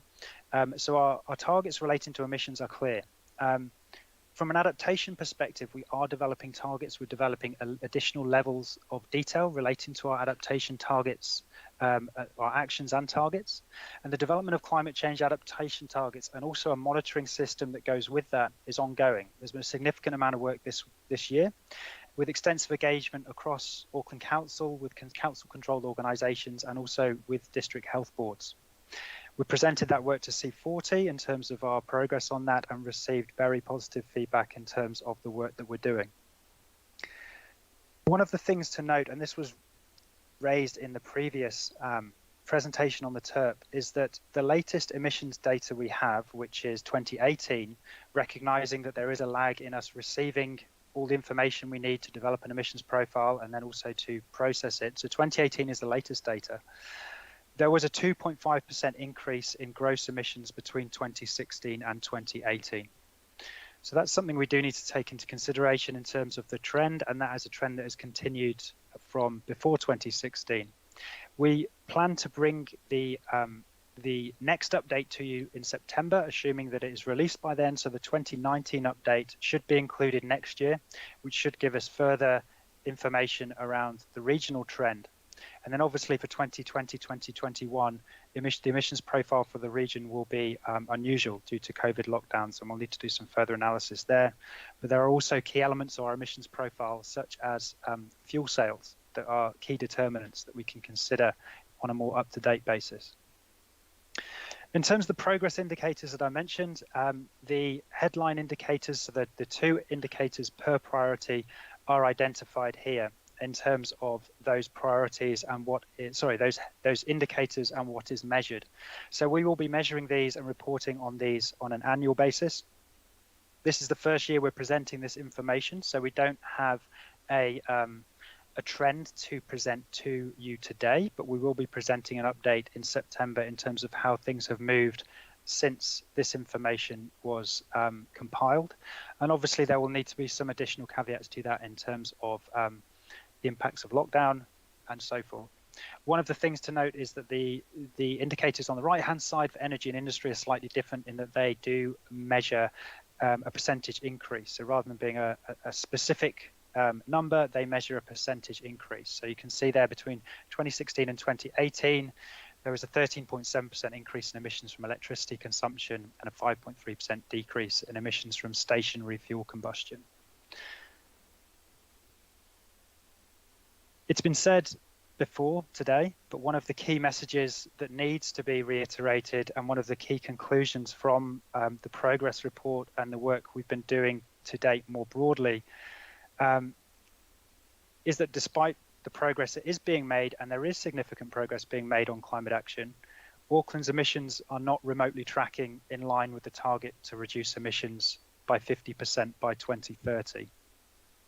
As you've heard just before the lunch break, work on the transport emissions reduction plan, the TERP, shows the stark reality of the scale of the challenge and the level of intervention required. The TERP is certainly bringing that into sharp focus. It's not a surprise. We knew there was a significant change and we knew that bold and transformational change would be required across all sectors of the economy and society. That is stated in Te Taraki Tāwhiri. But what the Transport Emissions Reduction Plan is doing very well is bringing that into sharp focus from an intervention perspective, looking at the interventions that would be required. So those 2 points there relate to paragraphs 6 and 7 in the committee report and are outlined there for you. The last slide here is just a summary of what's next. And I wanted to just briefly talk through what we are planning next year and obviously beyond next year. So one of the key things is our engagement with Mana Whenua. There needs to be more engagement with Mana Whenua, and we need to build on the partnership that was created through the development of Te Taraki Tāwhiri. The development of that partnership was central to the creation of Te Taraki Tāwhiri, and very much at a governance level, at a planning level, bringing together the work of Auckland Council and bringing together a Te Ao Māori perspective to understand how we approach climate action for the region. There's now a need to work further with Mana Whenua to discuss how we transition to partnership and governance of Te Taraki Tāwhiri, and also importantly the way in which Mana Whenua can provide guidance and inform the development of climate action projects and the delivery of Te Taraki Tāwhiri. So moving from the writing, the production of the climate plan into the delivery, and more work needs to be done there. A regional leadership group will be established towards the start of the next year to accelerate the implementation of Te Taraki Tāwhiri through cross-sectoral partnerships and climate action. I feel very strongly that partnerships are central to the change that needs to occur. We are only going to achieve significant, bold climate action through successful partnerships. So this needs to be a focus next year, and we are recruiting specialist roles to take that on. The Transport Emissions Reduction Plan, as you've heard much about this morning, is a critical part of the transition that needs to occur to meet our emissions reduction goals, and a recommended decarbonisation pathway will be presented next year. We're developing a climate impact assessment tool to better inform council decision making around climate change. So very much looking at the start of decision making to provide decision makers with better informed more information to make better informed decisions. Climate change adaptation targets will be completed next year. A climate innovation hub will be established, so that's being led by Auckland Unlimited, funded through the LTP, to activate climate innovation through collaboration and partnerships across sectors to address Auckland's biggest emissions and resilience challenges. A rangatahi program will be established, and we are recruiting for that now to bring rangatahi into Auckland Council to develop a program that is led by rangatahi for rangatahi, to engage with rangatahi and develop rangatahi climate action projects. There's a significant program funded through the LTP around enabling Aucklanders to support communities to engage further in climate action through community climate action funds, community climate action activator networks, online engagement tools, and an energy hardship project looking at addressing energy efficiency in homes that need intervention most to support those households suffering from energy hardship. Kia ora Te Tātai is a program, a Māori-led program that's looking at strengthening Māori and Kura functions to promote community resilience. And we are also taking action to reduce our own organisational emissions in terms of Auckland Council and Auckland Unlimited, addressing energy efficiency, energy demand within our existing facilities to reduce the impact that we have as an organisation, and also looking at procurement as a key element in which we can drive broader outcomes across the region through leveraging the role and scale of Auckland Council in procurement. That is my last slide. Happy to answer any questions you may have. Ngā mihi kia koe, moto korero Matthew. Thank you so much for that presentation. I just wondered if before we go to Pātai, that we just bring up the resolution, the recommendations. If we can do that, please, Stuart.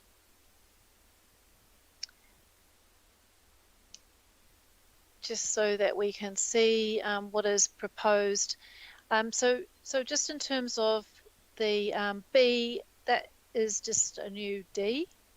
So that hasn't been deleted, it's still there. And then there's just two noting points which are taken from the report. And Matthew covered that in his presentation. So just noting that because it's covered in the report, but just not in the agenda report rather than in the progress report. So just important to highlight that. So just get a mover and a seconder for that. Councillor Hills. Okay, I will move in Councillor Hills a second. So we just get that on the table so everyone can see it. It's also been circulated, so if we have questions that are on the presentation, we can go back to that.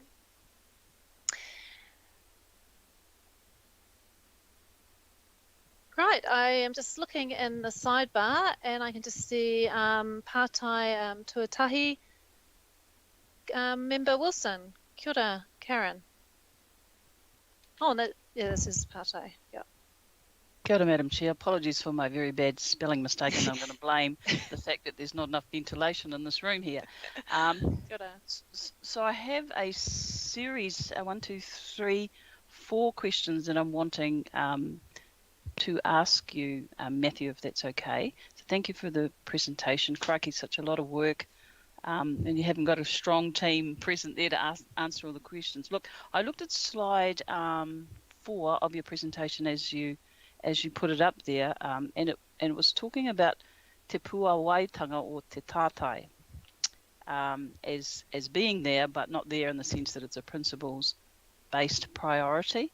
And then I see as you move into the progress indicators, it doesn't appear at all. So we start with 8 of those, including te pua waitanga, and then we end up them not being evident.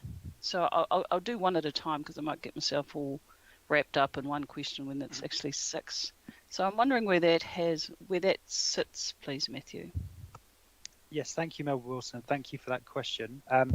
This is an issue that we had much discussion about regarding how we report progress against Te Pua Waitanga or Te Tātai. So Te Pua Waitanga or Te Tātai is a different format to the other priorities. The other priorities outline a number of actions which are specific in terms of what they're setting out to deliver. Te Pua Waitanga or Te Tātai outlines 7 principles in terms of Te Ao Māori principles that should be considered and embedded throughout our approach to climate action.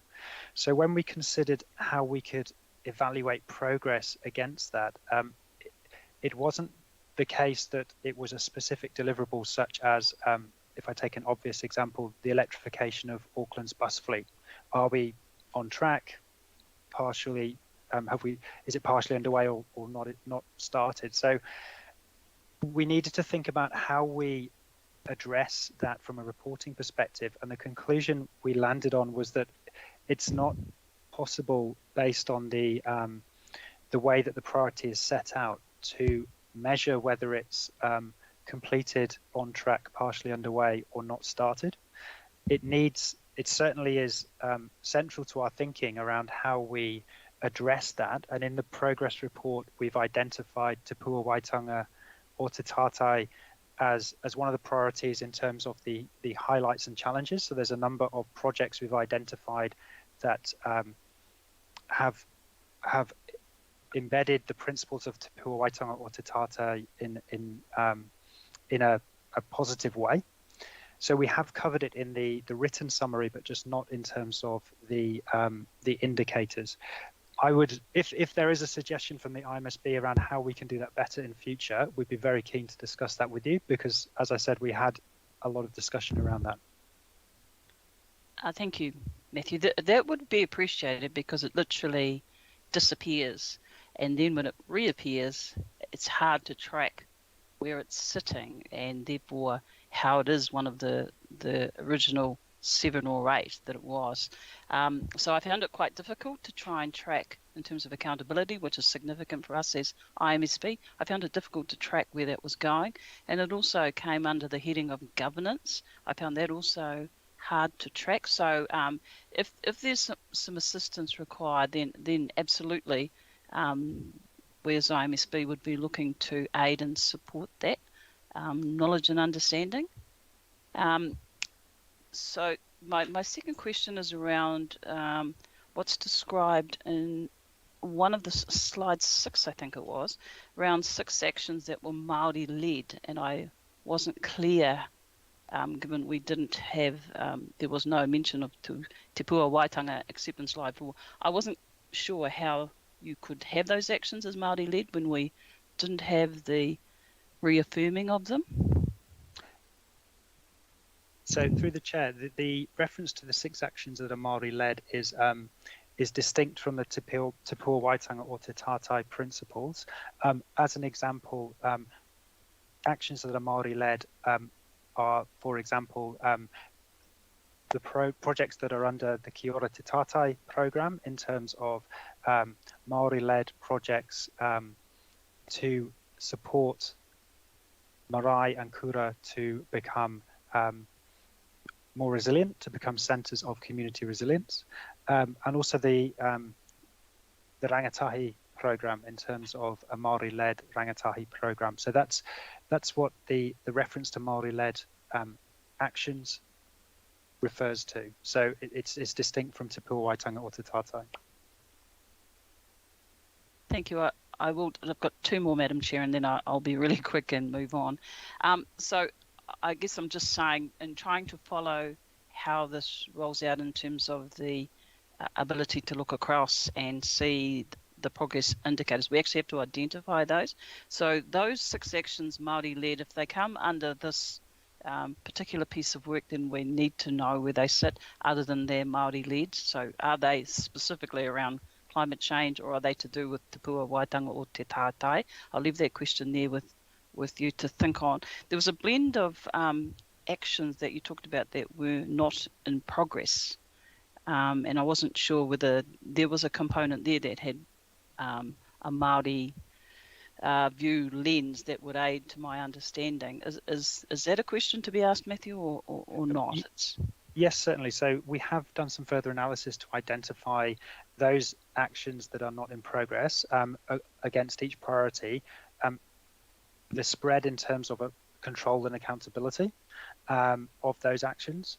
I can confirm that some of those actions are Māori-led, and unfortunately I can't pull that up now because I'm sharing my screen, but we can certainly have a conversation with IMSB, and we'd welcome that if that would be useful around that further breakdown.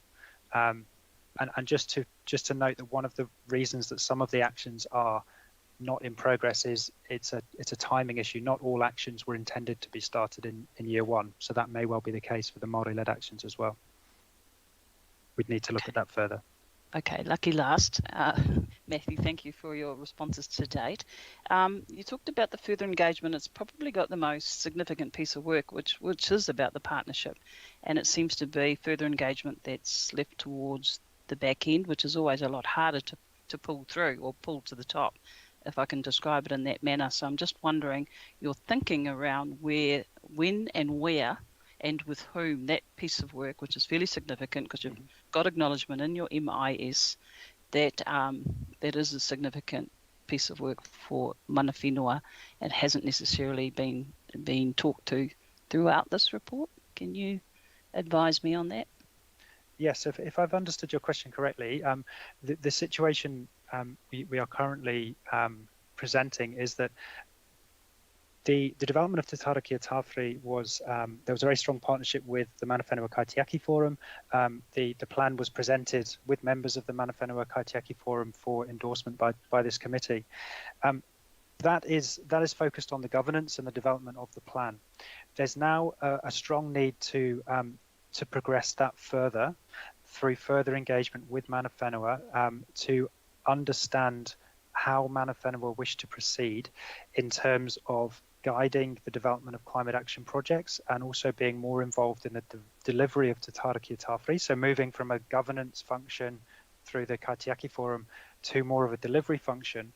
And conversations we've had this year through Hui and Wananga is specifically focused on that. So one of the projects that we have in progress and needs to be a strong focus for next year is how we develop a proposal with Mana Whenua for identifying a regular hui potentially to discuss the delivery and development of climate action projects, recognizing that that may require different members of the Mana Whenua Forum. It may be more focused on delivery than governance.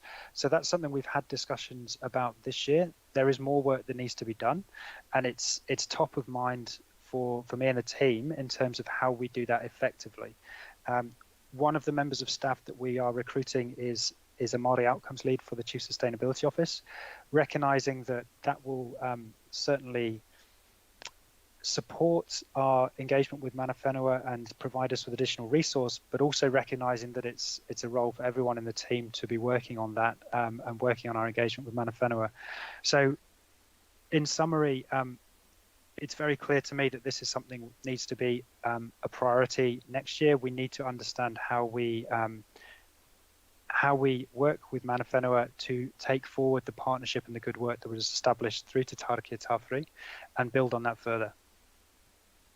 Thank you, Matthew. I heard Mana Whenua engagement, priority and governance, so that suits me down to the ground. I appreciate your responses. Ngā mihi, Member Wilson, and thank you as always for your probing questions and pushing us in the right direction, and thank you for your offer to follow up with the team for next year. I just have one final pārtai on this from Councillor Darby. Kia ora, Chris.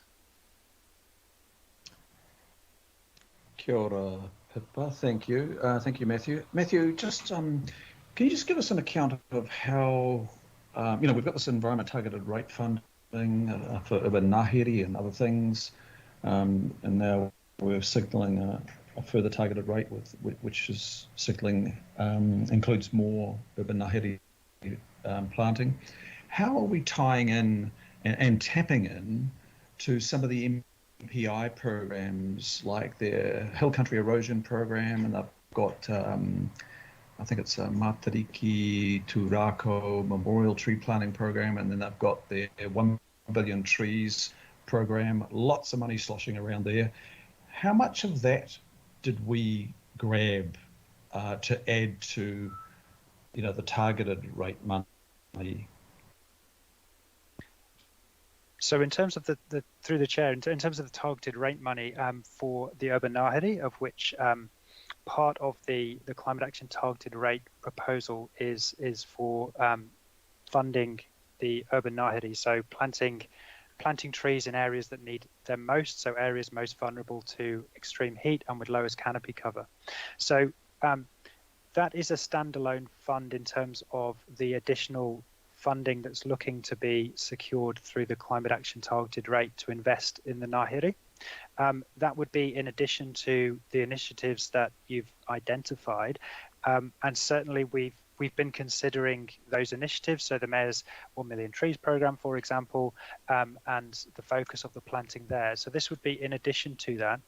One of the tasks that we're currently considering is what is the opportunity for delivering ngāhere program in partnership, so looking at potential opportunities for co-funding, match funding, looking at opportunities for leveraging further value through that investment. So in terms of the examples you've given, they do not directly input into the budget that's assigned in the climate action targeted rate, but we are mindful of the other programs relating to tree planting and how this is an additional benefit to those. Okay, look, I understand that. So is there another part of council that is taking advantage of all this other money? Because there seems to be a lot of it there. Chair, I just want to make sure that... Sorry, did you? I need to make. I just had Sorry. Did you have a point of order, Councillor Hills? Sorry. In no way it was definitely not a point of order, but it's Rachel Kelleher's team that have been working on that. And unfortunately, being Auckland, as Auckland always is, we have applied and tried to get into many of those funds. The Jobs for Nature, I think there was a memo that went out. We have only received small parts of that funding and worked with them on things like the Kaipara Moana, Chris, and I think we got about between 1.5 and 2 million to help with the Kauri dieback tracks and the Jobs for Nature. There are some small planting programs from the government, but a lot of it actually, they have looked at what we're doing with the natural environment targeted rate and said, oh, they're already doing it, we don't need to fund them, which our staff have been pushing back on because we do believe that we should be getting equitable spend, as well. So we are trying, but Rachel could probably give you an update on that in more detail, but they have been trying to apply for every big government spend, and we mostly don't get a lot of it. Okay, well, it's good to hear that we're doing that. The second question, Chair, is I'm aware that we've, even before the tree planting program that was brought about by the environment targeted rate, we were planting trees, but we weren't monitoring. So what is the change, Matthew, in the monitoring and reporting program of the tree planting programs? Are we coming back, season after season to check whether what we planted is still in the ground and growing? Through the chair, so I can certainly answer this question to the best of my knowledge, and perhaps following today's meeting, I can also ask members of our Urban Ngāhere team to provide further clarification. One element that I am aware of is our tree app that we now have in place that allows contractors who visit a tree, either to plant a tree or to maintain a tree, to record details about that tree. And we're collecting a database of trees that we have planted across the region, identifying the status of those trees and identifying whenever a tree is checked, maintained, what condition that tree is in. So that's a database that's growing over time. And that's been something that's been brought online in recent years to improve that understanding and monitoring of trees. Yeah, Chair, I'll leave it there for now, but I'm stressing I'd like to see what monitoring program we have for this massive investment that we're undertaking. And I appreciate what Matthew's saying about an app, but we have lost literally thousands of trees in the past because we plant them and we walk away. Yeah. And we can't afford to continue that form. Yeah. Thank you, Councillor Darby. Point made, and I think we can put that on as an action to follow up next year in terms of something that could be brought back to a committee workshop, perhaps. Did you have something to add, Matthew? If I could just add one more point to that, thank you. Just to confirm, part of the climate action targeted rate proposal is obviously the planting of trees, and then also 3 years of maintenance built into that cost and included in the budget. So that's maintenance and watering of those trees to improve the success rate and increase the chance of successful establishment, just to confirm that point. But I will speak to the Urban Ngāhere team, the community facilities team, and look to pull together information relating to that for you. And that was the same on the 11,000 mature street tree fund as well. Sorry, Chair. Thank you. We will humour you, Councillor Hills, but not to be encouraged answering partai. So I do just have a final question from, and just checking this is the final partai this time, Councillor Walker. And can it just be a question, sure, please? So I've got a question that takes Councillor Darby's question a step further, and it's around the proposed street planning. As I understand it, we do not have an adequate evaluation of what street trees are required, particularly for, trees for street tree planting. I'm mindful that other cities have updated their situation around this to future-proof planning for climate change, and certainly the City of Melbourne has done that. Following up on Chris Darby's question, my personal observation is that many native trees that have been planted are unsuited to street tree planting, and the failure rate is high. As much and all as I'm very supportive of native trees, they're geared to a forest landscape, and often their ability to cope in the harsh urban settings is really problematic. So I've got a question around, one, what advice we're working off. Secondly, two, is it tested? Three, where we're at in terms of the stock of appropriate trees that are available, bearing in mind that it takes probably 2 to 3 years to have the stock that's available for the type of tree, for the size that we are putting forward here. Point of order, then, Madam Chair. Point in of addition order. to that, I'll put it in the sidebar, but no sorry, one's Councillor Walker, I've just got a point of order. Thank you. Councillor Cooper. Just to point to relevancy, given that we're speaking to strategy staff who aren't the operational people that look after trees, and I just wondered whether this isn't the right place for those questions. It's not relevant to what we're talking about. If it's not the right place... Sorry, Madam Chair, can you please rule rather than Councillor answering that? Thank you.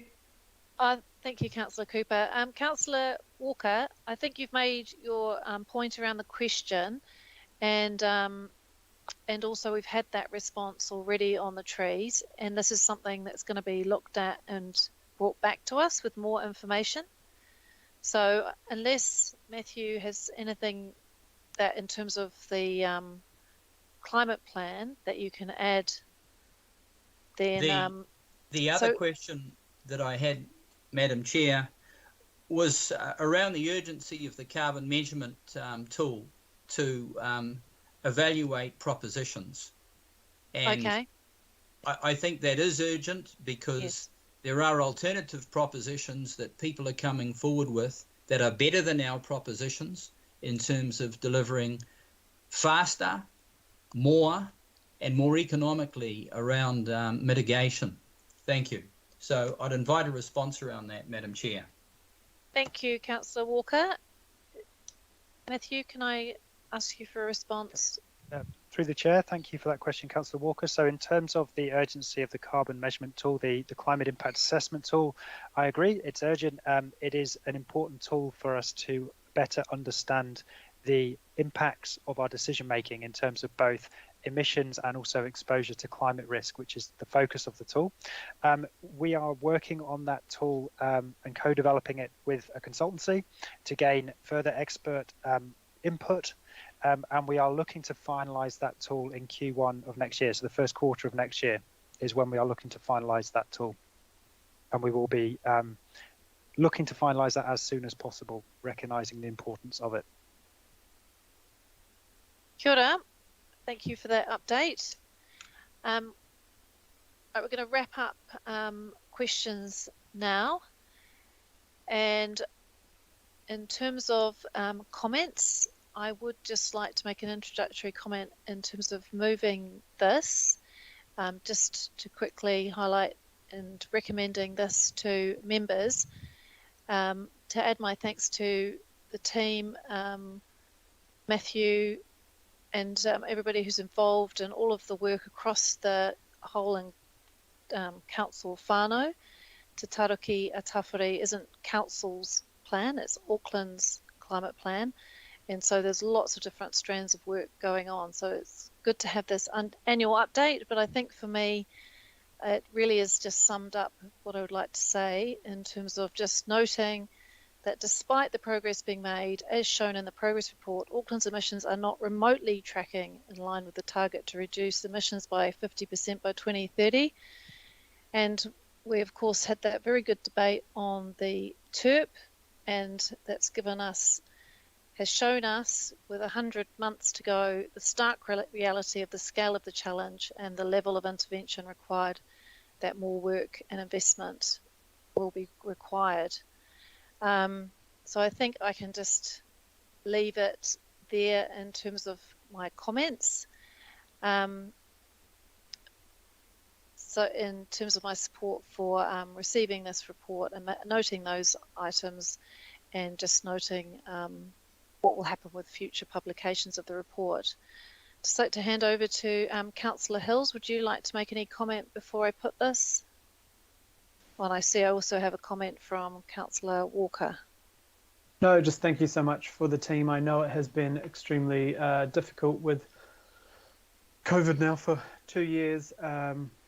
Many staff leaving. I know that with Matthew's been doing recruitment and 1 million submissions, as well as this in the TERP and support for the climate rate, as well as trying to roll out the initiatives that were approved just 6 months ago with the 10-year budget, and then we went straight into lockdown not long after. So I just think that it's good to see progress. It's amazing to see how far we've actually come since we declared a climate emergency in 2019. We just need to get more action, and it shows that that's happening, but we need to be leaders and make sure that we are showing Auckland that we as a council and our CCOs are talking the talk, and we are seeing that from the presentations from the CCOs as well, that they're rapidly getting their houses into order, and so are we. So thanks to Matthew and the team, and we hope for a bigger, brighter, more staff and a lot more climate action next year, and no more lockdowns as well. So thank you. Kia ora. Councillor Walker, final comment.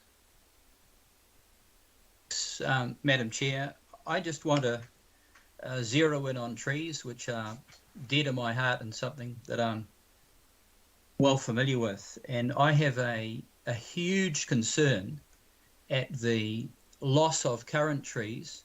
That includes trees within the streetscape, issues around the current maintenance of those trees, the death rate we're experiencing in droughts now, the unsuitability of trees being planted in many situations, the present difficulties being experienced because Vector and others are hacking at trees because of the change in the regulations around the power lines, the impact of underground services, and a variety of things that mean the existence of trees, of street trees in many situations, is precarious. The lack of adequate future-proofed guidelines, such as I've seen in other cities, for trees that are future-proofed for climate change and heat effects and new disease organisms that are currently at play. I could refer you to other cities that have done recent work around this. So the consequence is that putting something up as a short-term response without the adequate lead-in time that's required around this is fraught with massive problems around delivery. The other issue related to this is the devastation that's being experienced on a daily basis. Witness the tree outside the church that Christine Fletcher has brought to our attention. So my plea is that we reconfigure what we're doing here. There are other places to plant trees rather than focusing quite so much on the streetscape without the preliminary work. Thank you very much, Madam Chair. Thank you, Councillor Walker, for keeping that very succinct and to the point, and acknowledge your work on reducing emissions. So that brings us to the end of the debate on this item. I would like to move the motion. All those in favour? Aye. Aye. Aye. To the contrary? Kua mana. Carried. Thank you. So whaiake nei is item 12. We're now moving on to the allocation of the Waste Minimisation and Innovation Fund. I'd like to invite Sarah Leclerc and team. Oh, Madam Chair, I think, was it supposed to be item 11 first? Have I jumped? Sorry, I jumped. I was reading the run sheet across. Sorry, item 11. Got Fran on the allocation of the 21-22 Regional Environment and Natural Heritage Grant. Apologies, Fran, for skipping over your important work. And so I'd like to invite Fran, who's going to share her screen. And Fran, if you could introduce your team who've been working on this item. So there's a short presentation just to cover off what the grants are for, and we'll have questions after the presentation. Kia ora, Fran. Have you got your... There we go. And if you could just make it full screen, that would be perfect.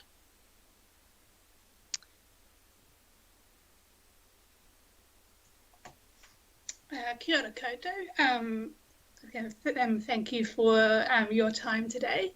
I believe Rachel Kelleher may be online, but unfortunately this is kind of coincided with school pickup, and also have Craig Pratt and Jane O'Hagan available to answer any questions. Do have a short presentation just providing an overview to the grant program. So the Regional Environment and Natural Heritage Grant Program is Council's regional fund focused on the protection, restoration and enhancement of Auckland's environment, with a focus on regional initiatives for natural heritage and sustainability. There are 4 grant program outcomes on sustainable living, conservation, healthy waters and kaitiakitanga. In terms of the grant process, we've been through applications for this current round were accepted between July and the end of August. They have been assessed by council staff, and we have a variety of funding recommendations for you to consider today. Following the allocation of grants, grant recipients will have 12 months over which time they will complete the mahi and then report back to council in February 2023, providing confirmation of how the money was spent and the outcomes that their projects have achieved. In terms of applications received, these were split across the 4 grant program outcomes, with the number of applications received and the amount of funding requested in each of the outcome areas being relatively proportional. I've also highlighted the assessment criteria which have been used to consider applications, with the majority the weighting being towards project impact and the contribution of projects towards regionally significant outcomes.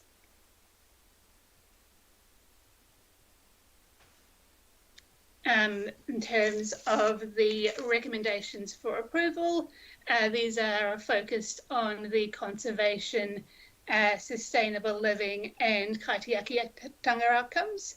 There is lower allocation proportionally in the healthy waters outcome, with this due to a relatively lower contribution of those applications towards regionally significant outcomes.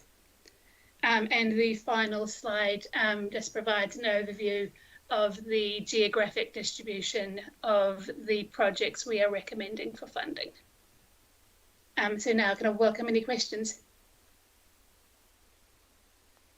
Ngā mihi kia koe, Fran. Thank you for your work on the grant applications. Never an easy task. So can I just bring, before we go to the patai, just bring up the recommendations. Just have a mover, Matua Alf, thank you, and seconder, Councillor Richard.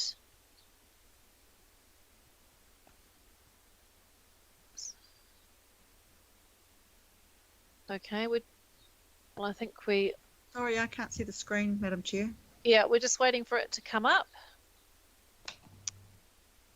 Okay, well, if we're having problems bringing it up, maybe we'll just move into questions. It's the nothing has changed from the recommendations that are on the agenda. So you should all have that, the list of recipients. Here we go. Thank you. Just confirming it's been moved and seconded. So I open it up to patai. Kia ora, Member Wilson. Kia ora, thank you for that presentation, and it's really good to see a comprehensive process that's been involved. And I note that IMSB in January 2020 offered some input into there, and you can see the benefit of that support that's been offered. Just one quick question, which is the engagement or bringing mana whenua o mātāwaka them through in terms of knowledge and understanding. I know they're being promoted and advertised through the Auckland Council website and existing networks for council. Is there any consideration for more coverage outside of those, and if so, a more targeted approach to make sure that it's got a wider reach? Thank you. Fran, are you able to answer that? Yeah, I think in addition to the specific funding round activities highlighted in the report, the availability of grants is something which is highlighted by kind of council staff as they're working with mana whenua mātāwaka kind of organisations to kind of encourage them to apply for funding and kind of build their kind of capacity for applications. Thank you, Fran. That is great, and it's a really key way. But pre the funding closing date or the grants that are offered, be really good to see a more structured approach to ensuring that mana whenua and mātāwaka have the opportunities for this funding.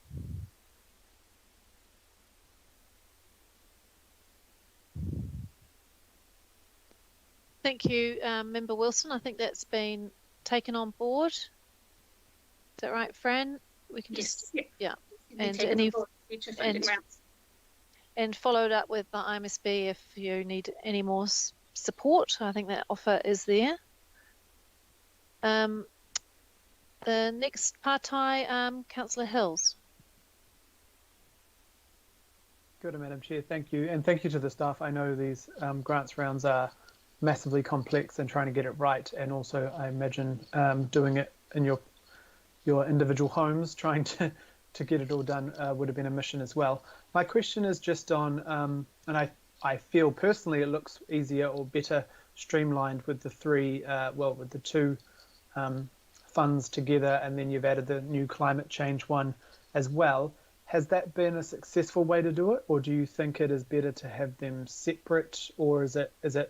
Do you think it's been harder for the applicants to prioritise or aim when they're kind of applying to one grant round for three different funds? Or yeah, I just want to kind of know how that's working, and if it needs to be different next year.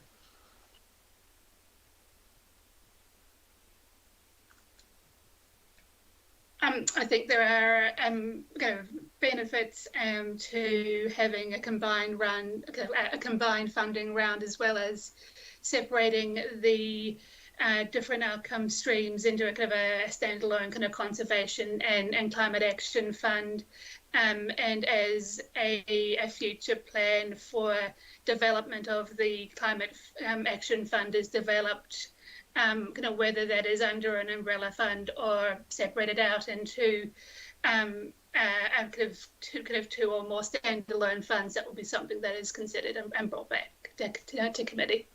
Okay, awesome. Yeah, I'd love to know the insights maybe from not only staff but the applicants on how that was, because I think it kind of makes sense with staff time and probably money to actually put out the money to be doing it all at once, but I don't know if that worked for everyone. And just my last comment, thanks so much for the regional spread, especially to the south, which sometimes has been a lacking on the bar graphs. So we've got a really good spread there. So thank you very much for that. And yeah, just fantastic to see this these funds, which obviously are used by communities to do far more than the fund itself. That's my last comment, sneaky, but thank you, Chair. Kia ora, all good to add your comment on there. Councillor Alf, would you like to speak as the mover? Aye. Kia ora, Pippa. Look, I was just typing it in the side box to say yes. Pippa, the reason I wanted to move this or even second the fund committee has, and we recognise that in the last term, and this is why, as Councillor Hills has said, this is the fun part for us because we get to see what can happen with the monies we have. So Francis, to you and your team, thank you so much. And I'm just going to leave it at that. I just wanted to sort of acknowledge all the fun things that we do with our community, which is so important in the times that we're all going through now. Kia ora. Ngā mihi matua, I think that's a really good point to make. And so much good stuff going on with these grants. I just wanted to check, members, does anybody need the screen to be scrolled down to go through the whole list, or has everybody been able to see it on their Nexus? Just in case. I think we're all good. We should be familiar with that. So, ane te motini, I will therefore put the motion. All those in favour? Say aye. Aye. Aye. To the contrary, ko mana, carried. Thank you. Which takes us to item 12. Just doubly check that I've got that right. And this time it is the allocation of the Waste Minimisation and Innovation Fund. More fun stuff and happening out there in the community. And I'd like to invite Sarah Leclerc to present on this item and to share her screen and just to introduce the team that have been involved in this mahi, also a very substantial amount of work. Kia ora, Sarah. Kia ora. I'm just checking that you can see my slides. Yes, looking good, thank you. Fantastic. So, tēnā koutou katoa. E mihi ana ki ngā mana whenua, huri noa Tamaki Mokoro, ko Sarah Leclerc, toku ingoa, no Tamaki Mokoro aho. E mahi ana o he Waste Party Manager mō te tare o Waste Solutions, no reira, tēnā koutou katoa. And I'm joined, kia ora. I'm joined by Elizabeth Driver, who has done most of the work on managing this fund this year. I don't know if Elizabeth, if you want to introduce yourself. Thanks, Sarah. Tēnā koutou katoa. E mihi ana ki ngā mana whenua huri no o Tamaki Makaurau, ko Elizabeth Driver, tōku ingoa, no reira, tēnā koutou katoa. The other person I'd also like to introduce, who's online but picking up her son at the moment, so can't introduce herself, is Tanya Brown. Tanya has taken over from Sam, who is on the usual post holder and who you usually hear from, but is on loan to MFE at the moment, as are a few of council staff I know. So with that, we just most of our item is under the confidential item. This item is normally heard under confidential. So we just wanted to briefly give an overview of the fund. But we would then suggest that our presentation, the item is stopped. Here we go. Let's go again. Is that working now? All good, thank you. All good. So just to remind members that the waste fund is $500,000 that we get to allocate annually. That's funded from the National Waste Levy, and it provides seed funding for businesses, schools, Māori and community organisations and projects, and it aims to meet the for promoting and achieving waste minimisation activities as set out in the waste plan. It encourages New Zealanders to take responsibility for their waste and creates great funding opportunities for those waste minimisation initiatives. And we see a lot of those ones that we seed fund through this initiative go on to win things like the Zero Waste Awards. So we know it's doing great things out there in the community.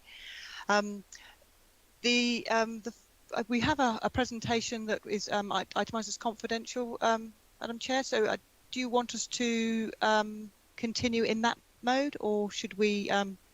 There's sort of the open and closed agenda, just double checking the procedure which you prefer and more comfortable with. I'll take advice on that. Thank you, Megan. Sorry, it's Megan here. Thank you, Sarah. Appreciate that. Look, you do have two reports on this matter. One is effectively an open report, as Sarah said, a general one, but the content that you really need to discuss and decide on is in confidential.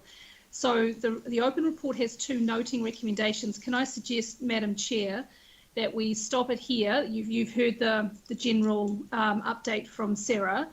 Can I suggest you move second and make a decision on the open, and then close to go into confidential, where you'll make decisions on the actual applications themselves? Thanks. And have the presentation in confidential. That's correct. Yes, that's right. Thanks. I'm comfortable with that. So I have a partai. So Councillor Walker, having heard that explanation, so it's just on the fund itself rather than the allocation. Is your partai about the fund?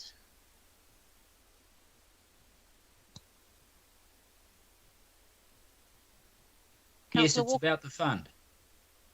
Okay, if you'd like to ask a question. So I've just got a question around the evaluation criteria. Is there a criteria around reduction in carbon emissions?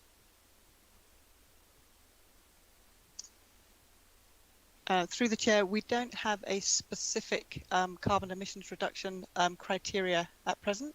We focus on waste minimisation, recognising that carbon emissions reduction can be part of that. Do you propose to have an emissions reduction target in line with the necessity for us to reduce emissions as part of our climate plan? In considering applications for this, we target specific waste streams, and those to reduce. And one of the targets is to reduce those waste streams going to landfill. And one of the waste streams this year was organic waste and food waste in particular. And within that is the ability to reduce waste, reduce our carbon emissions. Thank you, and it's a good full climate impact statement there on the report as well. So I have a partai from Councillor Cooper. Kia ora, Linda. Thank you, Madam Chair. It's following on from Councillor Walker's question. Can I just have a clarification who sets the criteria? Does that come from MFE, because the Waste Minimisation Fund is funded from the levy and MFE? Do we have to follow that, or are we, as suggested, making up our own rules as we go along? Through the chair, the aim of the money that goes to territorial authorities is promoting or achieving the activities set out in our waste plan. So the fund is to provide seed funding for those organisations to be able to do that, to help deliver the waste plan. And those are those activities are set out within that plan. Thank you. So it's about waste minimisation. Thank you. Thank you for that clarification. Member Wilson, your partai? Similar to, thank you for the presentation. Aroha mai, Sarah. I'm just wanting to know a question that I posed previously, and was there any targeted promotion of the grant program to mana whenua and mātāwaka? For this round, as this committee heard earlier in the year, we have changed we updated the criteria and the principles of the fund to try and improve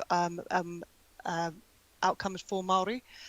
There was a targeted there were 3 workshops that took place to promote the fund, and for this year, recognising that we need to do more, we have within Waste Solutions KPIs for specific capacity building workshops specifically targeted at Māori organisations, and we are in conversation at the moment as to how best to do that, and looking at working with our community partners and with specific organisations who are embedded in Māori communities who will be best placed to do that, and then to offer that additional assistance. So recognising this part of an ongoing journey to improve Māori outcomes as stated in the report. Thank you, Sarah. I know there's a lot of work going on there. I guess I just meant opening up the ability to promote wider than the methods currently used, so you are getting a wide range. Absolutely, and we are strongly committed to improving that, and making sure that we aim to not just reach but exceed our target of 15% of funds going to Māori organisations or those that achieve Māori outcomes in subsequent rounds. Haven't quite achieved it this year, but we hope we plan to have genuine capacity and capability building through those the minimum of 4 workshops, let's say, and that's our minimum KPI within our Waste Solutions business plan. I noted that, and I should have said between 55 and 56 paras, 55 and 56. You've outlined that really well, so kudos to you all. Oh. Kia ora, thank you for that feedback. I've got a mover for this item, Councillor Simpson. Do I have a seconder? Alf, second. Atua, Alf, thank you. If there's no comments, I will put that that we note noting. Well, I'll put the motion. All those in favour? Aye. Aye. Aye. To the contrary? No, carried. Thank you, everybody, and I won't give my thanks yet to Sarah because we're going to see her again in the confidential item. So we'll wait till we get there. We just got the item 13, the summary of Environment and Climate Change Committee information memoranda and briefings. I will move that. Do I have a seconder? Collins. Thank you, Councillor Collins. I'll put that. All those in favour? Aye. Say aye. Aye. To the contrary?